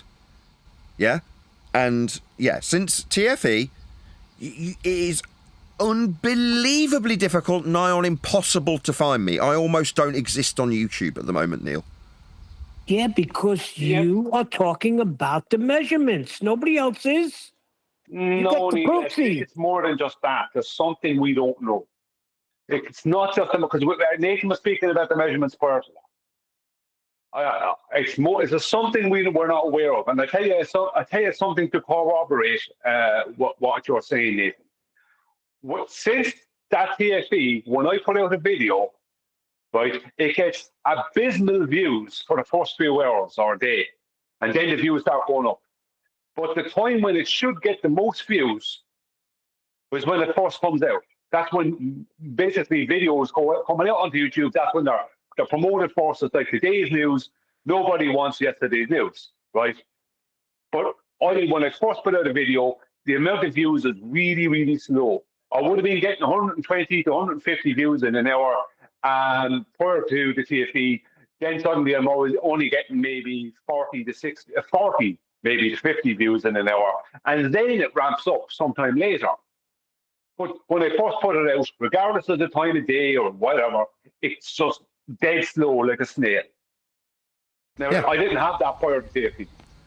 Yeah, same here. Exactly the same here. I can put out stuff on my second channel. And because I've got two channels that are completely separate, right, they're not connected channels. So Nathan Oakley and Nathan Oakley 1980 are separate entities in the truest sense of the word. They're on separate email accounts. They're separate accounts, right? And I say that because there's people who will go, oh, no, when you've got an overarching account, you can have as many as you like that are different channels. And that is also true. You can have subcategorized channels within channels, but that is not what my channels are. I've got 4 completely separate channels. Now, I won't go into the other two. They're unimportant for this example. But what it means is I can see different trends in each channel. They are each entwined algorithmically slightly differently. So I can see where, there might be a lull here in one channel, but then when I look at the other one, there's no effect, and vice versa. You know what I mean? It will average out anything that I go, oh, look at that weird peak. Well, is it also simultaneously happening on the other? No, it isn't. No. Right, okay. And then the following week, the channel that, by contrast, didn't have anything happening. Oh, what's this weird peak? Oh, is it happening on the main channel? No, nothing's happening. You know what I mean? You can just sort of even out what's happening. There's differences. Yeah. Because they're separate channels.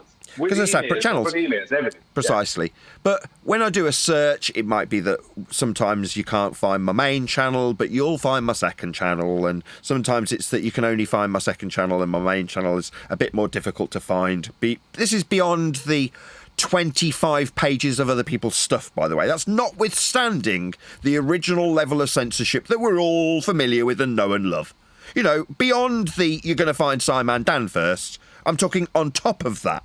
Yeah? You might, on page 25, find my second channel. Or you might, on page 25, a different week, find my main channel. Now I'm saying you won't find either channel on page 200. It makes sod all difference. Doesn't matter if I'm looking on my third channel if I use Oakley Cord to search out Nathan Oakley. It's not like I'll find either of the channels since TFE. It's just horrendous censorship to the point where it's really in my pocketbook, where it's like a struggle to pay the freaking mortgage after 10 years of YouTubing. And it's not because I've suddenly done something different. I'm contraire. Not at all. The YouTuber turns you into a myth, Nathan. That's what it seems to me. It's like a myth is like something you must travel deep into the jungle of the Amazon and, you know, brave alligators and anacondas and all kinds of stuff to get to this tribal leader who brings you into the underground pyramid, the blah blah blah blah blah, and then you get to see the jade sphere or whatever nonsense, and that gives you all the information. It's like you become a myth. It's like the sacred jade sphere that's in the underground pyramid in the Amazon, the blah blah blah. You know what I mean? It's ridiculous. They turned you into a myth.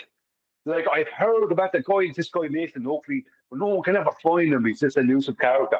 He's not. He's right there, but YouTube won't allow you to see him.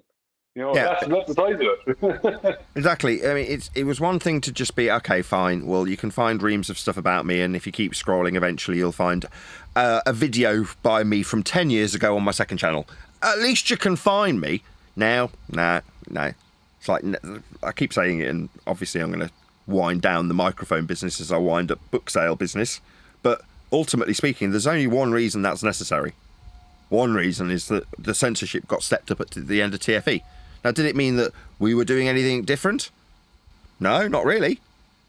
Nothing's really changed for us. The lead up to TFE was no different to the process of TFE happening. Our arguments didn't change. Nothing changed. Yes, it did. Go on, Dave. It changed when he's standing there declaring a 24-hour sun and you're bringing up measurements.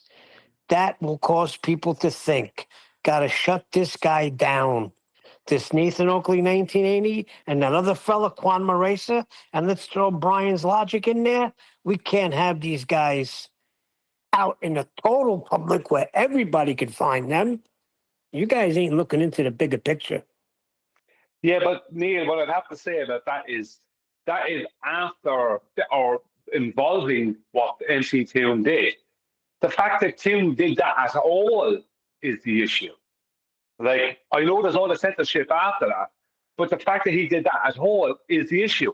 Like, why would you be doing that? Essentially, say, throwing a tantrum on the ice after you supposedly witnessed what should be a smoking gun for your position, even if it meant nothing to us.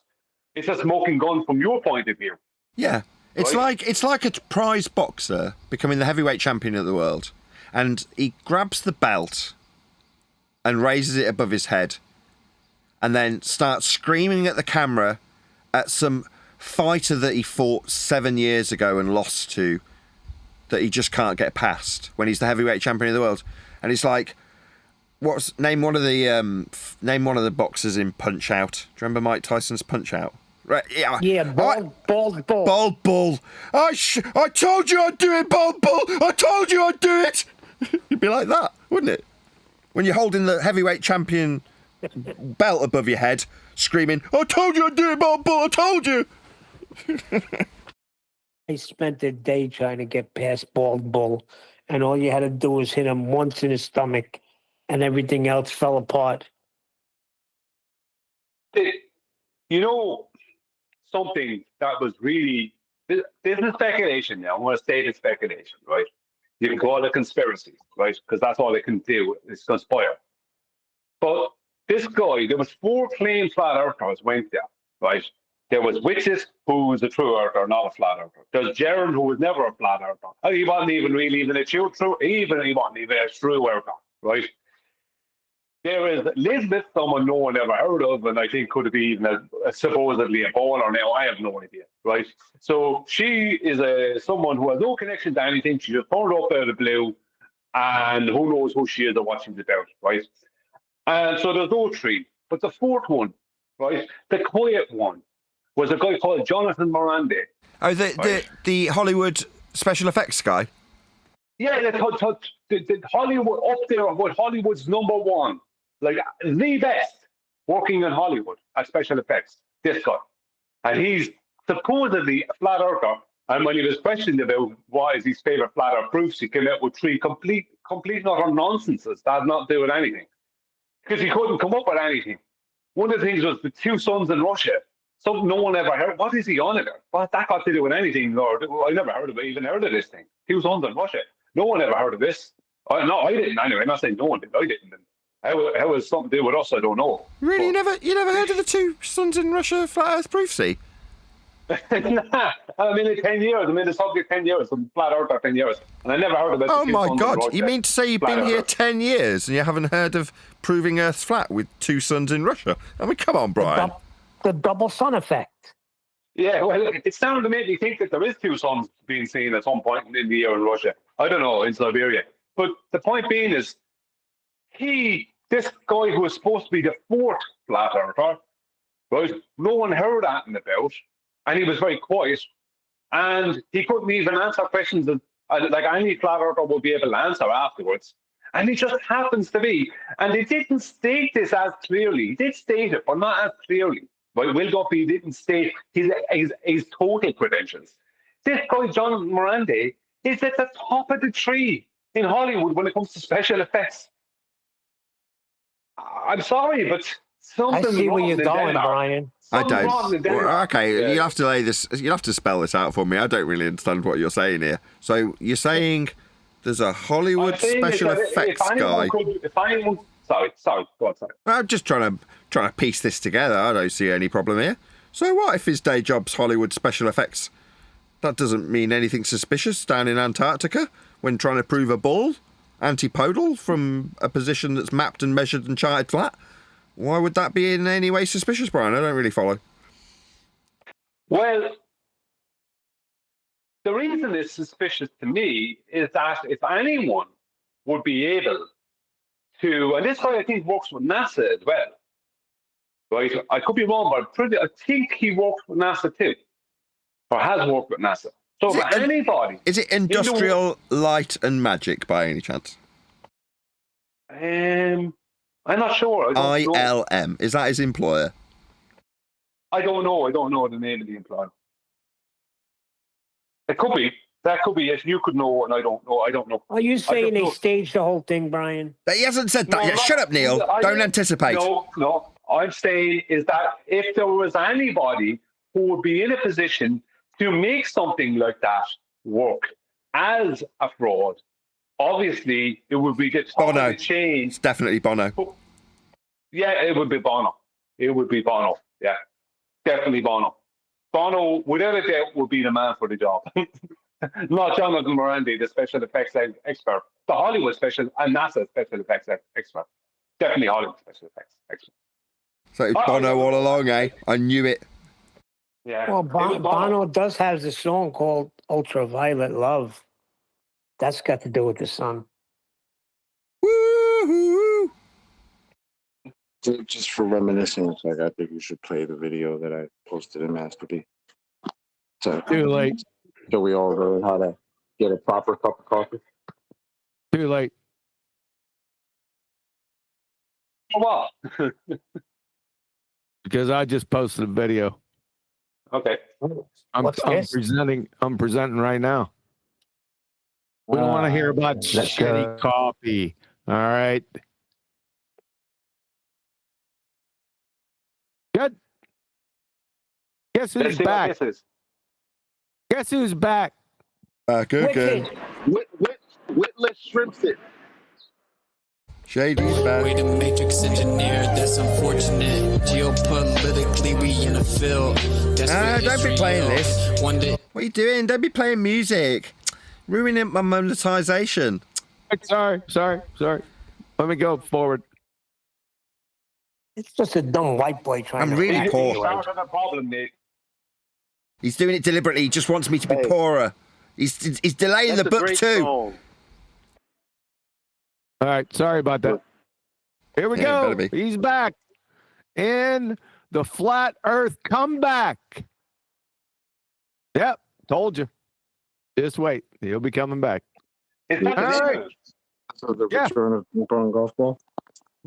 Yeah. If you want my comeback, you'll have to scrape it off your sister's teeth. Huey did say he's going to respawn. Yep.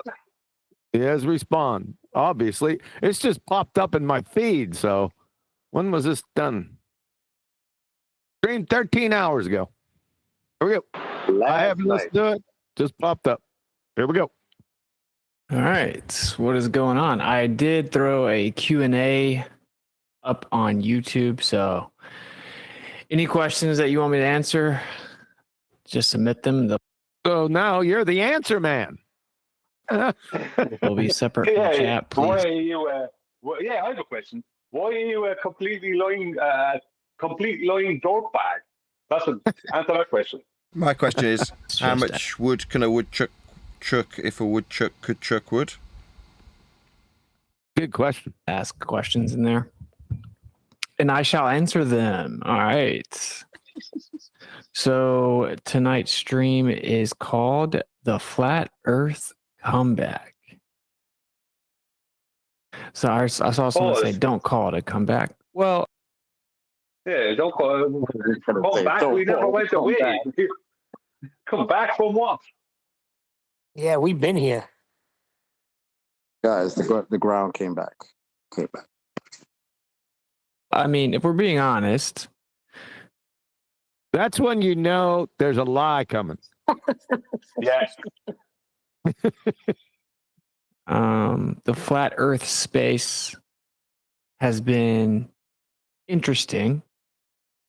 I would say it's maybe even had some revisions in the last few months since our trip. Did we have any revisions? I was unaware of. Welcome back to our heroes. So, you know. Oh, you know. This is deep. So, Yeah, so it's a comeback. that's what the whole journey thing was. That was a revision. That's what that is. Because that's what he's talking about. There's been revisions. Oh, you sure? You can't read his dumbass mind? Well, what else? What else could he be talking about? Since his from a double speaking lion sewer rat, numpty dipshit, you never know. Let's hear it. They attempted to end. Who are they? Flat Earth. They attempted to end flat Earth. Who are they? They're claiming that they did, but they didn't. But they didn't. You can't. You cannot. Cool. Yeah, I will go ahead and tell you. So, what? What did he say? Is he speaking African? Do we want a $5 on that? Let's pull a J. Yeah. Yeah, we're gonna need that. What was that? But they didn't. You can't. You cannot. Cool. Yeah, I will go ahead and tell you. Oh, cool. Yeah. So. Oh, wait a second. Sorry about that. 5 seconds. I'll let it play. Cool. Yeah, I will go ahead and tell you. So. What? Cool. Yeah, and the Saeed. Oh yeah, I will go into that. So that's what it was. Oh yeah, hold on a second. I will go into that. I'll solve it.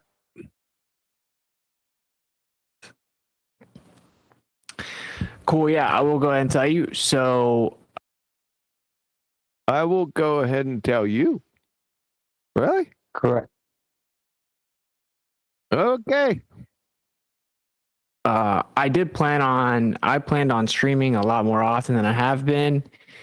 Just a lot's happened since I last streamed. I have had to travel a good amount, and then there's been like pretty crazy issues with it.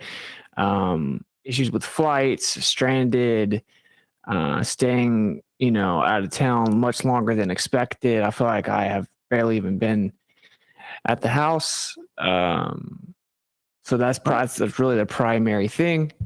Also, I just All right. Is that what's it saying? He's a traveling man there. It's June. So you've been traveling around and okay.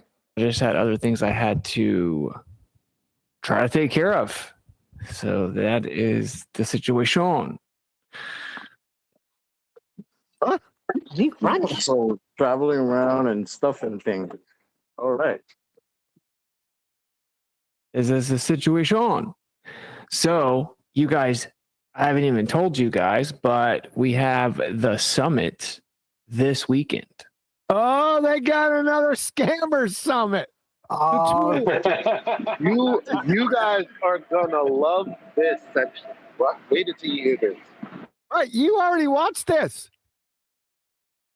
Yeah, I was up late last night. It dropped probably like around 12, 10, somewhere around there. Oh, he likes a fanboy. Yeah, don't be anticipating. Don't be giving up the ghost. No one's watched this except you. 14th and the 15th online virtual summit. It's called the Etheric Summit.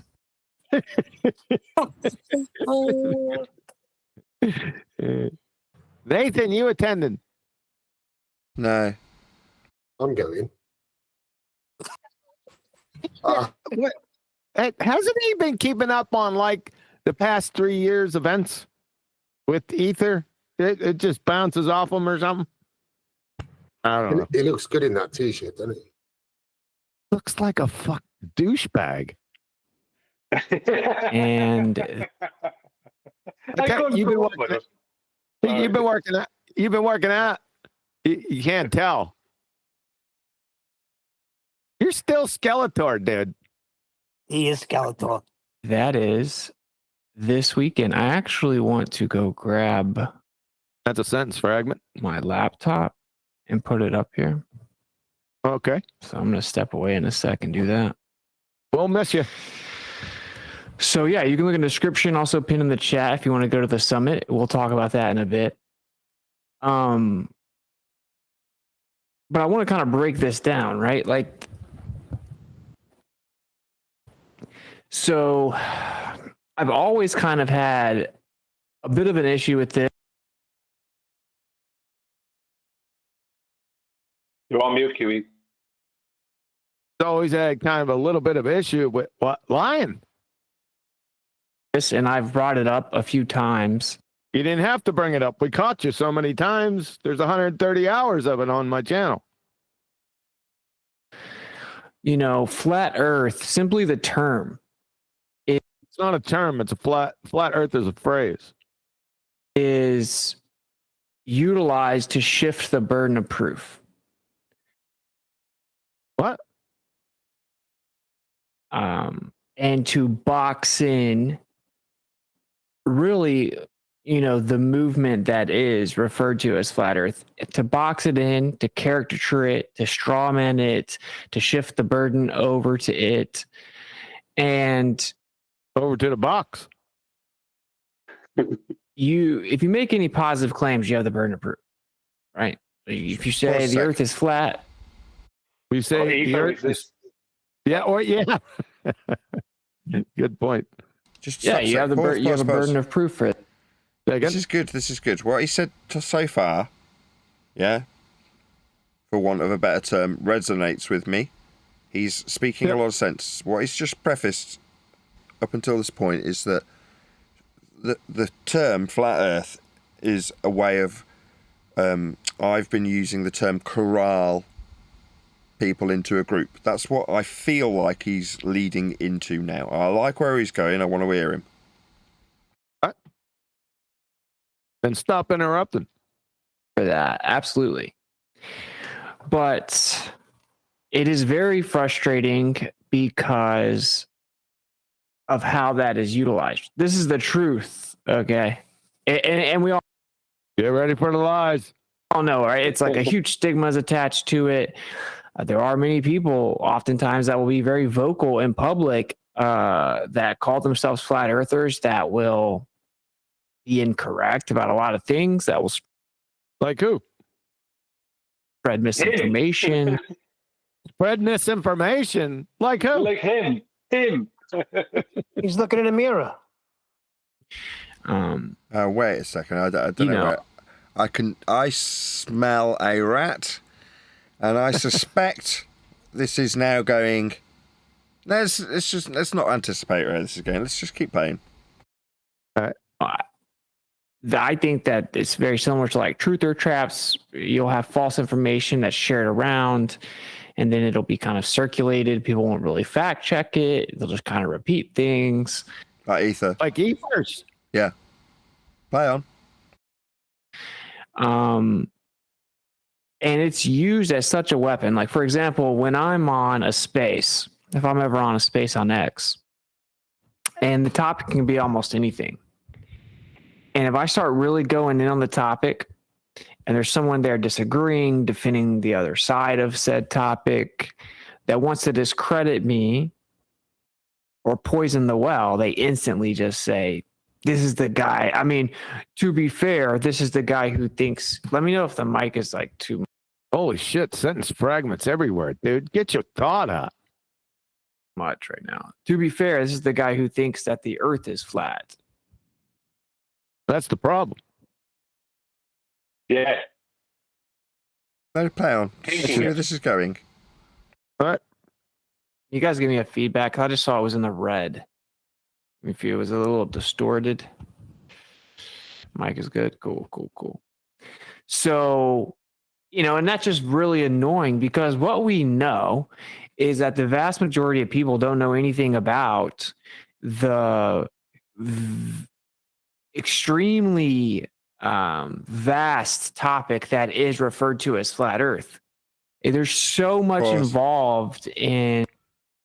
So now he's expanding the topic out into it being a vast topic. So he's going to incorporate his nonsense waffle of ether shortly. Because no, it's not. The subject's really narrow and simple when you actually break it down, isn't it? Anybody disagree when I say flat Earth, when it actually comes down to it, Earth being flat isn't very complicated at all. It's not a very expansive subject. It's actually quite narrow. No, it's very, very narrow. Sorry. Talking about one geometric aspect of the nature of our reality. It's flatness. There's very little to that. Now, he's saying the antithesis. He's saying it's very broad and wide-reaching. So where's this going? Okay, play on. 1 second. In his defense, it is very far-reaching as far as other topics goes. John, you need to check your mic. It's a train wreck.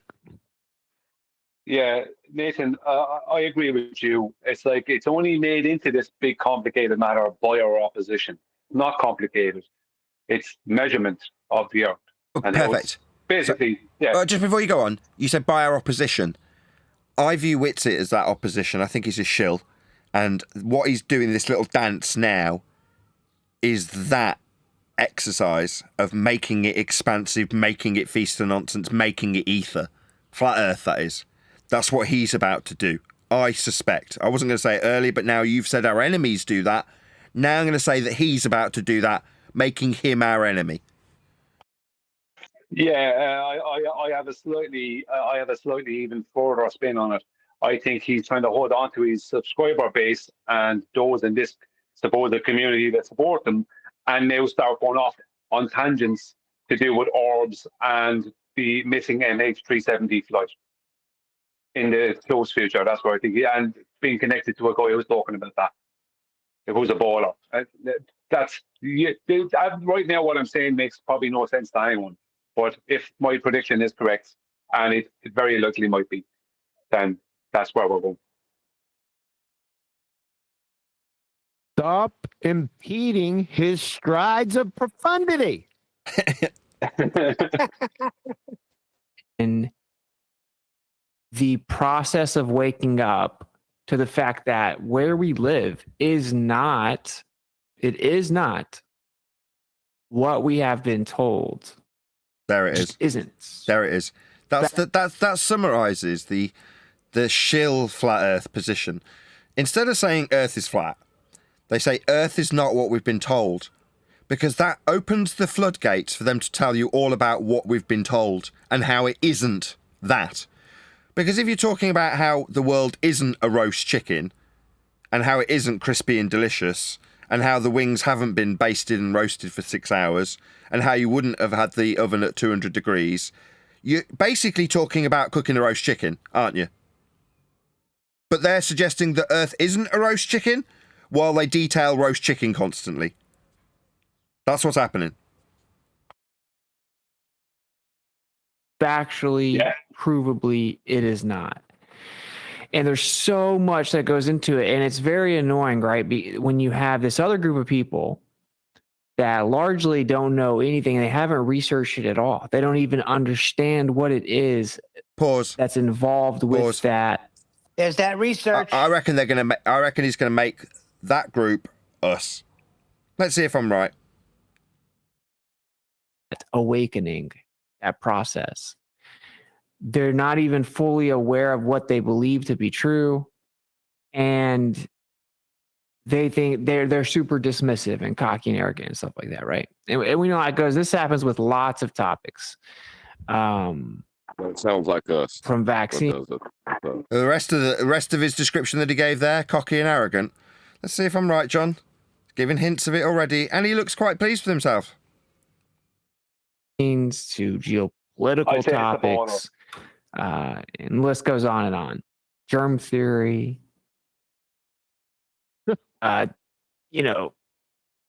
Hiroshima, nuclear bombs, alleged nuclear bomb, dinosaurs, giants, different historical timelines. I mean, there are so many huge truths that have been suppressed. So many major lies. I thought he was talking about the convoluted gaggle screw of nonsense fuckwittery that is called Flat Earth when he listed off that load of old shit. And it was followed up by there's so many truths that are hidden. Oh my God. We're just surrounded. The game's rigged. He's a shill. He's here to prop up the anti-Flat Earth rhetoric. If that's what he's alluding to, it's even worse. I thought he's going to try and tar us with this shit. No, he believes in this shit. And that is not our fault. We didn't lie. We didn't create the world the way that it was. We didn't. We weren't in charge of history. We aren't the ones that chose to mislead people. We didn't do any of that. There are facts. There is truth. There are lies that are used to suppress. Yeah, he did do that. You've done exactly that. Which you personally have done that. Yeah, that's all I was going to say. Yeah, that's exactly what you did. Yeah. You tried to rewrite history. You tried to mess with things. You lied. You were dishonest. Yeah. Yeah, you've offered up hide nonsense. That truth. Go ahead. Sorry. And then there's groups of people that will dig beneath the surface, diligently research something, and find truths. And truth has no obligation to conform to what makes you comfortable, right? And I know it's pretty meta, but I want to kind of... Pretty meta. What's meta? I don't know. It seems like he's got this scripted, like he's almost rehearsed this, and he's dropping in that statement about it not being meta or being meta is an ad lib to what to me seems like a script. Kind of point this out. Well, this is what's very interesting about. Pause a second. Sorry about this. I tried to get to the point back there. He tends to be looking downward a lot. Now, I've noticed that earlier. He seems to look down. So is he reading off of something below him? Could be. Yes. Just maybe some cue card type stuff. Yeah, I think he's got notes. Yes, I think you're right. He's got notes, but when these little ad libs are in between the notes, and the chunks of information are when he's delivering it to camera. Those are the notes that he's now looking at what's next. So what I'm suggesting is happening now is looking at what the next subject category is. He's looking at his notes, and what he's just done when he's like, what did he say? Something like it not being meta. That's him giving a line in between two subjects as he looks at the note. Now he's looking directly at the note, having delivered that line, and now we'll move on to another slightly different subject, or the next point in this subject. We'll see. Yeah, She does that in conversation too. Okay. Well, the thing is, he just called himself arrogant and cocky because there's people that think they know things, and then he made knowledge claims. I don't think if he wrote this down, that's bad.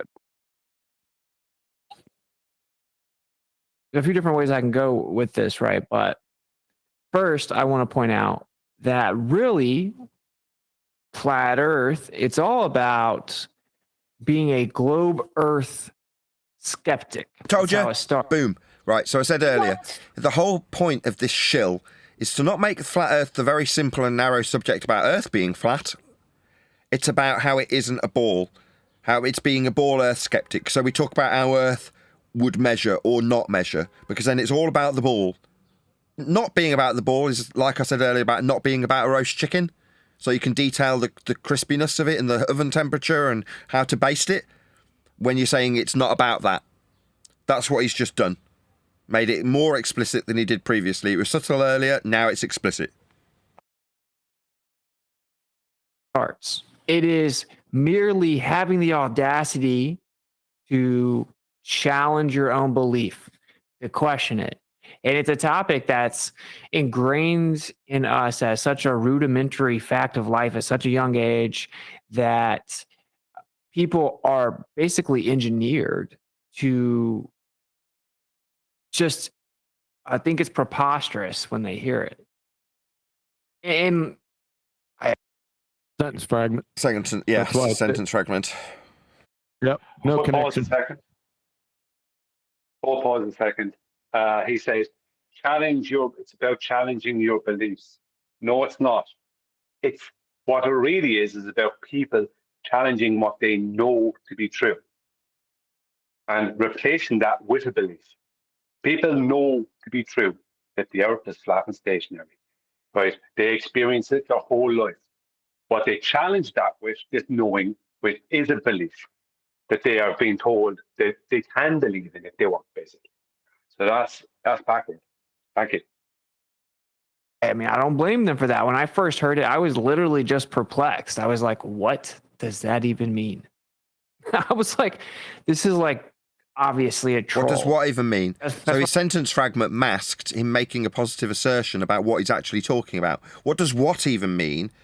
Well, what was the sentence fragment we just pointed out? He didn't specify, did he? Yep. No. So now we're talking about nothing. And affirming how much of that nothing that hasn't been specified we know. So we're now in La La Land. This is the vague nonsense that Whitsitt spews. That's what I thought. Like, I don't even know what it means. What does that even, like? Yep. That's retarded, right? So, what is retarded? He hasn't specified that either. Look in a mirror. He hasn't specified that, so I can't tie him to that either. We've got non-specific retarded nature of something. We don't know what it is. Maybe we'll find out shortly. We'll see. I understand that aspect of it, but what it is like aspect of what? Someone just. We could keep going forever. We'll just have to get through this convoluted gaggle screw of nonsense and non sequiturs that aren't specific to anything. Hopefully we'll get somewhere shortly. Kind of conveys the idea to you. Well, there's people that say that the Earth is not what we all kind of think it is. There are people I now know why you, when you're covering this sort of shit, end up just repeating what they've said. Because if you just repeat it verbatim, with a slight air of disdain, you realise just how little sense the sentence that he just said makes. Yeah. isn't this blue marble globe that we've been shown. It isn't. Boom, and there it is. In Now this we're universe that we all... now we're onto it not being a blue marble. So this is the game. This is what shills. This is how to identify shills. The question you ask: does this person talk about Earth being flat? End statement. No. No, he hasn't brought up a measurement yet. Right. Is this person talking about how globe-shaped Earth is or is not? Yes. So it's just the only purpose of these types of people being in here, this community that isn't in existence if you actually study what we're talking about, that's Earth being flat, want to make it into a community of people who deny the globe.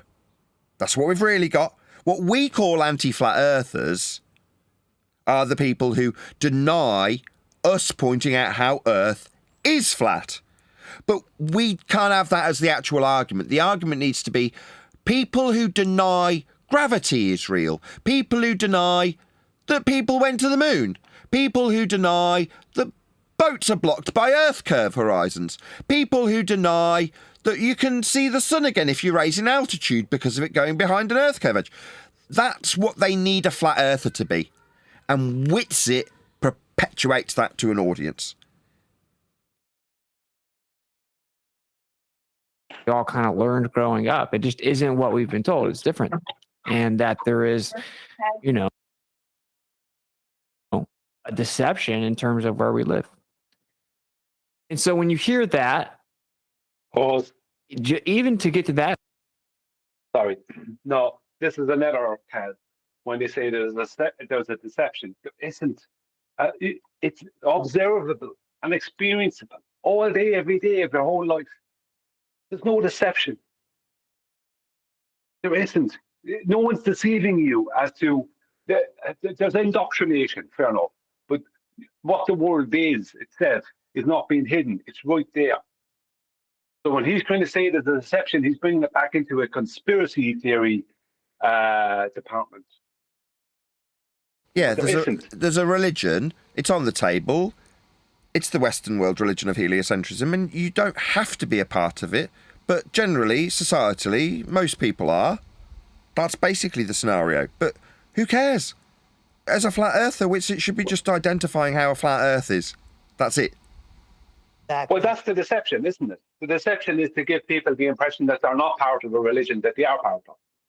That's the only real deception. Yeah, the conspiracy is to deceive you into not appreciating that heliocentrism is the religion. It's a little different. You're like, oh, so there's just people that think that like are investigating the nature of the earth. They don't agree that it is already fully known. Right, I'm afraid I can hear my youngest daughter coming through the door, so I'm going to round out. With that, another huge, massive, enormous thank you to both Discord and G+ panels for making today's after show possible. And of course, a massive thank you to all of you for liking, commenting, sharing, subscribing, joining as a Nathan Oakley 1980 channel member, being gifted a membership if you're watching this after the fact. Thanks to Jardo gifting out all those free memberships in the live show. And yeah, that's about it. Thank you for smashing the PayPal link if you're helping me out because you appreciate our desperate times call for desperate measures. With that, I say I'll see you all in the next video.